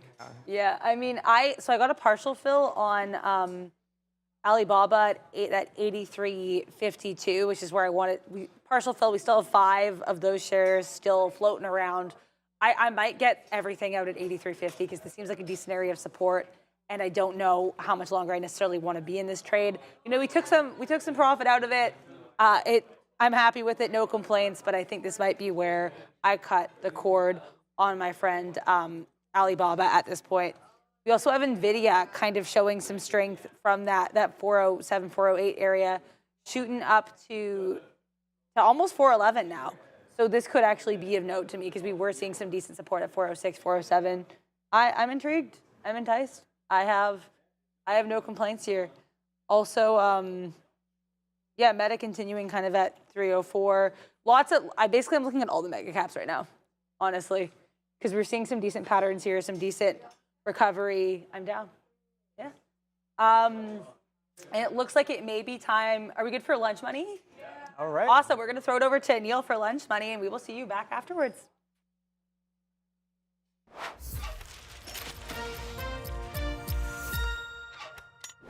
Thank you, Adara. Welcome to Lunch Money. And finally, see, when Sharif throws it over here, it's like, and here comes the bully who's here to take your lunch money. So much better. See, Sharif, you can take a loan from that. It is supposed to be positive. We're looking for trade ideas here. We're looking for things that might have slipped underneath the radar in the open or that are setting up now, something that can happen in the afternoon, looking for those key price levels because, you know, money never sleeps, the market never stops, but it is a little bit different at this time of day. So you want to not necessarily throw out the ideas from the morning. Maybe you can check back in on some of them in those key levels, but look at what the market is telling you from that opening range at lunch and what you can get into. Oddly enough, I'm going to start with something Obi was just talking about, and that's Microsoft here. Because, as we always say, like sometimes allow the market to dictate levels to you, and then join that party, especially when things get a little bit range bound. So Softy, up 2%. You've seen this little bounce in the market, rebound in the market, whatever you want to call it, start to happen. You know, VIX pulling back, all that good stuff. But Softy, not that hard to pick a level on this 1 minute chart. There's 336 half. We broke down, immediately consolidate under 336.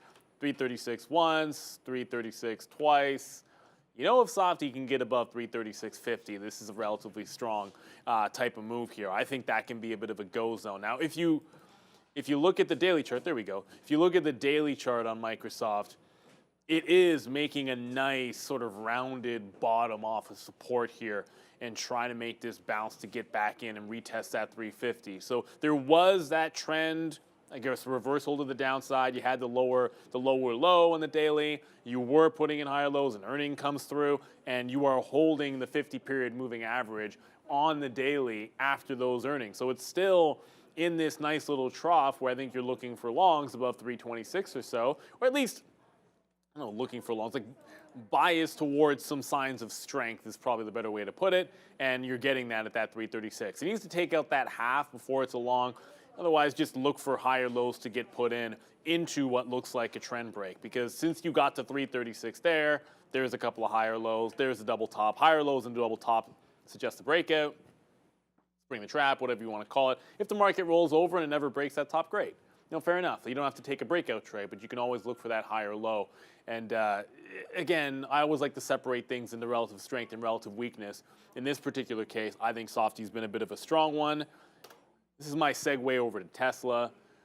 So Tesla is still underneath 200, down 4%, still bleeding. If I was just talking about Softy in terms of what it's been able to do since earnings and holding some support, Tesla hasn't done that. Not at all. Tesla did not just report earnings today. Obviously, you guys know that. But since these guys have rolled over through 250, there hasn't really been a serious bottom on this stock. Like, you made a low, and it looked like you were holding on to that last week. But then that second we test that 202 area, you just chew right through it today. So, you know, there was no double bottom, no real consolidation bottom on strength. Nothing like that has happened yet on Tesla. So you've broken support on the daily. You've consolidated underneath it. Now you're breaking that 200. What's the next stop here? I saw, you know, I was just looking in the chat, and I thought I saw, like before I came on, I saw someone mentioning 175. I don't necessarily, I don't disagree with that notion. I think you're looking back into here. Probably, I'm assuming, I could be wrong about this, but you're looking into these May levels about 175. But in terms of actual support, I think it's closer to the 60s on Tesla. So you could be headed there. That is a reasonable price for this to get to, just looking at the chart. So if the trend is your friend, and we've just started another breakdown in Tesla, then hey, play off that relative weakness. Now this is, noting this morning, I don't recall, Tesla threw me for a loop because I do not recall Tesla usually trading in this fashion to the downside off the open. Generally speaking, there's a little bit more bamboozlement and hijinks going on at some of these levels, but there was nothing. They get traded away from 210, and there was, unless you were very aggressive, joining the trend never seemed to make any sense in terms of the patterns I'm used to seeing on Tesla. All that said, it's now got this nice little rejection. There's a bounce off 200. There's a break of 200. It tries to get back above, holds 0.5, lower high into 0.1, lower high into 200. So you're putting lower highs all the way into this bottom. If you don't break 201 half, let's say, I think you're still favoring the short side of Tesla. Any recovery has to get you through that 201 half, reestablish the 200 level, get back to last week's support. And if it can't do that, I think it's a little bit of a fade. Jumping from one to another, I don't want to discount Rivian here because Rivian's been taking it on the chin. When it recovered 16, I had the long. You can see it break down. It could not hold out. Another stair step to the downside. This one a little bit more aggressive in terms of giving you pullbacks to short into if you're looking at the EV name. So it just made a bounce off 15.5. Looking at the opening bottom, that's 1585-ish. Double bottom, consolidation, resistance there. Now I'm looking at 1585 area on Rivian for a retracement play. So both these EV names, I think they're shorts till they're not. Like, let the market dictate that these things aren't done falling, especially in Rivian's case. I mean, just go to the daily chart here. It's not terribly dissimilar in terms of the structure. Like, it just broke a low, consolidation, broke the next low. Rivian 15, Rivian 1340, all those things seem like they're possible when you look at where this is coming from in the daily chart. So why not look for those shorts? It's a stair-step kind of day. Just look to play that trend until it makes that reversal on you. The trend is your friend to the end, as Obi says, when it bends. And that's if it bends. Like, how many times have we seen it? The trend just ends up holding. You just have to be patient. If it's bouncing off the bottoms, you wait for the lower highs. Get that curl trade. Get it on the front end, not the back end. All that good stuff that makes a lot of sense to joining the trend. Don't be overly aggressive at this time of day if you have a price level you like. Like, if I want to get short around 1580 on Rivian, I'm not starting in at 1560. Right? Like, that's 1% away from where you think resistance is going to be. It doesn't make a lot of sense when you do that. At the beginning of the day, you can get away with a trade like that often because, heck, like, you could be into something that you get to hold the entire day for the move. But when you're looking for an afternoon trade or a lunchtime trade, the chances of getting the same range that the stock had in the open are not going to be there very often. So you tend to want to be a little bit more particular with your prices and your entries. Speaking of those, I feel as if I was too particular with my re-entry into Intel, but I'll point it out anyways. I'm going to get to this and at least one other chip name here. But Intel reported earnings strong. I mean, last week, at end of the week, pretty much on fire. No questions about that. Very, very strong move, bouncing off the 200-period moving average. It got to the 50 today, but this is where you run into some trouble. Right here today, the 50-period moving average, about 35.5. Any guesses where we're trading Intel today? Oh, yeah, that's right, 35.5. Slip this to a 3-minute chart because that's what I like using on Intel. So 35.5 was the zone of entry. Now, the difference is in the morning, when it got up here, it was well after the market was trying to break out the highs, showing all kinds of strength, and Intel couldn't even break any of the pre-market resistance levels it had at 35.8. So it already made that wick. Market was relatively strong. It was sort of an easy short in this consolidation under a 35.5. The second time through, which I did take but got out way too early, it made a move looking like it was going to break. I had a tight stop on it. I think the third time through, I have to acknowledge a couple of things here.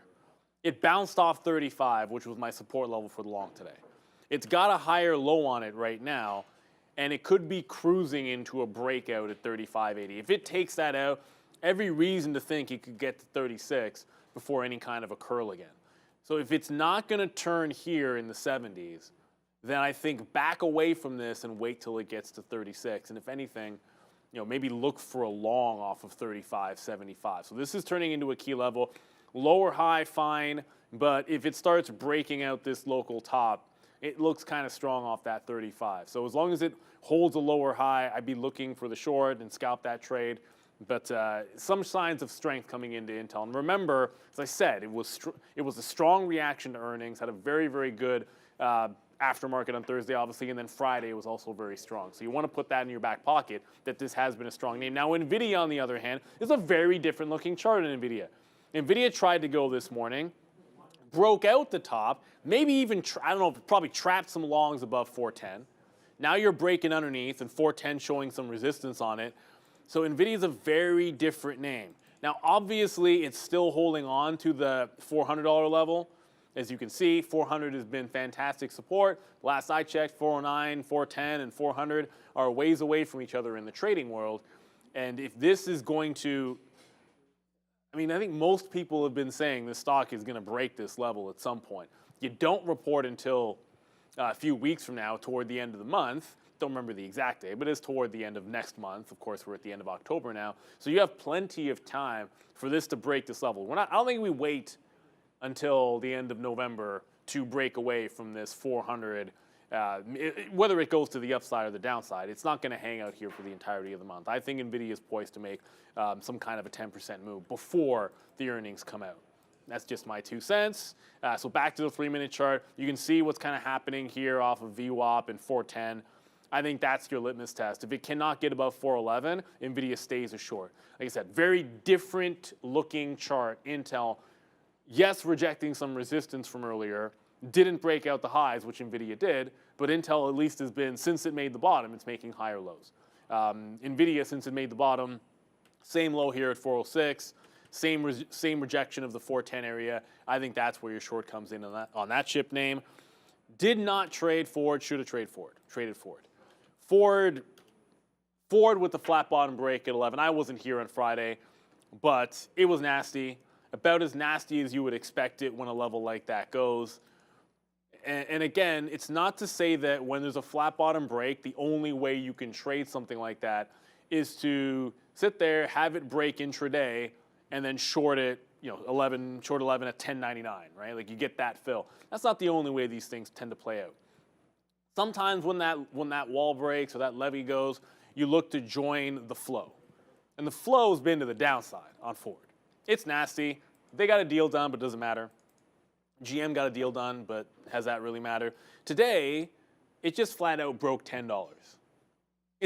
This isn't rocket science. It tried to go up, it broke 10, was at 980 in a matter of a couple of minutes, retested, went to 999 and probably the half cent or something like that, and then flushed to the recent low. Since then, it's been making lower highs all the way through. I just think you scalp the even dollar level on Ford until it's back above $10, or at least until it gets to some bigger levels to the downside. When this thing shows me a bid, that's when I'll believe it's strong again. But whenever you think that these are too good of a value, or let's get that dividend, just try to remember that 11 level had held for multiple years and was such a good level. This just broke. It is trying to settle down. Until we settle down from here, I think you look for the shorts until proven otherwise in Ford. If it breaks above 10, maybe there's some scalp trades off the $10 level to the upside. That's a big until it happens. So there has been strength in some pockets of the market. One of them has been the crypto names. So on a day like today, it's a bit weird, but hey, have a look at Coinbase. 3.5% to the upside. Bitcoin holding 34,000, maybe making another march to the upside there. Coin, look at the 72 level at this open. It's just holding on a dime, wicks underneath once, and then right up past 73 to 73.5, puts in a higher low, puts in a higher low. You're working into this 73, 75 sort of triple top in here. It's just trending to the upside on Coin. And I'll give you one other thing which is possibly decent about it. You go to the daily chart. I don't know why this is not loading. Come on. I'll do it the other way. Yeah, there you go. You go to the daily chart, and you're holding on to what has been a significant 70 level. So what's happened when we bounced off 70? Go 10%. Bounce off 70. Maybe go 12%, maybe more than that. Bounce off 70. Well, this is just day one off this last bounce. So why wouldn't it at least get to 76.5, maybe get to that 80 level? So if you are bouncing off 70 again and the 200 period moving average, then Coin looks like it's trying to make a move into 80. And if it's trying to go somewhere, just let it go. I mean, if that's what it wants to do, then you can respect it. That would mean possibly in play today is going to be that top end break. Generally speaking, go to the 3-minute. Come on. This is like very slow today. But generally speaking, I prefer during lunchtime to buy dips off higher lows. So if it gets up to that top, I'd look for one more time at testing 73, 75. Put in a higher low above 70. If you hold a 73, look for the dip into 73, and then grip and rep. Now you have to watch. You always have to watch spot Bitcoin to make sure nothing crazy is happening. If it's tanking, I don't think you want to sit on the bid. But as long as you're getting any kind of support in BTC, then I'm going to like the trend up in Coin. I would say you can short off the highs in terms of scalping it. I was in that trade. Just candidly, I was short 73.60 and took it into VWAP. Right, it gave you 50 cents. You might as well take it. But it is an upward trending stock. I want to put it in the bucket of strength as long as it holds on to 73. If the market is going to catch a bid today, or hold the bid today, then show me something which was never really relatively weak at any point. That way you don't have to fight it when it's on the way up. You already have buyers in here today for you on Coinbase. One last one for you, and I'm going to go back to, I feel like where we started today on the watch list was Apple. I'm pretty sure it was like the first thing on the watch list. So they got the event tonight. Now, obviously that doesn't matter necessarily until tomorrow. You got earnings on Thursday as well, so that's going to matter. But hey, there's 170. This ain't rocket science. Now, this is another name putting in higher lows. But since the reversal at 71, it has been showing you the liquidity grab above 170 for the short. I've done it a couple times in here. You get the fills just above 170 with a stop at the quarter, and it's been pulling back. Now, it's gotten $1 a couple times. I don't know if it's going to continue to give you that.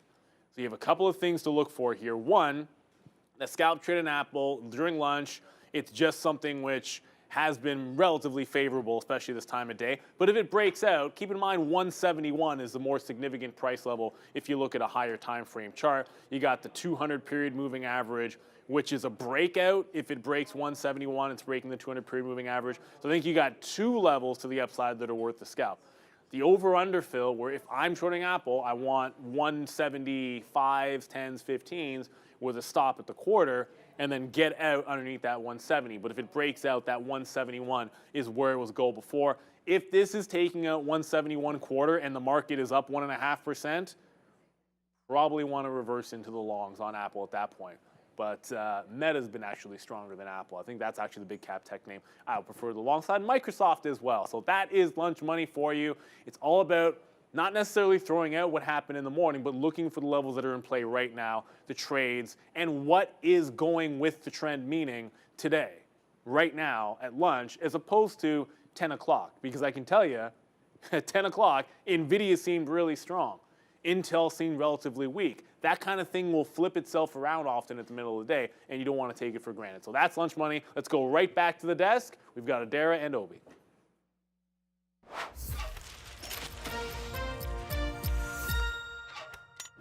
Hello.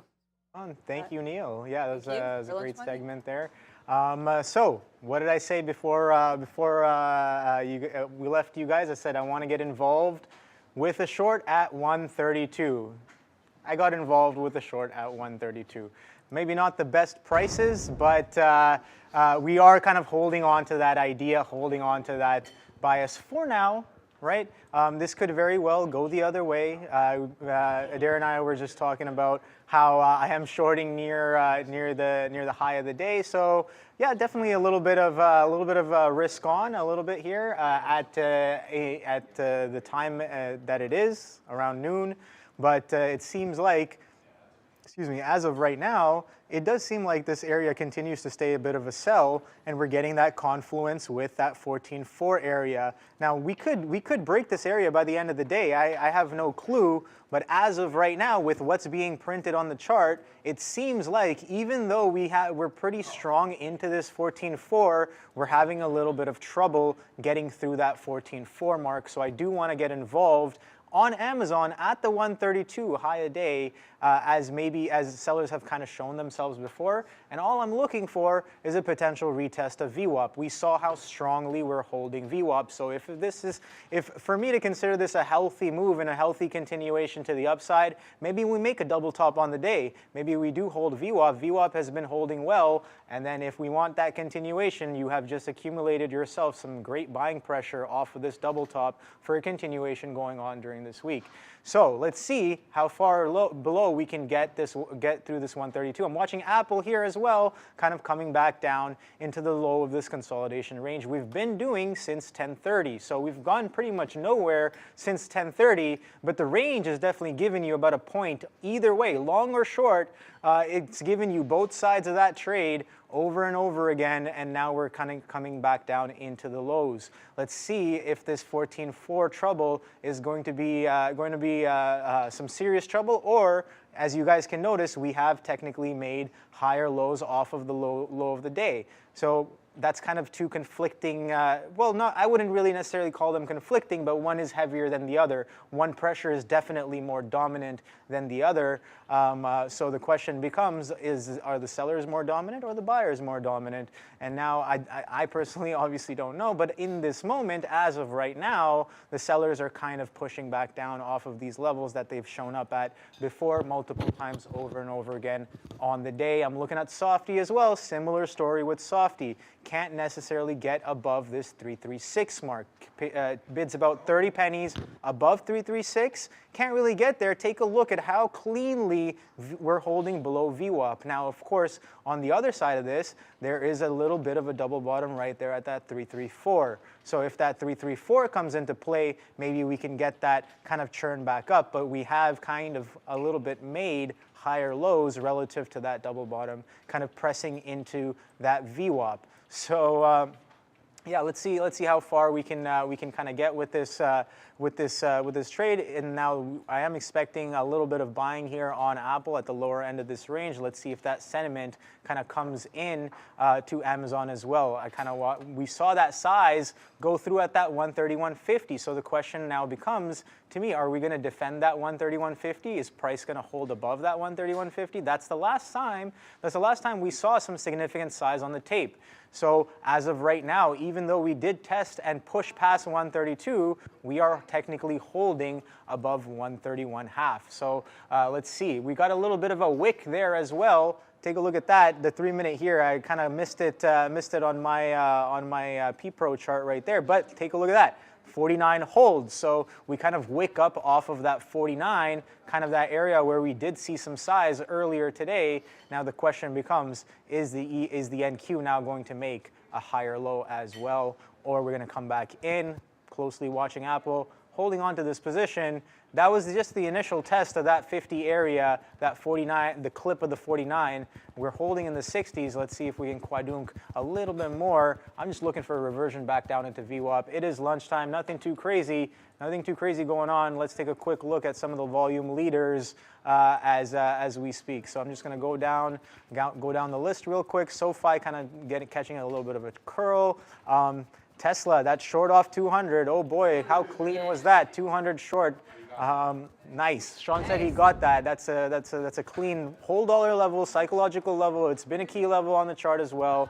A little bit of an over under. So a lot of good reasons to interact and transact at that price. So Ford kind of chopping and churning, hasn't really gone too far off that off the $10, and Amazon, our friend, is kind of holding in between. We've so far, as of right now, made quite a double top here at that 132.40 area, kind of that area I was talking about. I want to be involved in the short at these prices until it shows me otherwise. So we did get involved. Let's see if we can get that reversion back down into VWAP, and let's see if those VWAP buyers will show up, so that maybe we can take this bad boy to the long side once again for a potential continuation move. So next one, PLTR. Wow, PLTR holding below VWAP. Now this one, does it have earnings or no? It recently has earnings, or it has earnings this week. Yes, I was doing some earnings prep over the weekend. I think it does have earnings this week. If I am,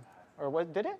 Right. Okay. Yeah. Okay. I just gotta go back and check my notes, but I think it's later this week. But again, big earnings week for Apple, right? Apple's one of the last tech names to report, and we have that on Thursday after the close. So that's definitely going to be an interesting look going forward. There, one of the last ones to kind of report. A lot of these names, either way, we saw what Netflix did, we saw what Tesla did, we saw what Softy did, we saw what Amazon did, we saw what Google did. Now we have yet to see what Apple does, but it seems like this 175, we kind of have that 174 from last week, kind of a key area of interaction as well. I'm curious to know what we do with that 174 off of Apple's earnings later this week. AMD, wow, still cannot get above this 98 area we have marked on the chart for a few months. So that's definitely an interesting level for sure. Can't really get past that mark. Okay, so we seem to be kind of consolidating and holding above that 131.5 for now.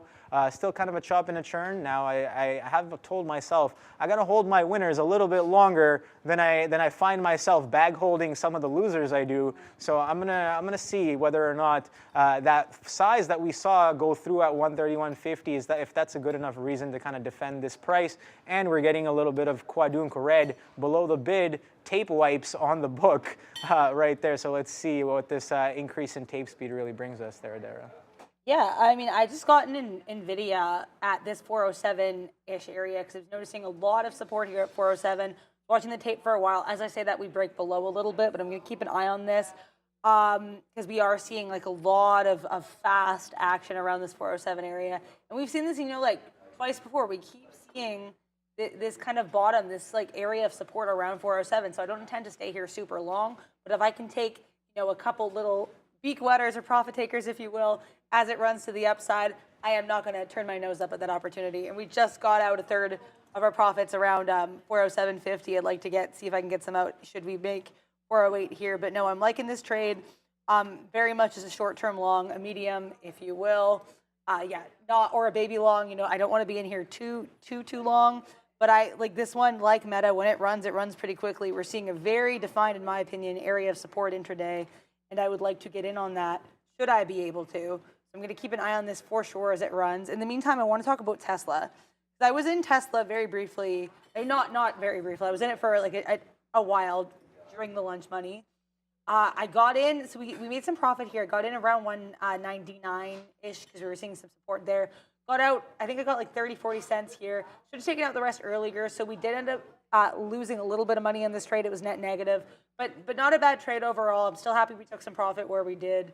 Now I'm kind of interested in what it does around this 197, 196.5 area because this was a previous area of support. If we continue here, this could be another range play. This could be another long. If not, I'm curious about this as a short, but we seem pretty strong around 198, which is why it's not something I'd want to enter just yet. I also want to look at SoFi because I was seeing some mention of that in the chat, and I was looking at this one earlier. It is an earnings play.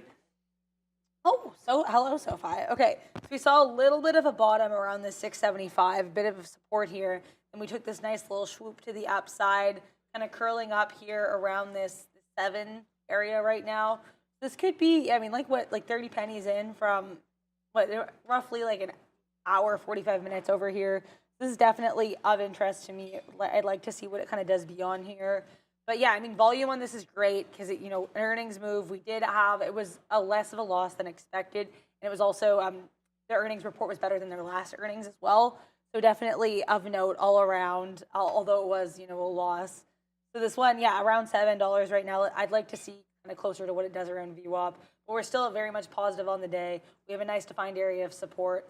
It would be interesting as one to potentially get into for long for me at this kind of area, depending on if I see a good point of entry. Netflix also still this is another one I just had my eye on kind of since earnings, and it's been pretty strong throughout. I'm going to see if there's any specific news on this one, but I couldn't find any earlier, I don't think. There's a survey saying that it's one of the hottest tech companies for job seekers, but I highly doubt that's what's moving it right now. Just something I saw of note on Benzinga here. But this 408.5 area for a dip buy could be of note. Looks like we're on the way up right now, so on the way down here, we're kind of continuing to see this range. That might be where I have my eye on that. I'm keeping an eye on the tape. In the meantime, NVIDIA still kind of topping around my point of entry, that 407-ish area. So I'm going to stay in this guy for now, but I'm definitely planning some stops, planning some points of entry or points of exit. Sorry, because if we kind of get below that 406.70, 406.50, I'm going to be getting very queasy, very nervous. But that being said, I think for now, 407 historically has been a good point of support intraday. Right now, it's been a good point of support currently. So, and as I say that, we're back above 407. So we're going to let this ride out right now and just try to hopefully get out where we have planned. In the meantime, we also have Tesla still kind of chopping around that 298 here as well. Kind of mentioning on that. Someone was saying if Tesla has like another green candle to the upside, then it could be of note because this is definitely an interesting one here. And we would be seeing if we kind of move up here, we'd be seeing these slightly higher highs, a different area of support. Yeah, super interesting. Vin was saying in the chat, Tesla trolling. It could be. I mean, Tesla's been very much doing its own thing all day today. But yeah, like right now, this 198 seems to be a crucial area of decision, and I would love to see if it figures out what it would like to be when it grows up here, because it is. Yeah, it's a very confusing one. What are you kind of looking at right now? How's that Amazon short going? So I just came back from a quick break there. Yeah, well, covered a little bit. Maybe a little too early there, just above the half. We were talking about that 131.5 giving us some trouble, and yeah, covered kind of these shares that we we got in a little too early. We talked about that or before, covered those pieces right there. Got that last piece, kind of holding it here. Let's see what we do with this 131.5. Kind of churning and holding above VWAP as well. So let's see where we go from here. It would seem we're about 70 pennies in the money here as we're kind of consolidating near these lows from before. So Apple, this is where we kind of see buyers since like 10:30, right? Over and over again, we're chopping and churning, holding underneath and building into this 170, but it seems like we're looking a little bit weak here. Every time we got that sell-off into the lower end of the range earlier, it was quite drastic and quite heavy, and we slowly kind of grinded back up to the top. But we're seeing the total opposite here, where, yeah, sure, you get a little bit of a quadunk, but you're kind of slowly kind of grinding into these lows. But again, let's see if those buyers kind of show up once again. And we are kind of making a little bit of a higher low there on the NQs. That's what I wanted to see. So let's just, you know what, I might just cover the rest of this here. I do want to be a little bit patient here. So something I guess I'm working on, Dara, is just like better ways to manage the position once I am in the money. Of course, when you're out of the money, there's not too many ways you can manage it. You just have to put a stop in and get out. Panic button and right? leave, yeah. But like when you are in the money, like what are some criterias to really make efficient your trade? Okay, so we are getting some nice strong action right there off of that half as the market kind of bids up again. So you know what? I'll take it here. Thank you. Sure, we leave about 20 pennies on the table right there while we were thinking and talking about it. But you know what? We will react to that buying pressure coming in where we're looking for buyers to kind of come in from before, right? Making higher lows. If I want to get short again, yeah, sure, I had a great price, 132 quarters right there. But I'm sure we can. Again, I don't want to get married. I don't want to get too locked in to that price up there, right? Too fixated to that price above the 132s. If I still want to exercise the short thesis on the idea, and if that thesis is going to be correct, I want to be looking for consolidations underneath these higher days to get involved in. But as of right now, with what the chart is showing me, like I said before, and I have a lot of points on my piece of paper to remember to stay a little bit nimble on one side versus the other. Yeah. So very strong action, holding VWAP, consolidates above VWAP. Now we can't even get down to VWAP. So we break through that 50 kind of mark where I thought it was interesting, may or may not be interesting, but I thought it was interesting based off of what we saw going on in the tape and above this consolidation break as well. And we've held above all of that as the market kind of came back in towards some of its lows that we've made in the morning. So I kind of want to get out of that. Don't necessarily want to mess around. Again, it is lunchtime. The probabilities not the best in terms of quick skewed probabilities in your favor. So I do want to stay on my feet, and it does seem like we are catching a little bit of a bid here. So I don't mind that I did kind of piece off there. If you're going to give me that 132 once again, Amazon, I am more than willing to get short at a lower high. But if you're going to break those highs, I'm definitely going to respect that. But something that may bid up here, maybe Apple. I'm closely watching this. Again, that same place where we've seen those buyers looking like it's catching a little bit of a relief from the sell side here, and we're catching a little bit of a bid, so maybe a retest of that 170. But yeah, this was all in confluence with that 14.4 kind of giving us some trouble, and while that's giving us some trouble, we can potentially take some scalps off of these tickers that might jump around and release some pressure as the overall markets stay indecisive. Jump around, yeah. But no, yeah, in all seriousness, yeah, it's definitely like a kind of like scalpy-ish day, I think, for sure. Definitely a day to kind of look at ranges and levels. And with that in mind, I am very proud to announce that we got $1 out of the rest of our NVIDIA trade. Hey. So I'm smiling. So basically, I want to kind of talk this through. Oh, thank you. I love the little sunglasses there. But yeah, so we got out the first third. I like doing this in thirds, like I kind of said. Got the first third out about 50 cents in here, and I got in because I was noticing the consistent level of support throughout the intraday around this 407 area, which is why I got in 407.05. Got out the first third around 407.50. Then we kind of broke down a little bit here, but we were still seeing that 407 as an area of support. So I decided I'm going to hold in for now. If we break below the 407 kind of area, 406.50, that's when I was going to leave, but we did not. So I stayed in. We got the 407.80 area pretty quickly. That was where I set the last third, and I originally set my final third at this 408 area, and then because I was noticing we did have a bit of strength there, I was like, let's go a little bit higher. I got out at 408.10. Super happy with this. I might get back in, around 408 if this kind of continues to be a level that I can play the range on. And yeah, I could have stayed in longer, but I like kind of like what you were just saying, Obi, about managing the position while you're in the position. I think a big thing for me is just taking profit while I can get it. It's like if you're in the money, you can always be out of the money just as quickly, right? So it's kind of nice sometimes to take the profit, take the W when you can get it. And this was certainly a W, a trade that I'm very proud of, and it's still got some traction here as well. Thank you for the support for everyone in the chat as well. Appreciate it. But yeah, so I'm very happy. Also, Juan in the chat shout out to Juan, was talking to me about Meta. Yeah, Meta is very interesting. I was looking at Meta earlier too, and we did pretty well in the Meta trades with this one exception of a couple cents loss on this share here. But yeah, I like Meta. We're seeing these are slightly lower lows here, but generally we are seeing some support around just above this 302 area. I could get in on this. I could hop in on this train for a short little excursion here. Yeah, so very much interested. I need to keep an eye too on this Netflix because I keep missing the opportunities for this dip buy on Netflix. Although to be fair, I think it's still on the upside for now. But we're getting a little bit slower. We're losing a little bit of traction here, just a skosh. But yeah, I would like to kind of, if we can hold that 408.50 again without breaking down, that could be where I get in on this for a little baby long here. What else is happening? Microsoft still actually, a lot of these mega techs are pretty much respecting their levels, actually, I would say. Yeah. We're seeing these, Microsoft, we have these slightly higher lows, but yeah, very much interesting. And I feel like, like you were kind of saying, it's pretty easy to melt these ones today because we are seeing pretty consistent support. What are you looking at right now? Still Apple or Amazon? I'm watching a few names here, but I wouldn't call it easy.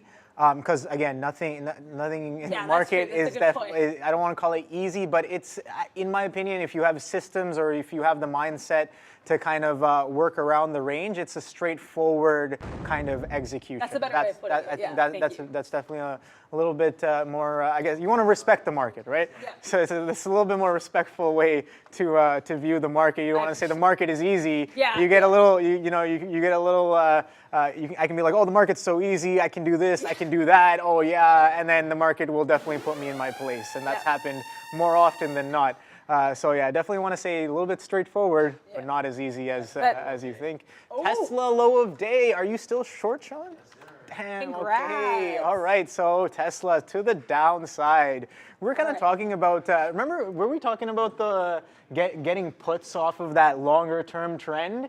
That is definitely the bigger picture move that is coming into fruition here, Sean. So yeah, definitely people who followed that kind of idea are laughing straight to the bank because we broke below that 200 finally. So Tesla doing the do's and doing what the chart has been showing us for the past couple of years. They're kind of following a bigger picture move on a bigger scale on Tesla there, and that's kind of what it does. It seems like it kind of has this crazy chop, and it's been in like this perpetual stair-step squeeze for the past few years, and we finally got a euphoric kind of a session in the market over the first 2 years. By the way, like stair-step squeeze, euphoric, like. Yeah, no, the last couple of years was definitely euphoric in the markets. Like the craziness that happened, everyone chasing for the big wins. and then you may have gotten a bit of, you may have gotten a little bit exhausted there on that stair step on Tesla. But again, it is Tesla. I don't want to fight the short when it's squeezing out of that stair step pattern. But as of right now, following cleanly into the low of that step for sure. I think somebody in the chat was talking about Target. Can we take a look at some Target? TGT, yeah, sure, we can take a look at some Target. So Target, I think, did this have, this has earnings to come, or, hold on, let's just take a quick look. November 15th. So in a couple of weeks. In a couple of weeks, they have, and their last earnings was, okay, August, yeah. So that's why it feels like it was like just yesterday. It was in August. So the next one coming in a couple of weeks right there. But we've been kind of chopping and churning since that earnings, we've actually sold off. So it's interesting to see what we do with this consolidation structure going into these coming earnings. Now, I don't know too much about retail. I don't know too much about how Target is doing, but we kind of know why they kind of sold off. They were closing a bunch of stores. They were having some trouble. It looks like that 132 on Amazon stayed a good place to sell, and I wasn't involved. But that's fine. We're going to the next trade. But yeah, Target seems like it has been catching a little bit of a sell-off since past earnings. We're holding above this 107 for now. Nothing too crazy in terms of action that I'm really following, but let me know in the chat if you guys are trading Target today. What are you looking at? What are some of the levels? It seems like it may have had news, as that 4 a.m. candle is definitely a little interesting. Delights shoppers with early Black Friday deals. Okay, maybe is that what it is? FDA advises not to purchase certain items. Okay, I don't think that's really related to this, but okay. Based off of the chart that's printed today, you had an opening reaction, which was pretty crazy. You've used that level as resistance as of right now. 108.50s was the level. You kind of quadunk, you reclaim VWAP, and then now you kind of are struggling with that same high that we were struggling with before on Target. And the fact that the market is kind of teetering near its lows, I'm sure is not helping either. The ES is definitely kind of looking a little bit weaker for now. Still technically printing a higher low relative to some of these candles that we've seen before, but testing the lower end of that kind of trend range that we're seeing. So it seems like that 132 was a nice sell, but take a look at that. And once again, it cannot follow through all the way below that 131.5. So yeah, I can get some FOMO. I can be like, oh my God, I missed that 132. I don't have to be there every time it tests. I only have to be there on the right side of the move. And if I'm looking for a short, and that has to be the back side of the move. So as of right now, we are technically making lower highs. So this has a potential of being the back side of the move. If the NQs kind of come in, pretty heavy, we may get that fruition. Would that move come into fruition? Yeah, that's selling kind of coming in. I just heard Sean from beside me right there. Is it? Okay, all right. So I was like, something's coming in, and then you get a bunch of wiping of the book right there. So let's see how far we can get on this Amazon trade here off that 131.50. Again, Amazon day 2 earnings definitely in play a little bit, but not the only ticker that's giving you opportunities. A lot of opportunities today. We're watching Tesla straight to the downside. If you sold at any price, you are in the money because we are making new lows of day. So new low of days. So on Tesla, let's take a quick pulse check and see what all our friends are up to. Tech Basket included. Yeah, kind of reminds me of Happy Tree Friends. Things that kind of coming into the downside, getting a little chopped up, indeed. Apple, Microsoft. Let's take a look at Softy. Softy's still really churning. Something to note, something interesting, Adara, is like a lot of these tickers were doing kind of a similar thing going into the close on Friday. We weren't moving too far away from VWAP. We were just into that range. Oh boy, take a look at that selling coming in. NQ about to test the low of this low day? No, yeah, low day right there. Just on top of that 14.3. So it seems like that short off the 132 is still coming into fruition. Apple breaking through that consolidation. Consolidation wick low seems to be 169.20s, and we're knocking on the door of that. So yeah, that retest of 132 may have been a place to get really sized in, but the move is definitely not over if I do believe in the short. Let's see if we can get some consolidation, maybe some pops to get involved into this short here. We did miss it by about, it would seem about 60 pennies now. We missed the short, but we'll wait for the next opportunity. If it does present itself, that will be the next trade for me. I do not want to chase this market quadrunk to the downside here. But you know what? There are certain times to chase, but those kind of prices have not necessarily came in as of right now for me. Yeah, don't go chasing waterfalls, right? Shout out to TLC. But yeah, no, so speaking of chasing, I guess I don't even know how to transition to this. I made a bit of a flub here. I just had to flatten the position because I kept trying to get out of this and I couldn't. I got in Tesla because I was noticing we did have some support around that 197, both historically, and then also I was like watching the tape for a while before I made this decision. We got in for a couple seconds, we were wicking upwards, then we swooped to the downside. I will take the L on this. I should not have gotten involved in this in the first place. Tesla has been such a unique one today that I should have not even been looking at this for long. I can fully recognize that, well, like I had my reasons for getting in. They were bad reasons, and I should have waited longer. I shouldn't have done it. But so yeah, and as I say that, we're now wicking below 196 here. So yikes. We are headed kind of very steadily, continually to the downside here on our friend Tesla. Also NVIDIA, I'm really happy I got out of NVIDIA where I got out of NVIDIA because kind of right, so we had that little bit more positivity here and then we took a giant swoop to the downside. We went through any area of support that we did have here pretty like for a while too at that 407. We're now around that 405 area. It looks like, honestly, I might be looking for a short here because I'm trying to, I don't really short much, if at all, so I'm trying to look into that. Yeah, I'm looking at Picky Eater in the chat. You went up against Sean short, joking.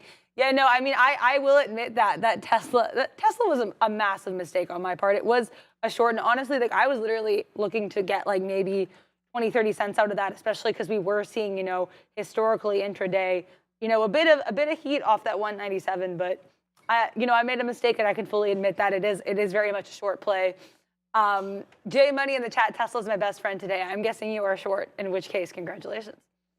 But yeah, so this is a really, it's a very wild day of trading. I was even saying that to Obi off camera during lunch money here. But yeah, I'm looking at Microsoft too. Microsoft seems to be holding up maybe a bit better than a lot of these other NQ names, which completely, went out to lunch, for lack of a better term, as we took that wick to the downside or those, that hit there. We're seeing some decent strength still around that 335 area. So Microsoft, if I were to do a long here, this would maybe be the big tech name to go long on. Because even Netflix is broken down a little bit beyond that area of support in which I would like to get involved. Although that being said, if we hold up around this 407 area, I might have to say hi to my friend Netflix. What are you looking at over here? I'm just taking a quick look at some of these tickers here. We talked about that short on Apple earlier. This price action is kind of speeding up, kind of getting pretty choppy here. Amazon fails to follow through below that previous low, but as of right now, we are kind of chopping and churning to the downside. But yeah, I was looking at Apple. And yeah, definitely looking at a backside, and that looks like an amazing backside. And whenever that happens, you gotta look back at it. And so let's take a look back at it right here on Apple. Why was 171 such a great place to sell? I didn't even notice this myself, but I did take a sell on the breakdown of this morning consolidation. Take a look at this, Adara. We got that crazy move there last Thursday. Apple kind of pushes into 171.5 and quadunks pretty much for the good half of the day. 130, we catch finally some relief to the upside, but definitely strong sellers underneath that 171. And take a look at today. You kind of you slap to the upside, right into 171, right out the open. First 15-minute candle strength, and those sellers kind of show up right there again on Apple. Yeah, definitely good reasons to sell showing up here on a consolidation break of an attempt of those highs. Oof. Do I hold that move? Absolutely not. But interesting to know that so far, as of right now, we are still holding underneath that 170. So maybe I'm looking at that level for a potential next trade. But we talk about making sure we have a good idea of both sides of the trade, right? Take a look at this. Since that quadrunk to the downside, since we did test that 165, from these lows down here, we've only been making higher lows. And look how clean that is, right? Look how clean That's is. very We are clean. respecting this trend quite cleanly to the upside. So a little bit of conflicting what kind of conflicting views? You got to position yourself relative to the prices, and I think then that view does not become conflicting, right? Because if you're looking for a pullback on this crazy strength, where else to look for a pullback and some place to risk off of other than the lower end of this consolidation range, kind of this trend range that we've gotten over, I guess only on Friday, right? So Thursday after hours, Friday pre-market, and then coming into today, you respect this very, very beautifully. But definitely these sellers at that 171 kind of showing their hand here. Let's see if we can break above this 171 here on Apple. Again, earnings this week, right? So a lot of interest, maybe a lot of repositioning. Who knows? I don't know the game that well, but it does seem like we are respecting some key prices, some key trends going into earnings, maybe a little bit of a bid up going into earnings. So who knows? I can speculate, but as of right now, what's being printed on that chart is that 171 stays heavy with those aggressive sellers. So let's see where that comes in going into the later half of the day today, Ara. Yeah. So currently I did get in on Netflix. I saw this. I was like, I like this support. I'm going to kick myself if I don't get in. So I am in on Netflix. Shout out to Obi there. So yeah, we are. I basically already have my stops preset because I find with the way we were talking earlier too about the way that this one moves, you have to have everything planned in advance or you will miss your fill. So I did not mean for the aggressive pointing there, but I feel very passionately about how this one moves. But yeah, I'm basically trying, if all goes according to plan, I will have everything out by just above that 409 area. I've kind of set my entry points in 50 cent increments, more or less, because I noticed that is kind of where, these ones will pick up really quickly, so you kind of have to be prepared. It's been a pretty good trading day, actually, for myself, so I've been pretty happy. We've mostly been successful, with the sole exception of Mr. Stressla. But that is also even my own fault for trying to go long on Tesla. And even then we got, we did okay in some of those shares. So it's been really interesting day of trading for sure. I'm going to let Netflix do its thing, 21. I've got my eye on this one on my side chart and on the spread. So I'm going to let this one run while I look at NVIDIA, because I'm noticing NVIDIA catching a little bit of heat around that 405.50 area. Still though, we are seeing these lower lows, so I would not get in at this point until I see a stronger trend, unless it's for one of these little scalping movements, because we all know I have faith in the scalp. Although that being said, it's not that it's easy. You still have to be, as we were talking about earlier, you have to be very careful. But if you're presented something, sometimes it's something worth looking into, right? I'm also seeing Meta around that 301.60 area with a little bit of a ceiling here, but again, this is, although less pronounced than NVIDIA, we are seeing these slightly lower lows here. But yeah, I mean, we did have almost 302 as an area of support earlier. So this could just be a return to that. Could be making this M shape. I think what it does at 302 is going to be a huge point of interest. Like if we decide to go positive from this point, if we decide to go up, it's a little bit more bullish. If not, if we kind of head towards that 300, could it be, potentially a short? Because I'm always trying to look for short opportunities as I kind of get more into shorting. In the meantime, I'm going to revisit Netflix because we're having a little bit of trouble gaining a lot of traction beyond my initial point of exit, which is that 408.25, 408.20 kind of area. I might be having to take some stuff out earlier than I thought as we kind of struggle to go beyond 408.30, 408.50. So I might have to reevaluate a bit here, but I'm liking Netflix. I'm keeping an eye on Tesla kind of around 196.50 to see what it does. There's a lot happening right now, and we're just trying to be a part of all of it. Absolutely. Yeah, we're pulling back in here, kind of to this consolidation here. So we did break past that 131.5. I was looking for a retest of the VWAP for the shorts that we had near these highs, and finally we are getting a retest of VWAP. So did I cover a little too early up here in the 60s? Yeah, I did cover about, as of right now, 20, 30 pennies. I think 30, 40 pennies, a little too early, but we are getting that that test down into VWAP. It even gave you a nice clean retest of that 132, a bit of a lower high underneath a double top. And yeah, we talked about kind of missing that. We talked about kind of getting involved on the next pop. And that pop never came, so maybe we may find some action to get in on here as we start to interact with VWAP here on Amazon. Let me just make this a little bit bigger here so we can kind of see. So yeah, right there. So we're pushing into VWAP. Something else of confluence. Take a look at this consolidation. 10 o'clock to about 12, so about 2 hours worth of consolidation highs are right here on top of the 131.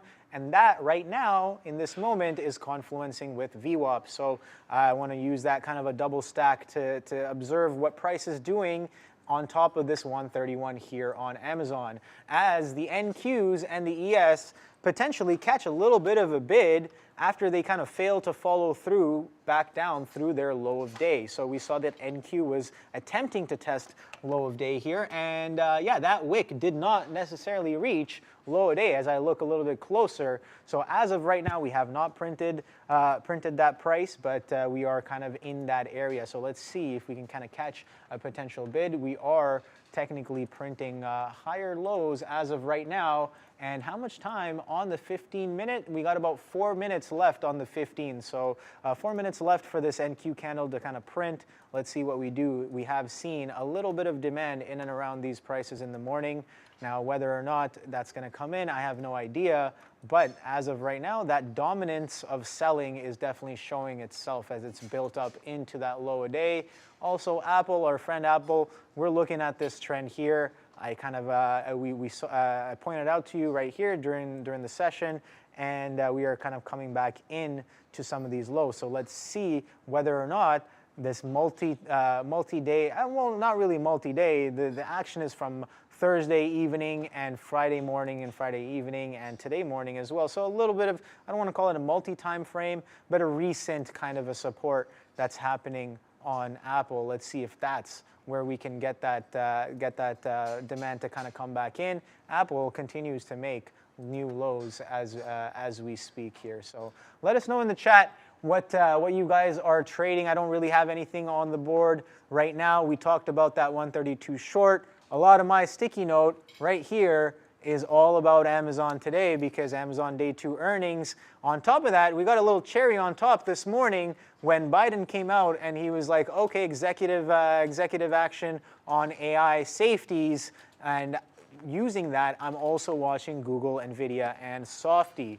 So we're kind of making our moves on Amazon based off of what these bigger picture markets are doing. We're catching a little bit of a bid off of VWAP. But let's take a quick look at our friend Google because that's the only one I don't have on watch as of right now, and it's doing about the same, right? We're just churning in and around VWAP. So like I said to Dara earlier today, this is kind of the same thing we saw on Friday. Friday was a chop. Sure, there was opportunities. The range was nice. But in terms of movement and momentum, we didn't really necessarily get too far away from this core price kind of VWAP holding and magneting all day on Friday. And it seems like as of right now, we're doing about the same across the board as Apple was doing that. We kind of testing the lows right now, still well within the day low as we kind of use this trend as support right off the open. So that was pretty nice. Definitely missed out on that one. Not necessarily part of my playbook just yet, but it seems like that is an interesting move on like a multi-frame trend hold right out the open. So it seems like that could be nice as well. But Softy, right? Softy is the next one. Softy again, right around VWAP.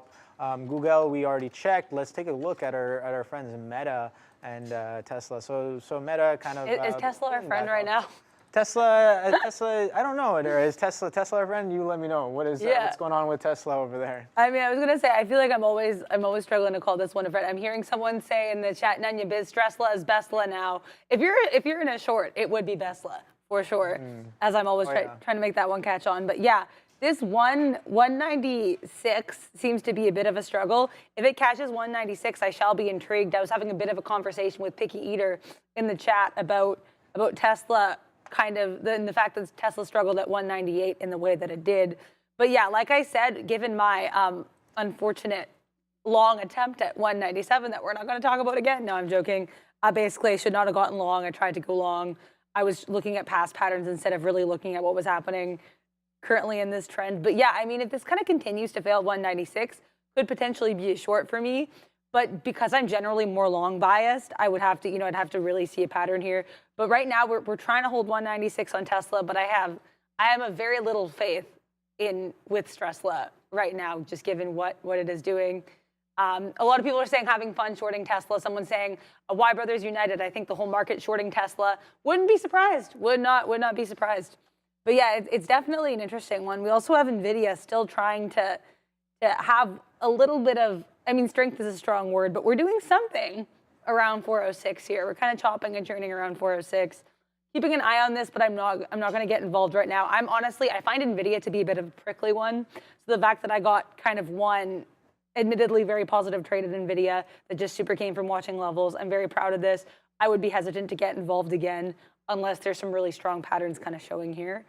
I also want to look at Netflix as well. Also just seeing in the chat here, Fee rhymes with AMC. Tesla is a frenemy. I mean, yeah. I can't disagree with that. Also, so I'll talk through this Netflix trade. So we got out a third of the position at 50 cents in the money. Happy with that. I set the rest of my outs, admittedly probably too high. We got the rest of this out about 10 cents in the money. So we didn't lose anything. And now we're kind of trading up again. So I could have been a bit more patient here. But honestly, we made profits. We didn't lose anything. I'm not going to judge myself too harshly on this trade other than, probably could have taken everything out where I took out the first batch, right? So it is what it is. You don't look back, look forward, et cetera, et cetera. Insert cliche here, I guess. I also want to look at AMC because this one was moving earlier, although now we're kind of just jumping around, I guess, that 980. We never really got over that 980, which is why I said I didn't want to super get involved until I saw a push above 980, or I saw what we were going to do at 980, I guess is the better way of putting that. We didn't do anything above 980 yet. So I'd like to see, we're seeing a little bit of, I guess, support here around 968. Maybe this could be a point that we shoot back to the upside, could be an opportunity for a long, but I would like it to present itself a bit more clearly to me before I decide to hop in for this one. So someone's saying NVIDIA negative for the day, Rob EV. Yeah, it's definitely bouncing around the point. We're up like 10% right now. Yeah, it's quite the market. It's really hard to know what to do in this kind of kind of a range bound almost, if you want to call it, right? We talked about how everything is churning around VWAP, so different kind of I guess playbook for a choppy range bound market versus I guess a strong momentum market, but it would seem as if Tesla definitely has that momentum to the downside. Oh, yeah. And yeah, a little bit of definitely momentum out the open that we experienced. Yeah, out the open was pretty crazy. There, I'm just checking the chat here. Stock Loom asking us to check a few tickers, so let's go ahead and do that.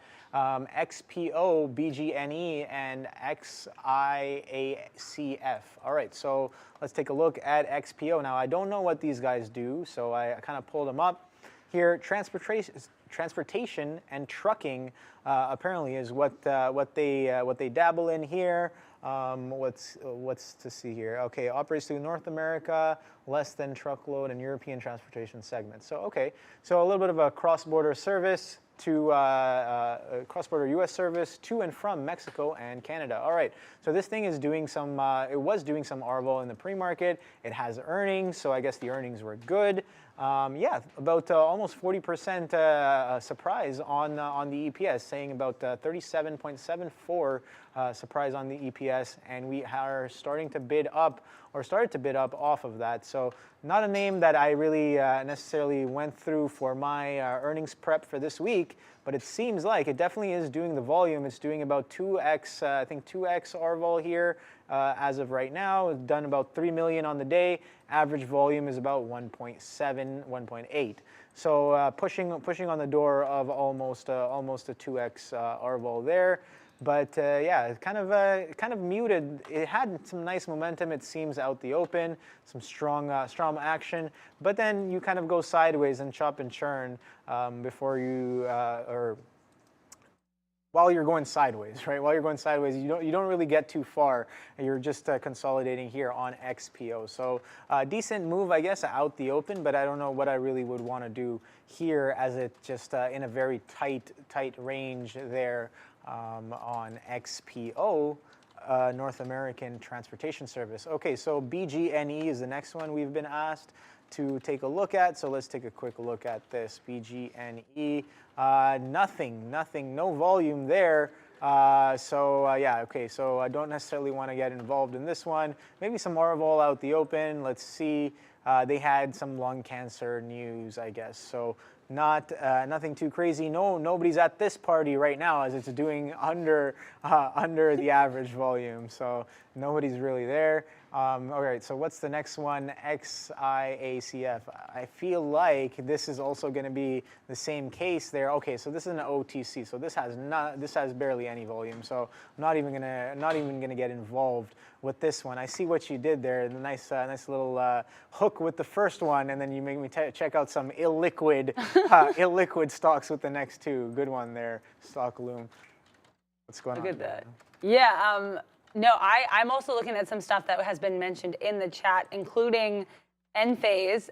John Sturdivant in the chat. Enphase was really interesting, if anyone remembers. The earnings debacle on Friday, that's the only word I can use for that, where I'm going to pull up the daily on this. We went down 20% in the pre-market on earnings. And that was, it was Friday. So, I mean, here's Enphase on the day. Right now, we're slightly down on the day. I want to look at this one now, kind of in the 5 minute here. Yeah, we're kind of seeing a little bit of support at this 76 area. I'm slightly tempted by this, and the volume is decent. Spread is about 5 cents. So, I'm getting slightly more comfortable with larger spreads the more I trade. I can handle a 5 cent spread potentially. You know what?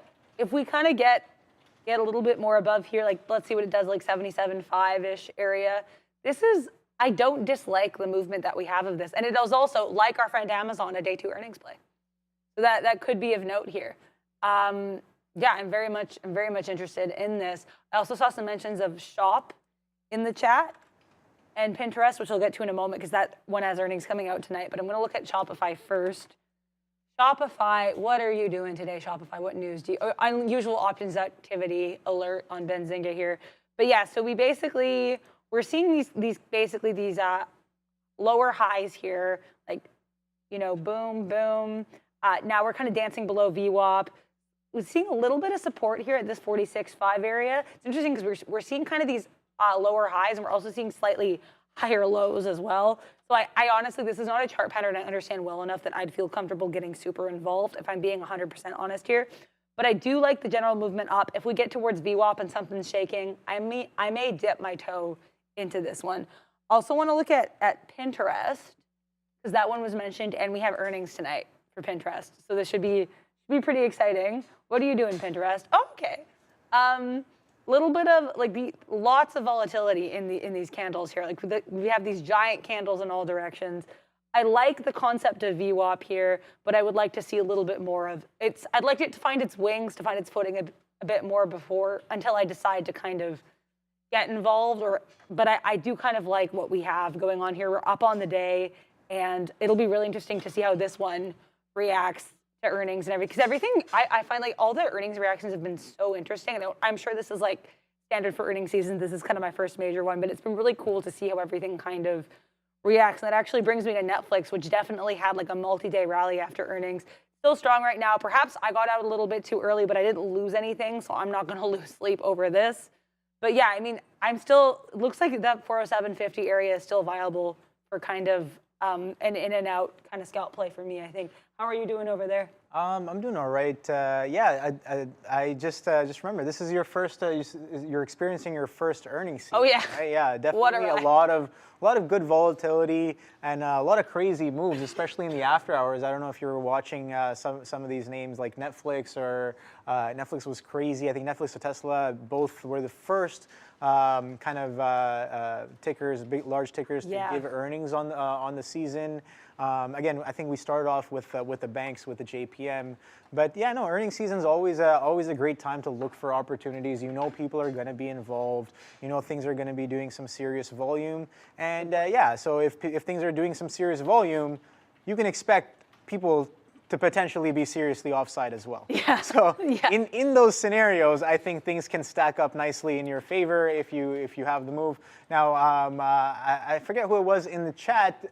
Just trying to see if I can come up with the name, but they were asking us to take a look at UPS. So let's take a quick look at UPS as this market kind of decides to go nowhere, as we've still kind of held out in and around these levels. It is right about lunchtime. It's well, maybe a little bit past lunchtime, but it is around that lunch hour, lunch session. It's only 1:10 right now, and yeah, things might be a little bit muted, but UPS is ticking straight to the upside. We saw that it had earnings last week, so this is technically day 3 earnings.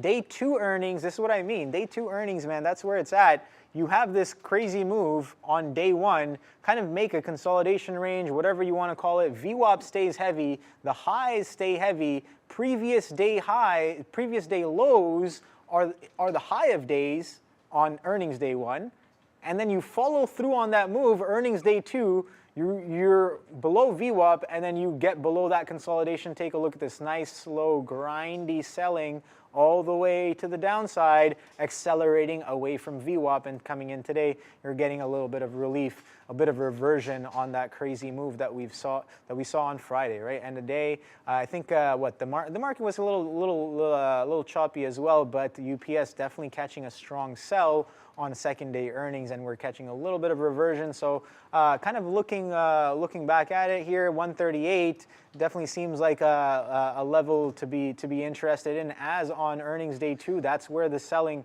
really started to accelerate into the move, and we're slowly bidding back up towards that 138 on UPS. So all day, how long have we been bidding up? Let's see. On the day, 10:30, we kind of started the turn. And we've been straight bidding up since then. You reclaim VWAP as well, and you're pushing to the upside. So that 138 may be key just to see what price will do in and around that area. I'm actually going to keep UPS on watch because I kind of like that setup. Not a day 2 earnings, but day 3 earnings, not too bad. Definitely some shorter term players could be in a little bit of trouble right there, as that 138 I think was a great place, a very clear and straightforward place to sell at on Friday. If we break and violate that level today, we may catch some buying pressure. We may catch some people offside. Just a speculation. Gonna have to wait and see what price action does in and around those prices, if and when it can get there.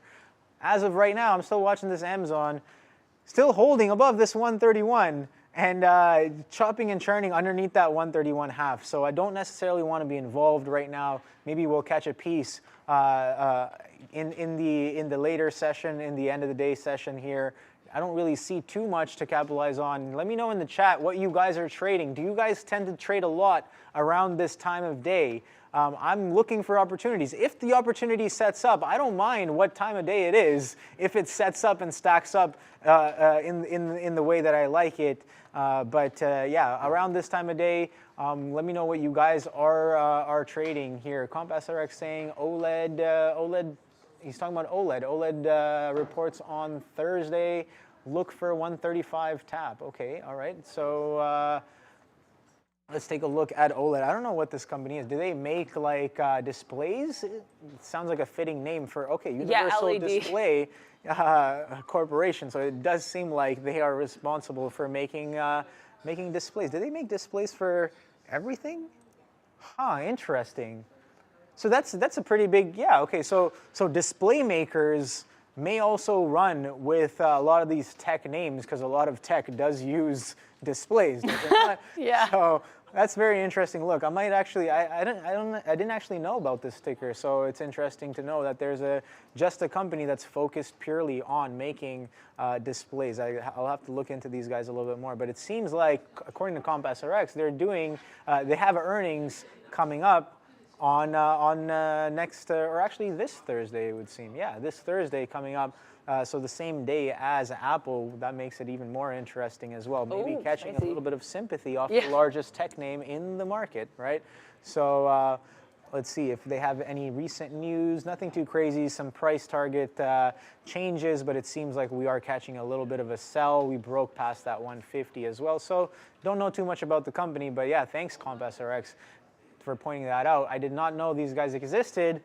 Maybe a good watch to kind of catch a move off of Apple earnings as well. Again, Apple being the tech leader of the market, I'm sure if you're looking for sympathy, there's more than one place to look. But this 131, as of right now, seems to be coming in, slowly grinding to the downside, painfully slow bleed back down into some of these levels. Again, this is VWAP, right? This is also VWAP, so I don't mind that Amazon is chopping and churning for quite some time here on top of VWAP. We want to see what we do relative to these prices, and if the market is going to hold above that 14.3, and kind of we've seen that magnet to 14.4, even though we've been having trouble getting past it, we have quite a strong magnet off of these lows into that 14.4. So if Amazon can hold above VWAP, if Apple fails to follow through to the downside, and if the NQ and the ES kind of catch a little bit of a bid, I think I will be looking for a potential long,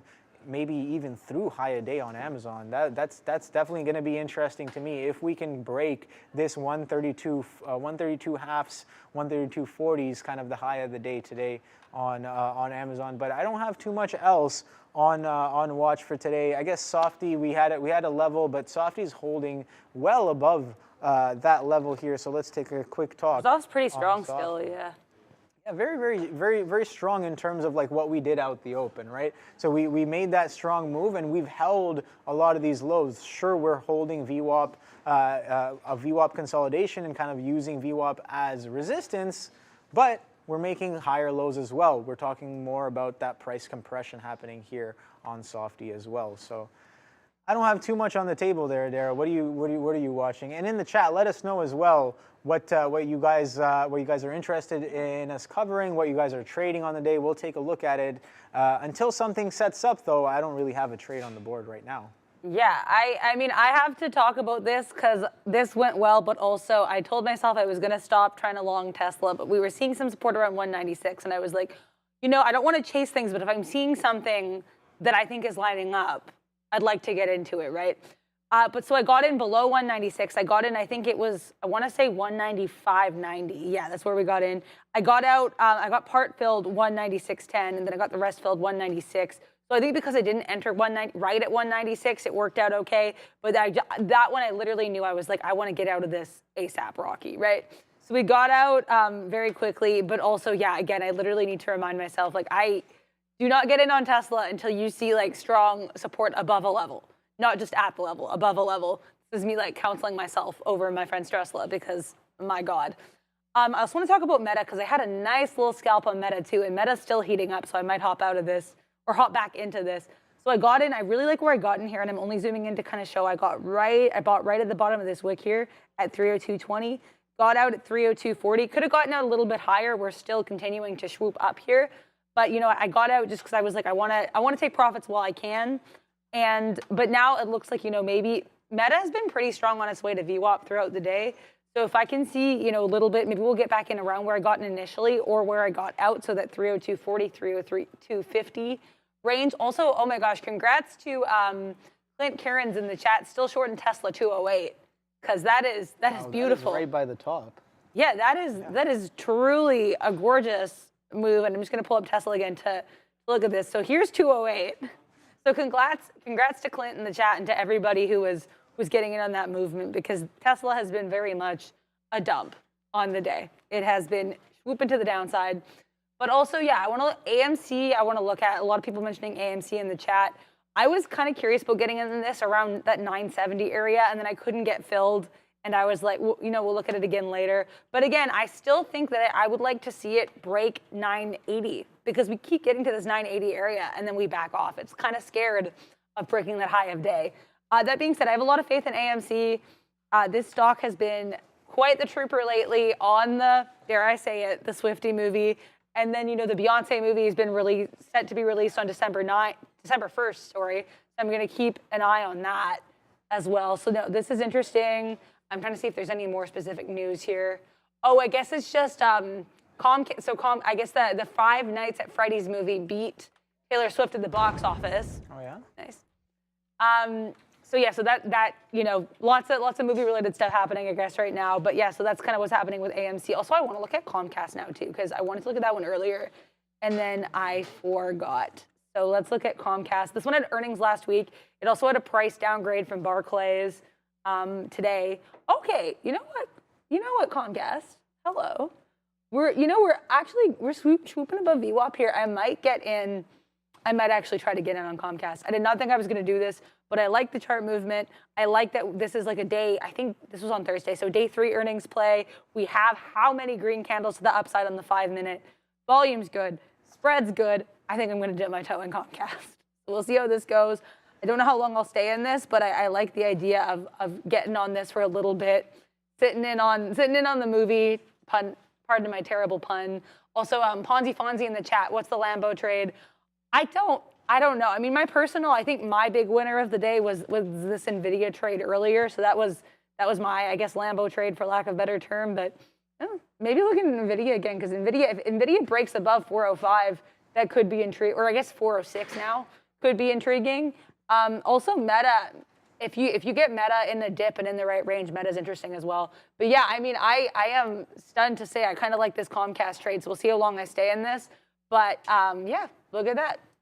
I'm going to keep an eye on AMC as well. How are you doing over there? I'm doing all right. Just watching this rebid that we're getting, kind of bidding off some of these lows here. But yeah, I'm always curious to know what people mean by the Lambo trade. Are you trying to make as much as a Lambo, or are you trying to risk the same capital as a Lambo? Like, what is the Lambo trade? Do you risk a Lambo to make more, or do you risk X amount to make the amount you need to make a Lambo?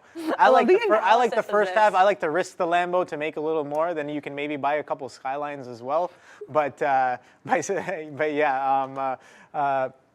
The Lambo trade today, definitely Tesla was a good contender for that.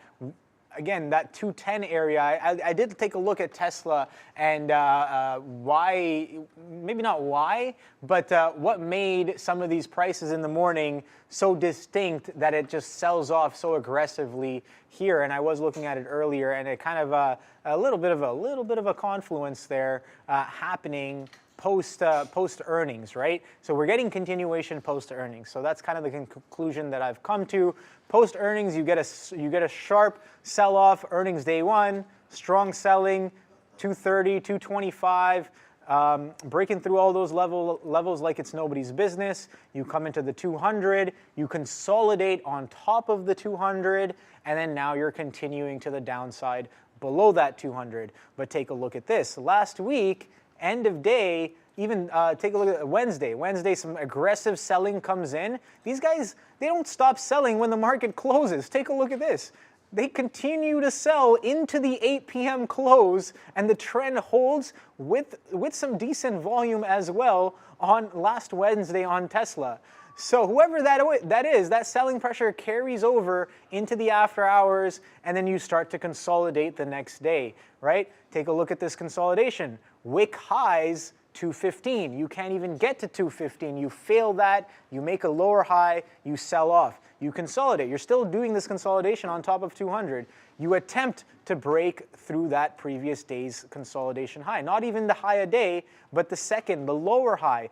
That becomes your high of day on Friday. You consolidate, you sell off, you close near the low of day.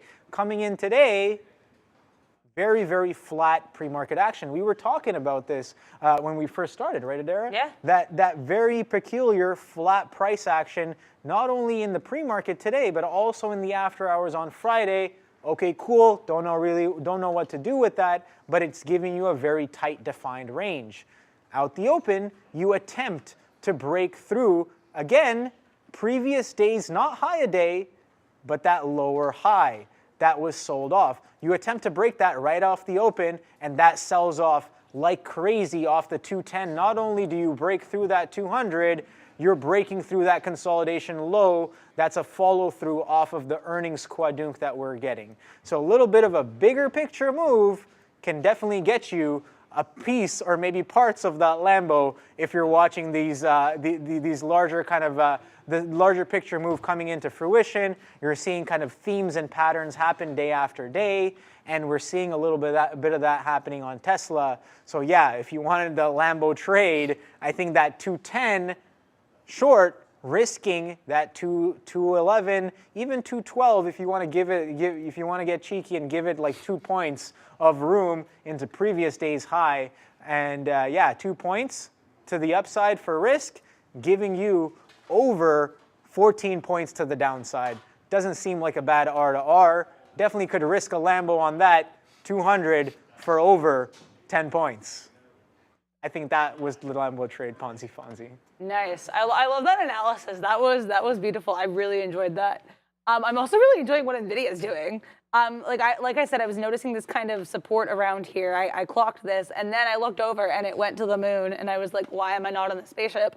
So I'm trying to get on the spaceship currently. If I can get in around that 407.50, I will be pleased as punch. Will I be able to? That is probably the better question. I have no idea. But looks like we're kind of dancing around my point of entry, so I will let it do its thing, 21.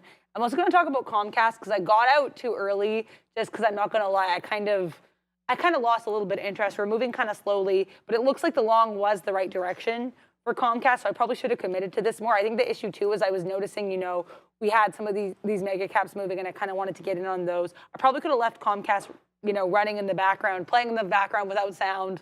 Pardon, horrible metaphor there. But yeah, no, we're still definitely running here. I might get back in this. I think I kind of overthought it and let it go. But it's definitely, I think for me at least, it still very much looks like a long. I'm also seeing someone in the chat say AMC 10 plus. So shout out to Bob in the chat here. AMC. Yeah, I mean AMC. It broke 980. I said I'd like to see it break 980 before I look too seriously. We broke 980, so I have to say it has that going for it. We're at 981, so if we can kind of break beyond that, yeah, we're at 982 now. Okay, so it looks like we actually have broken the ceiling here on AMC. So that is certainly interesting. I like the movement of this. This is actually, now that we've broken above high of day, to get a little bit lower and there's a dip, this could actually be a time at which I get involved. Also, we have Google swooping above VWAP, so I would like to give him, some moment in the sun here. So we're kind of had a bit of an area of resistance at that 124.70, I want to say, area. We're kind of breaking above. We're all like 124.67 now. We're definitely almost there. This is definitely of interest. If it breaks above even further, I think that, yeah, okay, now we're kind of getting above that. This could be an opportunity for a dip buy for me. I like that we're kind of swooping higher. In the meantime, I'm going to cancel my fill in NVIDIA because looks like we're going to have to reassess that. But yeah, so many long opportunities on all of these big tech names, or all of these NASDAQ names for the most part, these mega caps, with the exception of, and I'm sure it's not going to surprise anyone that I say this, Tesla. Still kind of picking up traction, but not in the way that we were seeing with NVIDIA, which shot up, I swear, like legitimately, if we look at the 5-minute chart in NVIDIA, it's crazy. We shot up almost $3, $2 or $3 in this 5-minute candle, right? So Tesla's definitely more of a slow-moving one, and it's still not one that I have 100% confidence in as a long. But yeah, lots of stuff to look at here. Are you still kind of looking at Amazon at this point? I am watching this crazy price action. I was like, whoa, I missed that pop. We kind of talk about how there's been demand here at these lows on the NQ. We teeter around for about 30 minutes, and then we blast to the upside as those buyers kind of show their face once again. And we talked about that 14.4 kind of being a significant kind of magnet just based off of what we did in the morning. We keep on trying to knock on the door of 14.4, and then we kind of quadrunk back to the downside. As of right now, we've made a higher low. So I was checking the Twitters to see if there's anything coming in. I did miss the long, so I was like, well, that trade is kind of gone. But I still like the idea of the 132 short, and it's slapped right back up into the 132. So if this market is going to give us more trouble at that 14.4, Adara, what do you think I want to do with that 132? You would short it. Yeah. There we go. I think so. There we go. I think so. Call I it think a it's spot. pretty straightforward. But if that's not the case and we blast through that 14.4, I do not want to get involved with that 132 short at all. But maybe we can take a potential break out of the double top that we've had from the morning session, midday session-ish here. We've kind of failed to follow through past this 132 30s-ish area. And as I see, I think something is coming in because the ES just slapped to the upside. Everything. We are breaking highs, so that is definitely going to be bringing in some pressure. So shorts, better watch out as a market is raging. There it is, 14.4 breaks instantly right there as I'm talking. So maybe no longer giving us that trouble, maybe some failure to follow through. Let's wait and watch, but definitely that 14.4 is a level of interest today. Absolutely, yeah. I just joined the ride on Tesla. We're in the car. Could not think of a better way of wording this. But yeah, I mean, I was saying I didn't really super want to get into a long, but we're seeing this kind of squeeze across the market. Seeing, you know, Mr. Stressla catch a little bit of a bid here. I'm a little bit interested. I don't plan on staying in this crazy long, just because pun not intended. But just because, you know, we're kind of having trouble. I probably got in too high here. We're kind of having a bit of a trouble staying with this. And I mean, also, if we look at Tesla on the day, I think we can kind of understand the long skepticism, for lack of a better term. But no, yeah, I'm going to try to get out. We're really staying steady kind of around this 169, 170 area. Trying to get out a third of my position at 197 just to kind of see if we can even break 197. If we break 197, then I'm going to be a little bit more intrigued. You know, I'm going to be like, how much longer do we want to stay in this? I'm very intrigued. People are asking what's the news. Let's find out what's I don't going know. on. You have the Benzinga, right? Yeah, I have Benzinga up I wonder here. if Let there's me any news here because this gonna pull pressure this up. is quite significant. aggressive. We were pushing back up into. I'm watching Apple here. I like these prices to sell at earlier, 170.5, and we're raging right back up to the upside. But this consolidation range here, 170.25s ish or 20s, we're kind of knocking on the door of that 132 as well here on Amazon. I just want to be a little patient here. I tried to check for some news. I don't know if that is specifically why.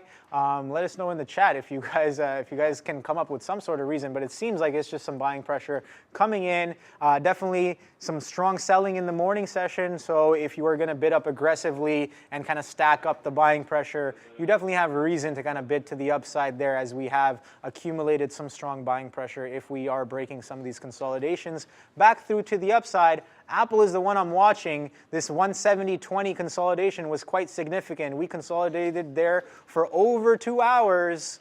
So this 170.20, this 2-hour consolidation high, I'm curious to know whether this crazy pop on the market can get us through those prices as of right now or not, or is this an area that we kind of use to short the pop or look for that exhaustion kind of candle to be like, okay, we've made lower highs on the day. We've attempted to push some of these consolidations with some significant buying pressure, and we could not follow through. So now maybe the short is on board. But that's only if we make lower highs. Yeah. If we continue and blast through, that case is totally thrown right out the window.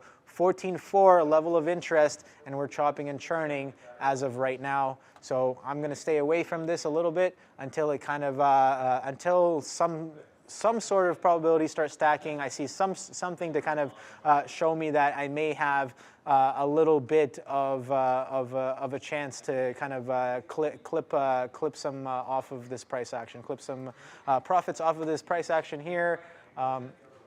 Here, what is the chat saying here?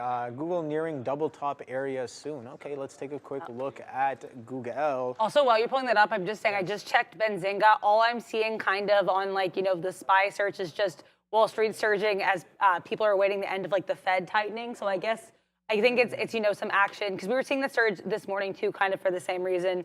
You know, I'm going to keep checking to see if there's more kind of a definitive answer beyond just, you know, general excitement or, I guess, anticipation for the Fed meeting. Right. But yeah, that's what I'm seeing right now. But I'm going to keep an eye out and see if there's anything else happening right now, guys. Yeah, I do want to, like, this 132 churn is getting me pretty interested here, but I do want to practice patience, right? leaving the lunchtime session, we kind of talk about how things tend to stay in a range or a trend or something in the morning session.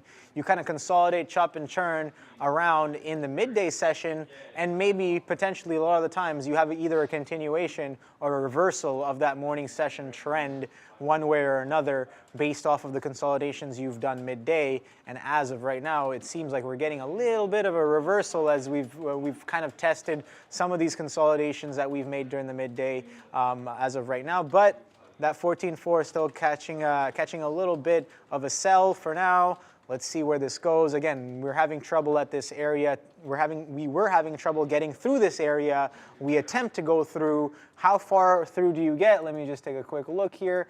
Only about 15, 16 points past that 14.4, and then you come and reclaim right back in to that level. So I'm gonna stay patient. I'm gonna give it some more time here. We still have 10 minutes for this 15-minute candle to print. So a lot of time, 2/3 of that candle still, or 2/3 of that time still left to print the candle here. So that 14.4 could stay a little bit troublesome. That 132 hold is very peculiar. We are holding a little bit near high of day, and those highs of days are a double top here. Let me show you guys the 15-minute here on the Amazon. This is why I stayed a little bit wary on the short. I knew and I understood after we did this bit of price action that I kind of had to stay as nimble as possible on the short idea. Sure, out the open in the morning session, you can get aggressive and it can be a little bit better. But getting aggressive in and around these times, I don't really like. But the fact that we are teetering right underneath this double top, and I think somebody in the chat mentioned that Google is also nearing its double top here. So take a look at that right there. So potential double top formation on Google, as the high from before was 125.40, and we only go up to 125.40, and 125.20s is the top as of right now. We're catching a little bit of a sell here, so that 132 seems like it is going to continue to potentially be an area a decent area to continue selling until price action proves itself otherwise, right? Same idea with that 14.4, confluencing that 132 kind of with that 14.4 on the NQ. Similar story kind of happening as of right now. Bid up 15 points, slam down 15 points. You're chopping and churning around that 15.4. Haven't really decisively gone anywhere, but that initial kind of violation of that 14.4 is very interesting indeed. If we consolidate higher, we've held above VWAP. We talked about how Amazon Day 2 earnings is holding well above VWAP, and as of right now, we are making higher lows above VWAP and doing a bit of building into a potential flat top break of this 132.40s, 132.5 area from before. So let's take a quick look left and see if there's any potential areas of trouble here on Amazon. If we do end up breaking these highs, where can we look next? So I usually like taking a look at the hourly, not the 2 hour, the 1 hour. All right, so the 1 hour, wow, take a look at that VWAP hold on the hourly, absolutely beautiful there. But yeah, so consolidation highs from before, 133s. I am familiar with 133s on Amazon, definitely a decent place to kind of interact with and transact at, or it has been in the past few weeks, but that 135 rejection was pretty interesting as well. You kind of fail all the way down to 120s, and now you're rebidding back up into that area. So yeah, looking left, right there, we have a little bit of trouble here, as these were consecutively lower highs that led to the breakdown of this 125 area on Amazon. That 125, 124-ish area, kind of consolidation, multi-week lows from October or earlier in October, right? And then you kind of by the end of the month, going into November, you kind of do a bit of a lick grab of those consolidation lows underneath that 123 area, kind of pushing back towards these lower highs. So yeah, looking left, I got 133 on watch, only about 60 pennies away from today's highs. And then ultimately right here, this price is where sellers really came in aggressively and brought us down.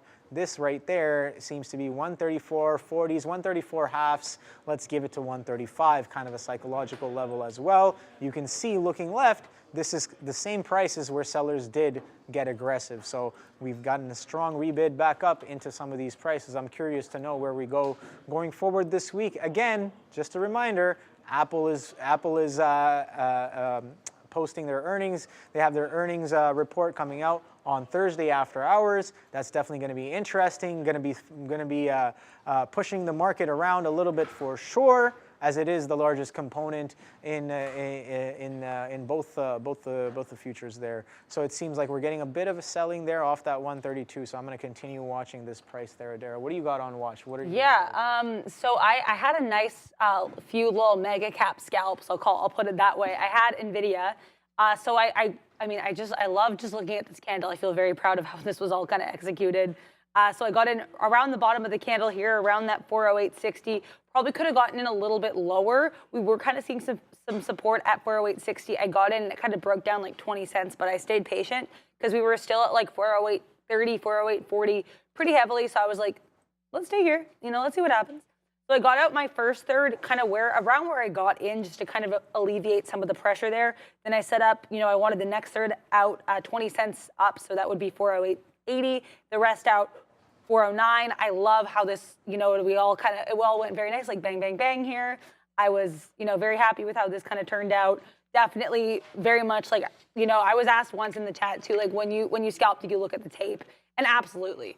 Like that is the only way I think for me to kind of scalp is to really be watching the tape and to be looking at the chart here. But yeah, I like how this went. Another scalp I had, which was, a bit more, I will say risky is the word I will use here, but it worked out, was so Tesla. So this was when we were seeing some strength around that 196 area. I think I got in around 196.70, so probably too high. But I got in here, we got it to 197, and this is what I was saying earlier, like I'm going to try to get out at 197, then I'll get out. I did get out at 197. So super happy with, honestly, with the exception of these, basically this Tesla move here. This was the really rough one, but these Tesla scalps today have not been too horrible. That being said, unless we're seeing a little bit of support around this 196.50, but until I really see a nice swoop above it, I'm probably going to stay away from this one beyond the little scalpy action here.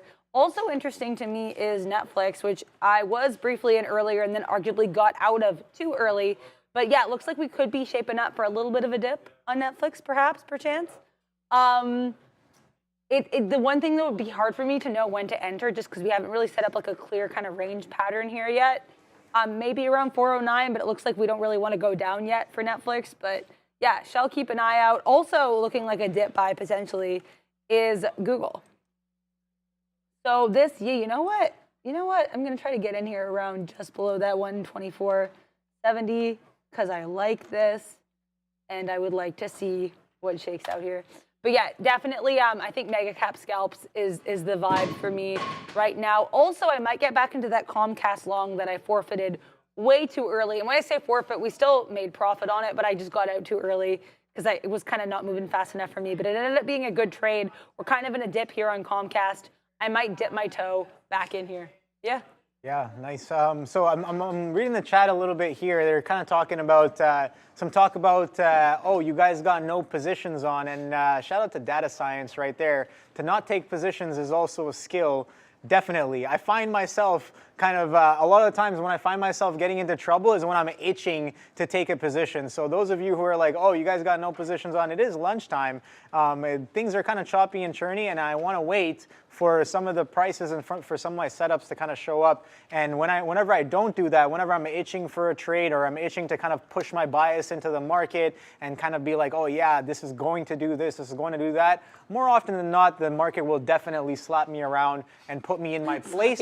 So yeah, I have no problems being in no positions because there is no trade for me as of right now. Sure, we missed some trades, but I want to keep a level head and I want to keep focused on what my plan is. I got my sticky note right here with all the prices that I do want to get involved with, and I have been doing my best to try and get involved at those prices. The execution is not the best, of course, but that's still a work in progress. But yeah, having no positions is definitely a skill that I'm working on as well, because a lot of times I find myself attempting to take positions, take trades when there is absolutely no trade there. So yeah, if you're fiending that hard for a trade, there are better drugs out there, my friend, to kind of satisfy your needs. I don't want to kind of have that kind of practice here in the market, but as of right now, we're still having trouble with that 14.4. Like I said, I want to stay to the sidelines until that 14.4 can sort itself out. And if and when it does pick a direction, I do want to get involved. So that's what I'm patiently waiting for to take a position, I guess. I was watching Apple. I was watching kind of Google here as well. Apple, decent place here, 170. I do want to get involved here in and around this 170.20s, but with respect to what the market is doing, I am going to lay off a little bit here on taking the trades. Yeah, people saying, "Oh, I'm getting worked up." I'm not really getting worked up, but no, definitely not taking a position is perfectly fine for me, man. Yeah. I mean, I'm trying to get a position on my friend NVIDIA right now, but he does not want to let me, hop in on the plane here. And honestly, like I've had some very nice trades in NVIDIA, so I don't really want to tempt fate yet either. I was kind of interested around the 409. I was trying to get a dip buy into 409. It looks like the chances of that are becoming slimmer and slimmer. The higher we kind of get here into that 409.50, 409.60 range. But, it's still of interest to me if I can happen to get this on, a little baby dip or a swoop to the downside, because, I mean, we're seeing a lot of consistent strength in NVIDIA. Like, this is definitely not a name that I'm scoffing at right now. As much as it has had pullbacks, it's been really strong since we had the kind of support at that 405.70, 405 kind of area.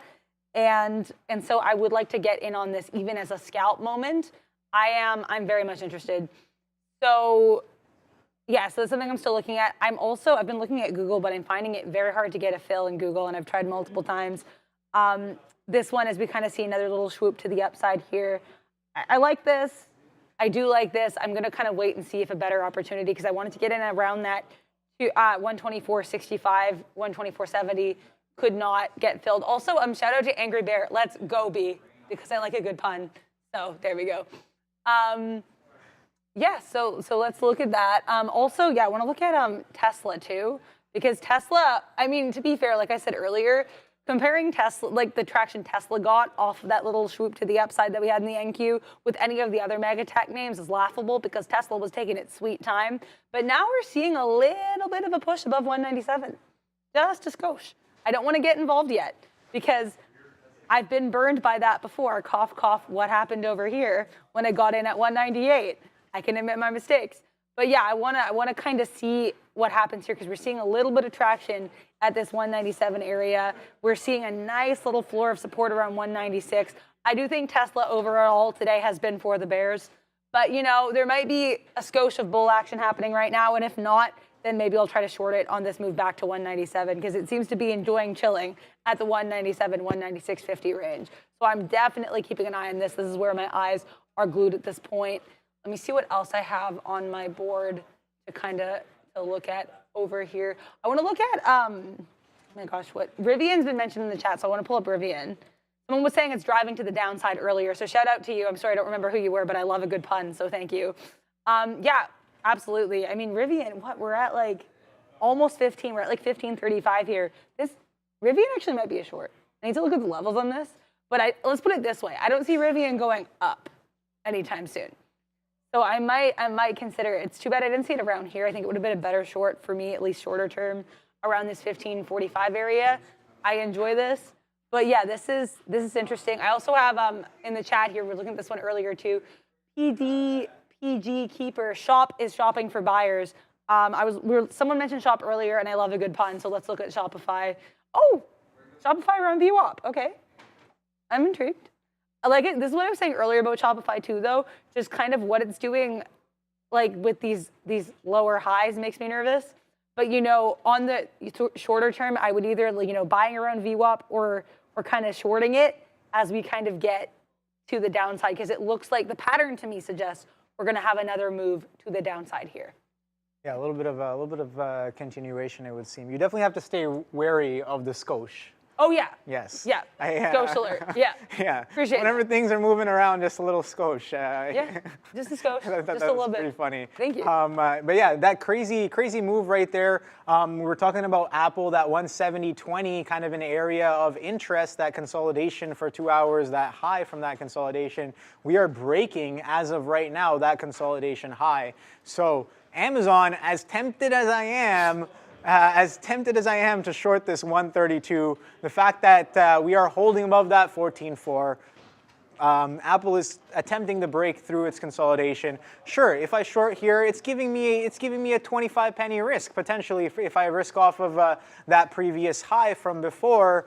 But with respect to what we're doing with that 14.4, I don't necessarily want to push that short bias too much. Like I said, as our time here is coming soon to a close, we're going to be going into the closing session. I talked about how things kind of tend to chop and churn when they are in and around the midday session, and then kind of make either a decision in the later half of the day, whether that's in power hour, or whether that starts right at 1:30 or 2 p.m. Who knows? But the later end of the day, going into the close, you can have a move that either tends to, well, we can do one of three things. We can go up, we can go down, or we can go sideways, right? So you either continue the move, you reverse the move, or you stay doing exactly what you're doing right now, which is, or what you have been in the midday session, which is just a chop. But as of right now, it seems like we have broken some of these previous highs. We are attempting to break some previous consolidations. Google is attempting to hold near its highs. Take a look at this, Google consolidation as well. All of this, again, the same story here, similar to that Apple, that consolidation lasting over about 2 hours. Actually, the Google consolidation, I'd say it kind of starts in around here, 10, 11 o'clock, holding until like roughly 1. I'd say I'd give it to here as well, 1:30 on Google, but we're holding above these prices quite distinctly as of right now. Take a look at this base. You kind of pop up with aggression, nice strong volume on the break of that consolidation, and then now you're consolidating above that. So maybe a potential stepping up is what's happening on Google. So all of those things are making me a little bit wary for a potential short idea. I do want to get short on Amazon. I do want to get short on Apple as well. But I will stay patient until the market really gives me a clear sort of, I guess, sign that we may head in a sort of direction. Not necessarily clear, but we're talking about stacking probabilities. Until the probabilities can stack enough for me to be like, okay, that's it right there. I'm not necessarily going to be taking a position as of right now, but I do like that 132 to transact that, and I'm watching the transactions that others are doing on the tape here at these prices. Again, we were talking about how we want to let others pay for information and then take the trade when we feel like things are stacking in our favor and we've seen the trade kind of set up. And shout out to Neil. Something he told me a couple weeks ago is really kind of sticking with me here. I think he told me that it was a former trader on the floor that kind of mentioned this. Is the statement is really stuck with me, Neil. You have to miss the trade in order to make the trade. Be willing to miss the trade in order to make the trade. So yeah, that exercising patience as much as possible. And sure, you may give up some profits for a piece of the move, but if your thesis is correct and you're willing to take that trade, you might be wanting to miss a piece of that and then get involved on the right side after that information has been printed for you. And take a look at that. Amazon is knocking on the door of its highs. It's a good thing we did not get short at those prices as the market is blasting off of this 14.4 going into the end of the session today. So that's what I was looking for. Now gotta wait for this kind of action to kind of consolidate and potentially look for the next trade here. We've gotten a piece of strong information here, and I see Comp SRX saying bang on the SPYs. Let's take a quick look on the SPY and see what that is up to. I had some key levels kind of marked out here, kind of that 412 from last week, and take a look. We can barely even get to 412. 412, we've held well above 412 all day as of right now, and we're pushing back towards those highs. Not only have we held 412 there, Adara, we've pushed past that 415 kind of high from that Friday consolidation, pushing into previous weeks prices. Previous weeks have been pretty red, right? Pretty red. And there's the breakout there on Amazon. We distinctly break out towards the highs. 132.50s testing. Ooh. Oh boy, that 133. That's the next stop potentially that I'm interested in working with. Are we going to print another 50 pennies to the upside? We have yet to see, but here are some of the trades that we potentially missed. I had longs here off of a VWAP hold underneath this 131. I had the longs here on the break of that 131 consolidation high. So we took the trades. We got the short back in on that 132 failure to follow through. Sure, I was a little too aggressive on the front side of the move, but we finally got the price that we wanted, and we shorted there as well. And it kind of we got a little lucky as price did come right back in on top of that 131. Fails to follow through, kind of in and around that size that we saw from before. Cover. We hold above the 131s. We're holding in and around VWAP, and I'm like, I don't know really what to do here. I kind of want a long. Maybe I want to short up at 132. Little indecisive. Don't get involved. Wait for those stacking probabilities to really come into your favor. And like I said before, I don't want to get involved in any like low probability moves, anything that like, oh, it's moving, so I want to get involved, or I like the price, so I'm going to get involved. No, got to stay patient, see what that price does, see what the price action does. Do you have market confluence? Do you have other things on the tape that are setting up? And yeah, like what is your discretion saying as well in and around some of those hard facts? So let's see what we do here. We're catching a little bit of a slowdown, but we have distinctly broken to the upside. So it seems like the longs were definitely in play off of some of these consolidations that we held. Like I said, we held some of those consolidations, Adara, for almost 2 hours. Yeah. Right. So we held. Now we're breaking to the high side. Yeah, it's been definitely like quite the day. I just got in. I realized midday's almost over. I'm just trying to get what sense I can here on this baby Tesla long. We might have gotten in a little bit too late. But yeah, I mean, I like Tesla was holding above, I almost said Tesla. Tesla was holding up above that 198 pretty nicely. So I'm going to try to get it just above 198. I'll be a happy camper. Yeah, just trying to practice getting in and out when I'm noticing things. I would have liked to have gotten involved in this a little earlier when we were closer to that 197. C'est la vie. It is what it is. The trend is continuing, so I don't feel too badly about hopping on the train at this moment. And I am set to leave the party pretty early on this one. But yeah, I mean, it's been such a moment happening here on this market. We also have NVIDIA that had like a beautiful swoop above VWAP. So we're out of Tesla. Look at that. But I just let's look at NVIDIA here. We kind of flew. So my trade looks very funny when you look at all the movement we had after that. But hey, a scalp's a scalp. I'm not going to complain over it. But we had this this nice movement up here. We're kind of now consolidating a little bit around this just below 412. But yeah, NVIDIA definitely like looked at 405 and is like, we're going to keep going above it. And I mean, they did it. Like I was kind of identified this area earlier, this 405 as an area of support. And it definitely proved itself. This has been a gorgeous one. I might, honestly, later, I usually don't, I don't often, like, my brain turned off there for a second. I don't often trade too much after the midday. Sometimes, I'll take a couple trades just because that, I have other stuff going on. I might take a look at this, though, because NVIDIA definitely looks pretty strong as kind of a scalp kind of moment over here. And also, I just want to pull up Tesla again because I'm really proud of how I handled this trade. This is why I like to set my outs the second I get into a trade, because I guess we must have basically wicked above that 198.20, which is where I wanted to get out. Then we kind of flew back to the downside. Now we're kind of dancing around 198. I'm sure we'll reclaim that, mind you, but because midday's almost over, I just really wanted to get in and out of this trade. I am pretty happy with how this has been executed.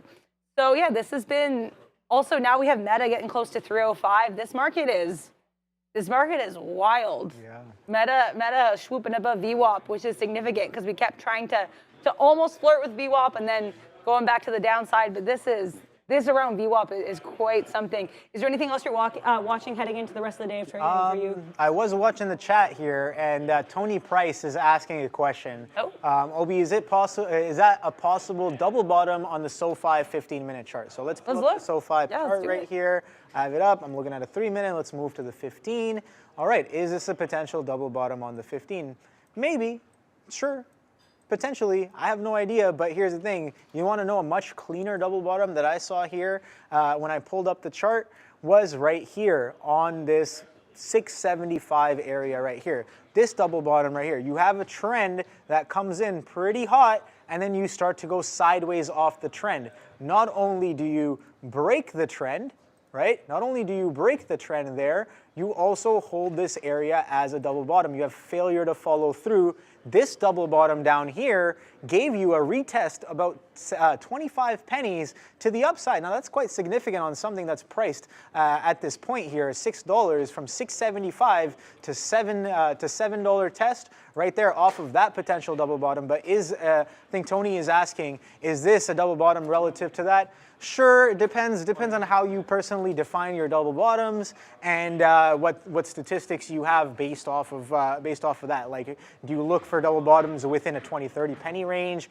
or you're looking for hard price rejections with maybe failures to follow through to really give you that kind of definition there? But this, for me personally, in my opinion, in my definition and for my playbook, this is technically not really a double bottom. But what it is, buyers kind of showed up here. We did kind of violate that level a little bit, and buyers are showing up in again at those same prices. I don't know if you want to call that a double bottom. Very, very close. But in terms of price action picture, I think it is a little bit distinctly different because you did make a solid bottom. You attempted to break, and you push through the 7. You come right back in, and then you hold around where buyers showed up from before, and you're catching a little bit of a bid, but the question becomes, are you going to make a relatively higher or lower high off of this high that we got through the 7 test? So that's my opinion on SoFi, but clearly, very, very clearly, getting sold off of earnings. Not only is that pop in the 7s kind of a consolidation area from here, it's also pre-market consolidation lows as well. So we've rejected that as well at the $7 mark. Yeah. So I think that's something to keep in mind, Adara. It is. And with that, it looks like we are at the end. We are at 2 p.m. It is the end of, as Bears Versatile put it in the chat, it's the end of Adobe for the day. But we had, we had a great time with the midday. We're going to throw it over to the big desk. I think we should be both here tomorrow. We will see you tomorrow. Take care. Au revoir. See ya. Hey guys, yeah, welcome in. 2 o'clock on a busy afternoon as we hold on to a decent amount of gains here this afternoon, heading toward what is to come on Wednesday. I brought this up to kick things off.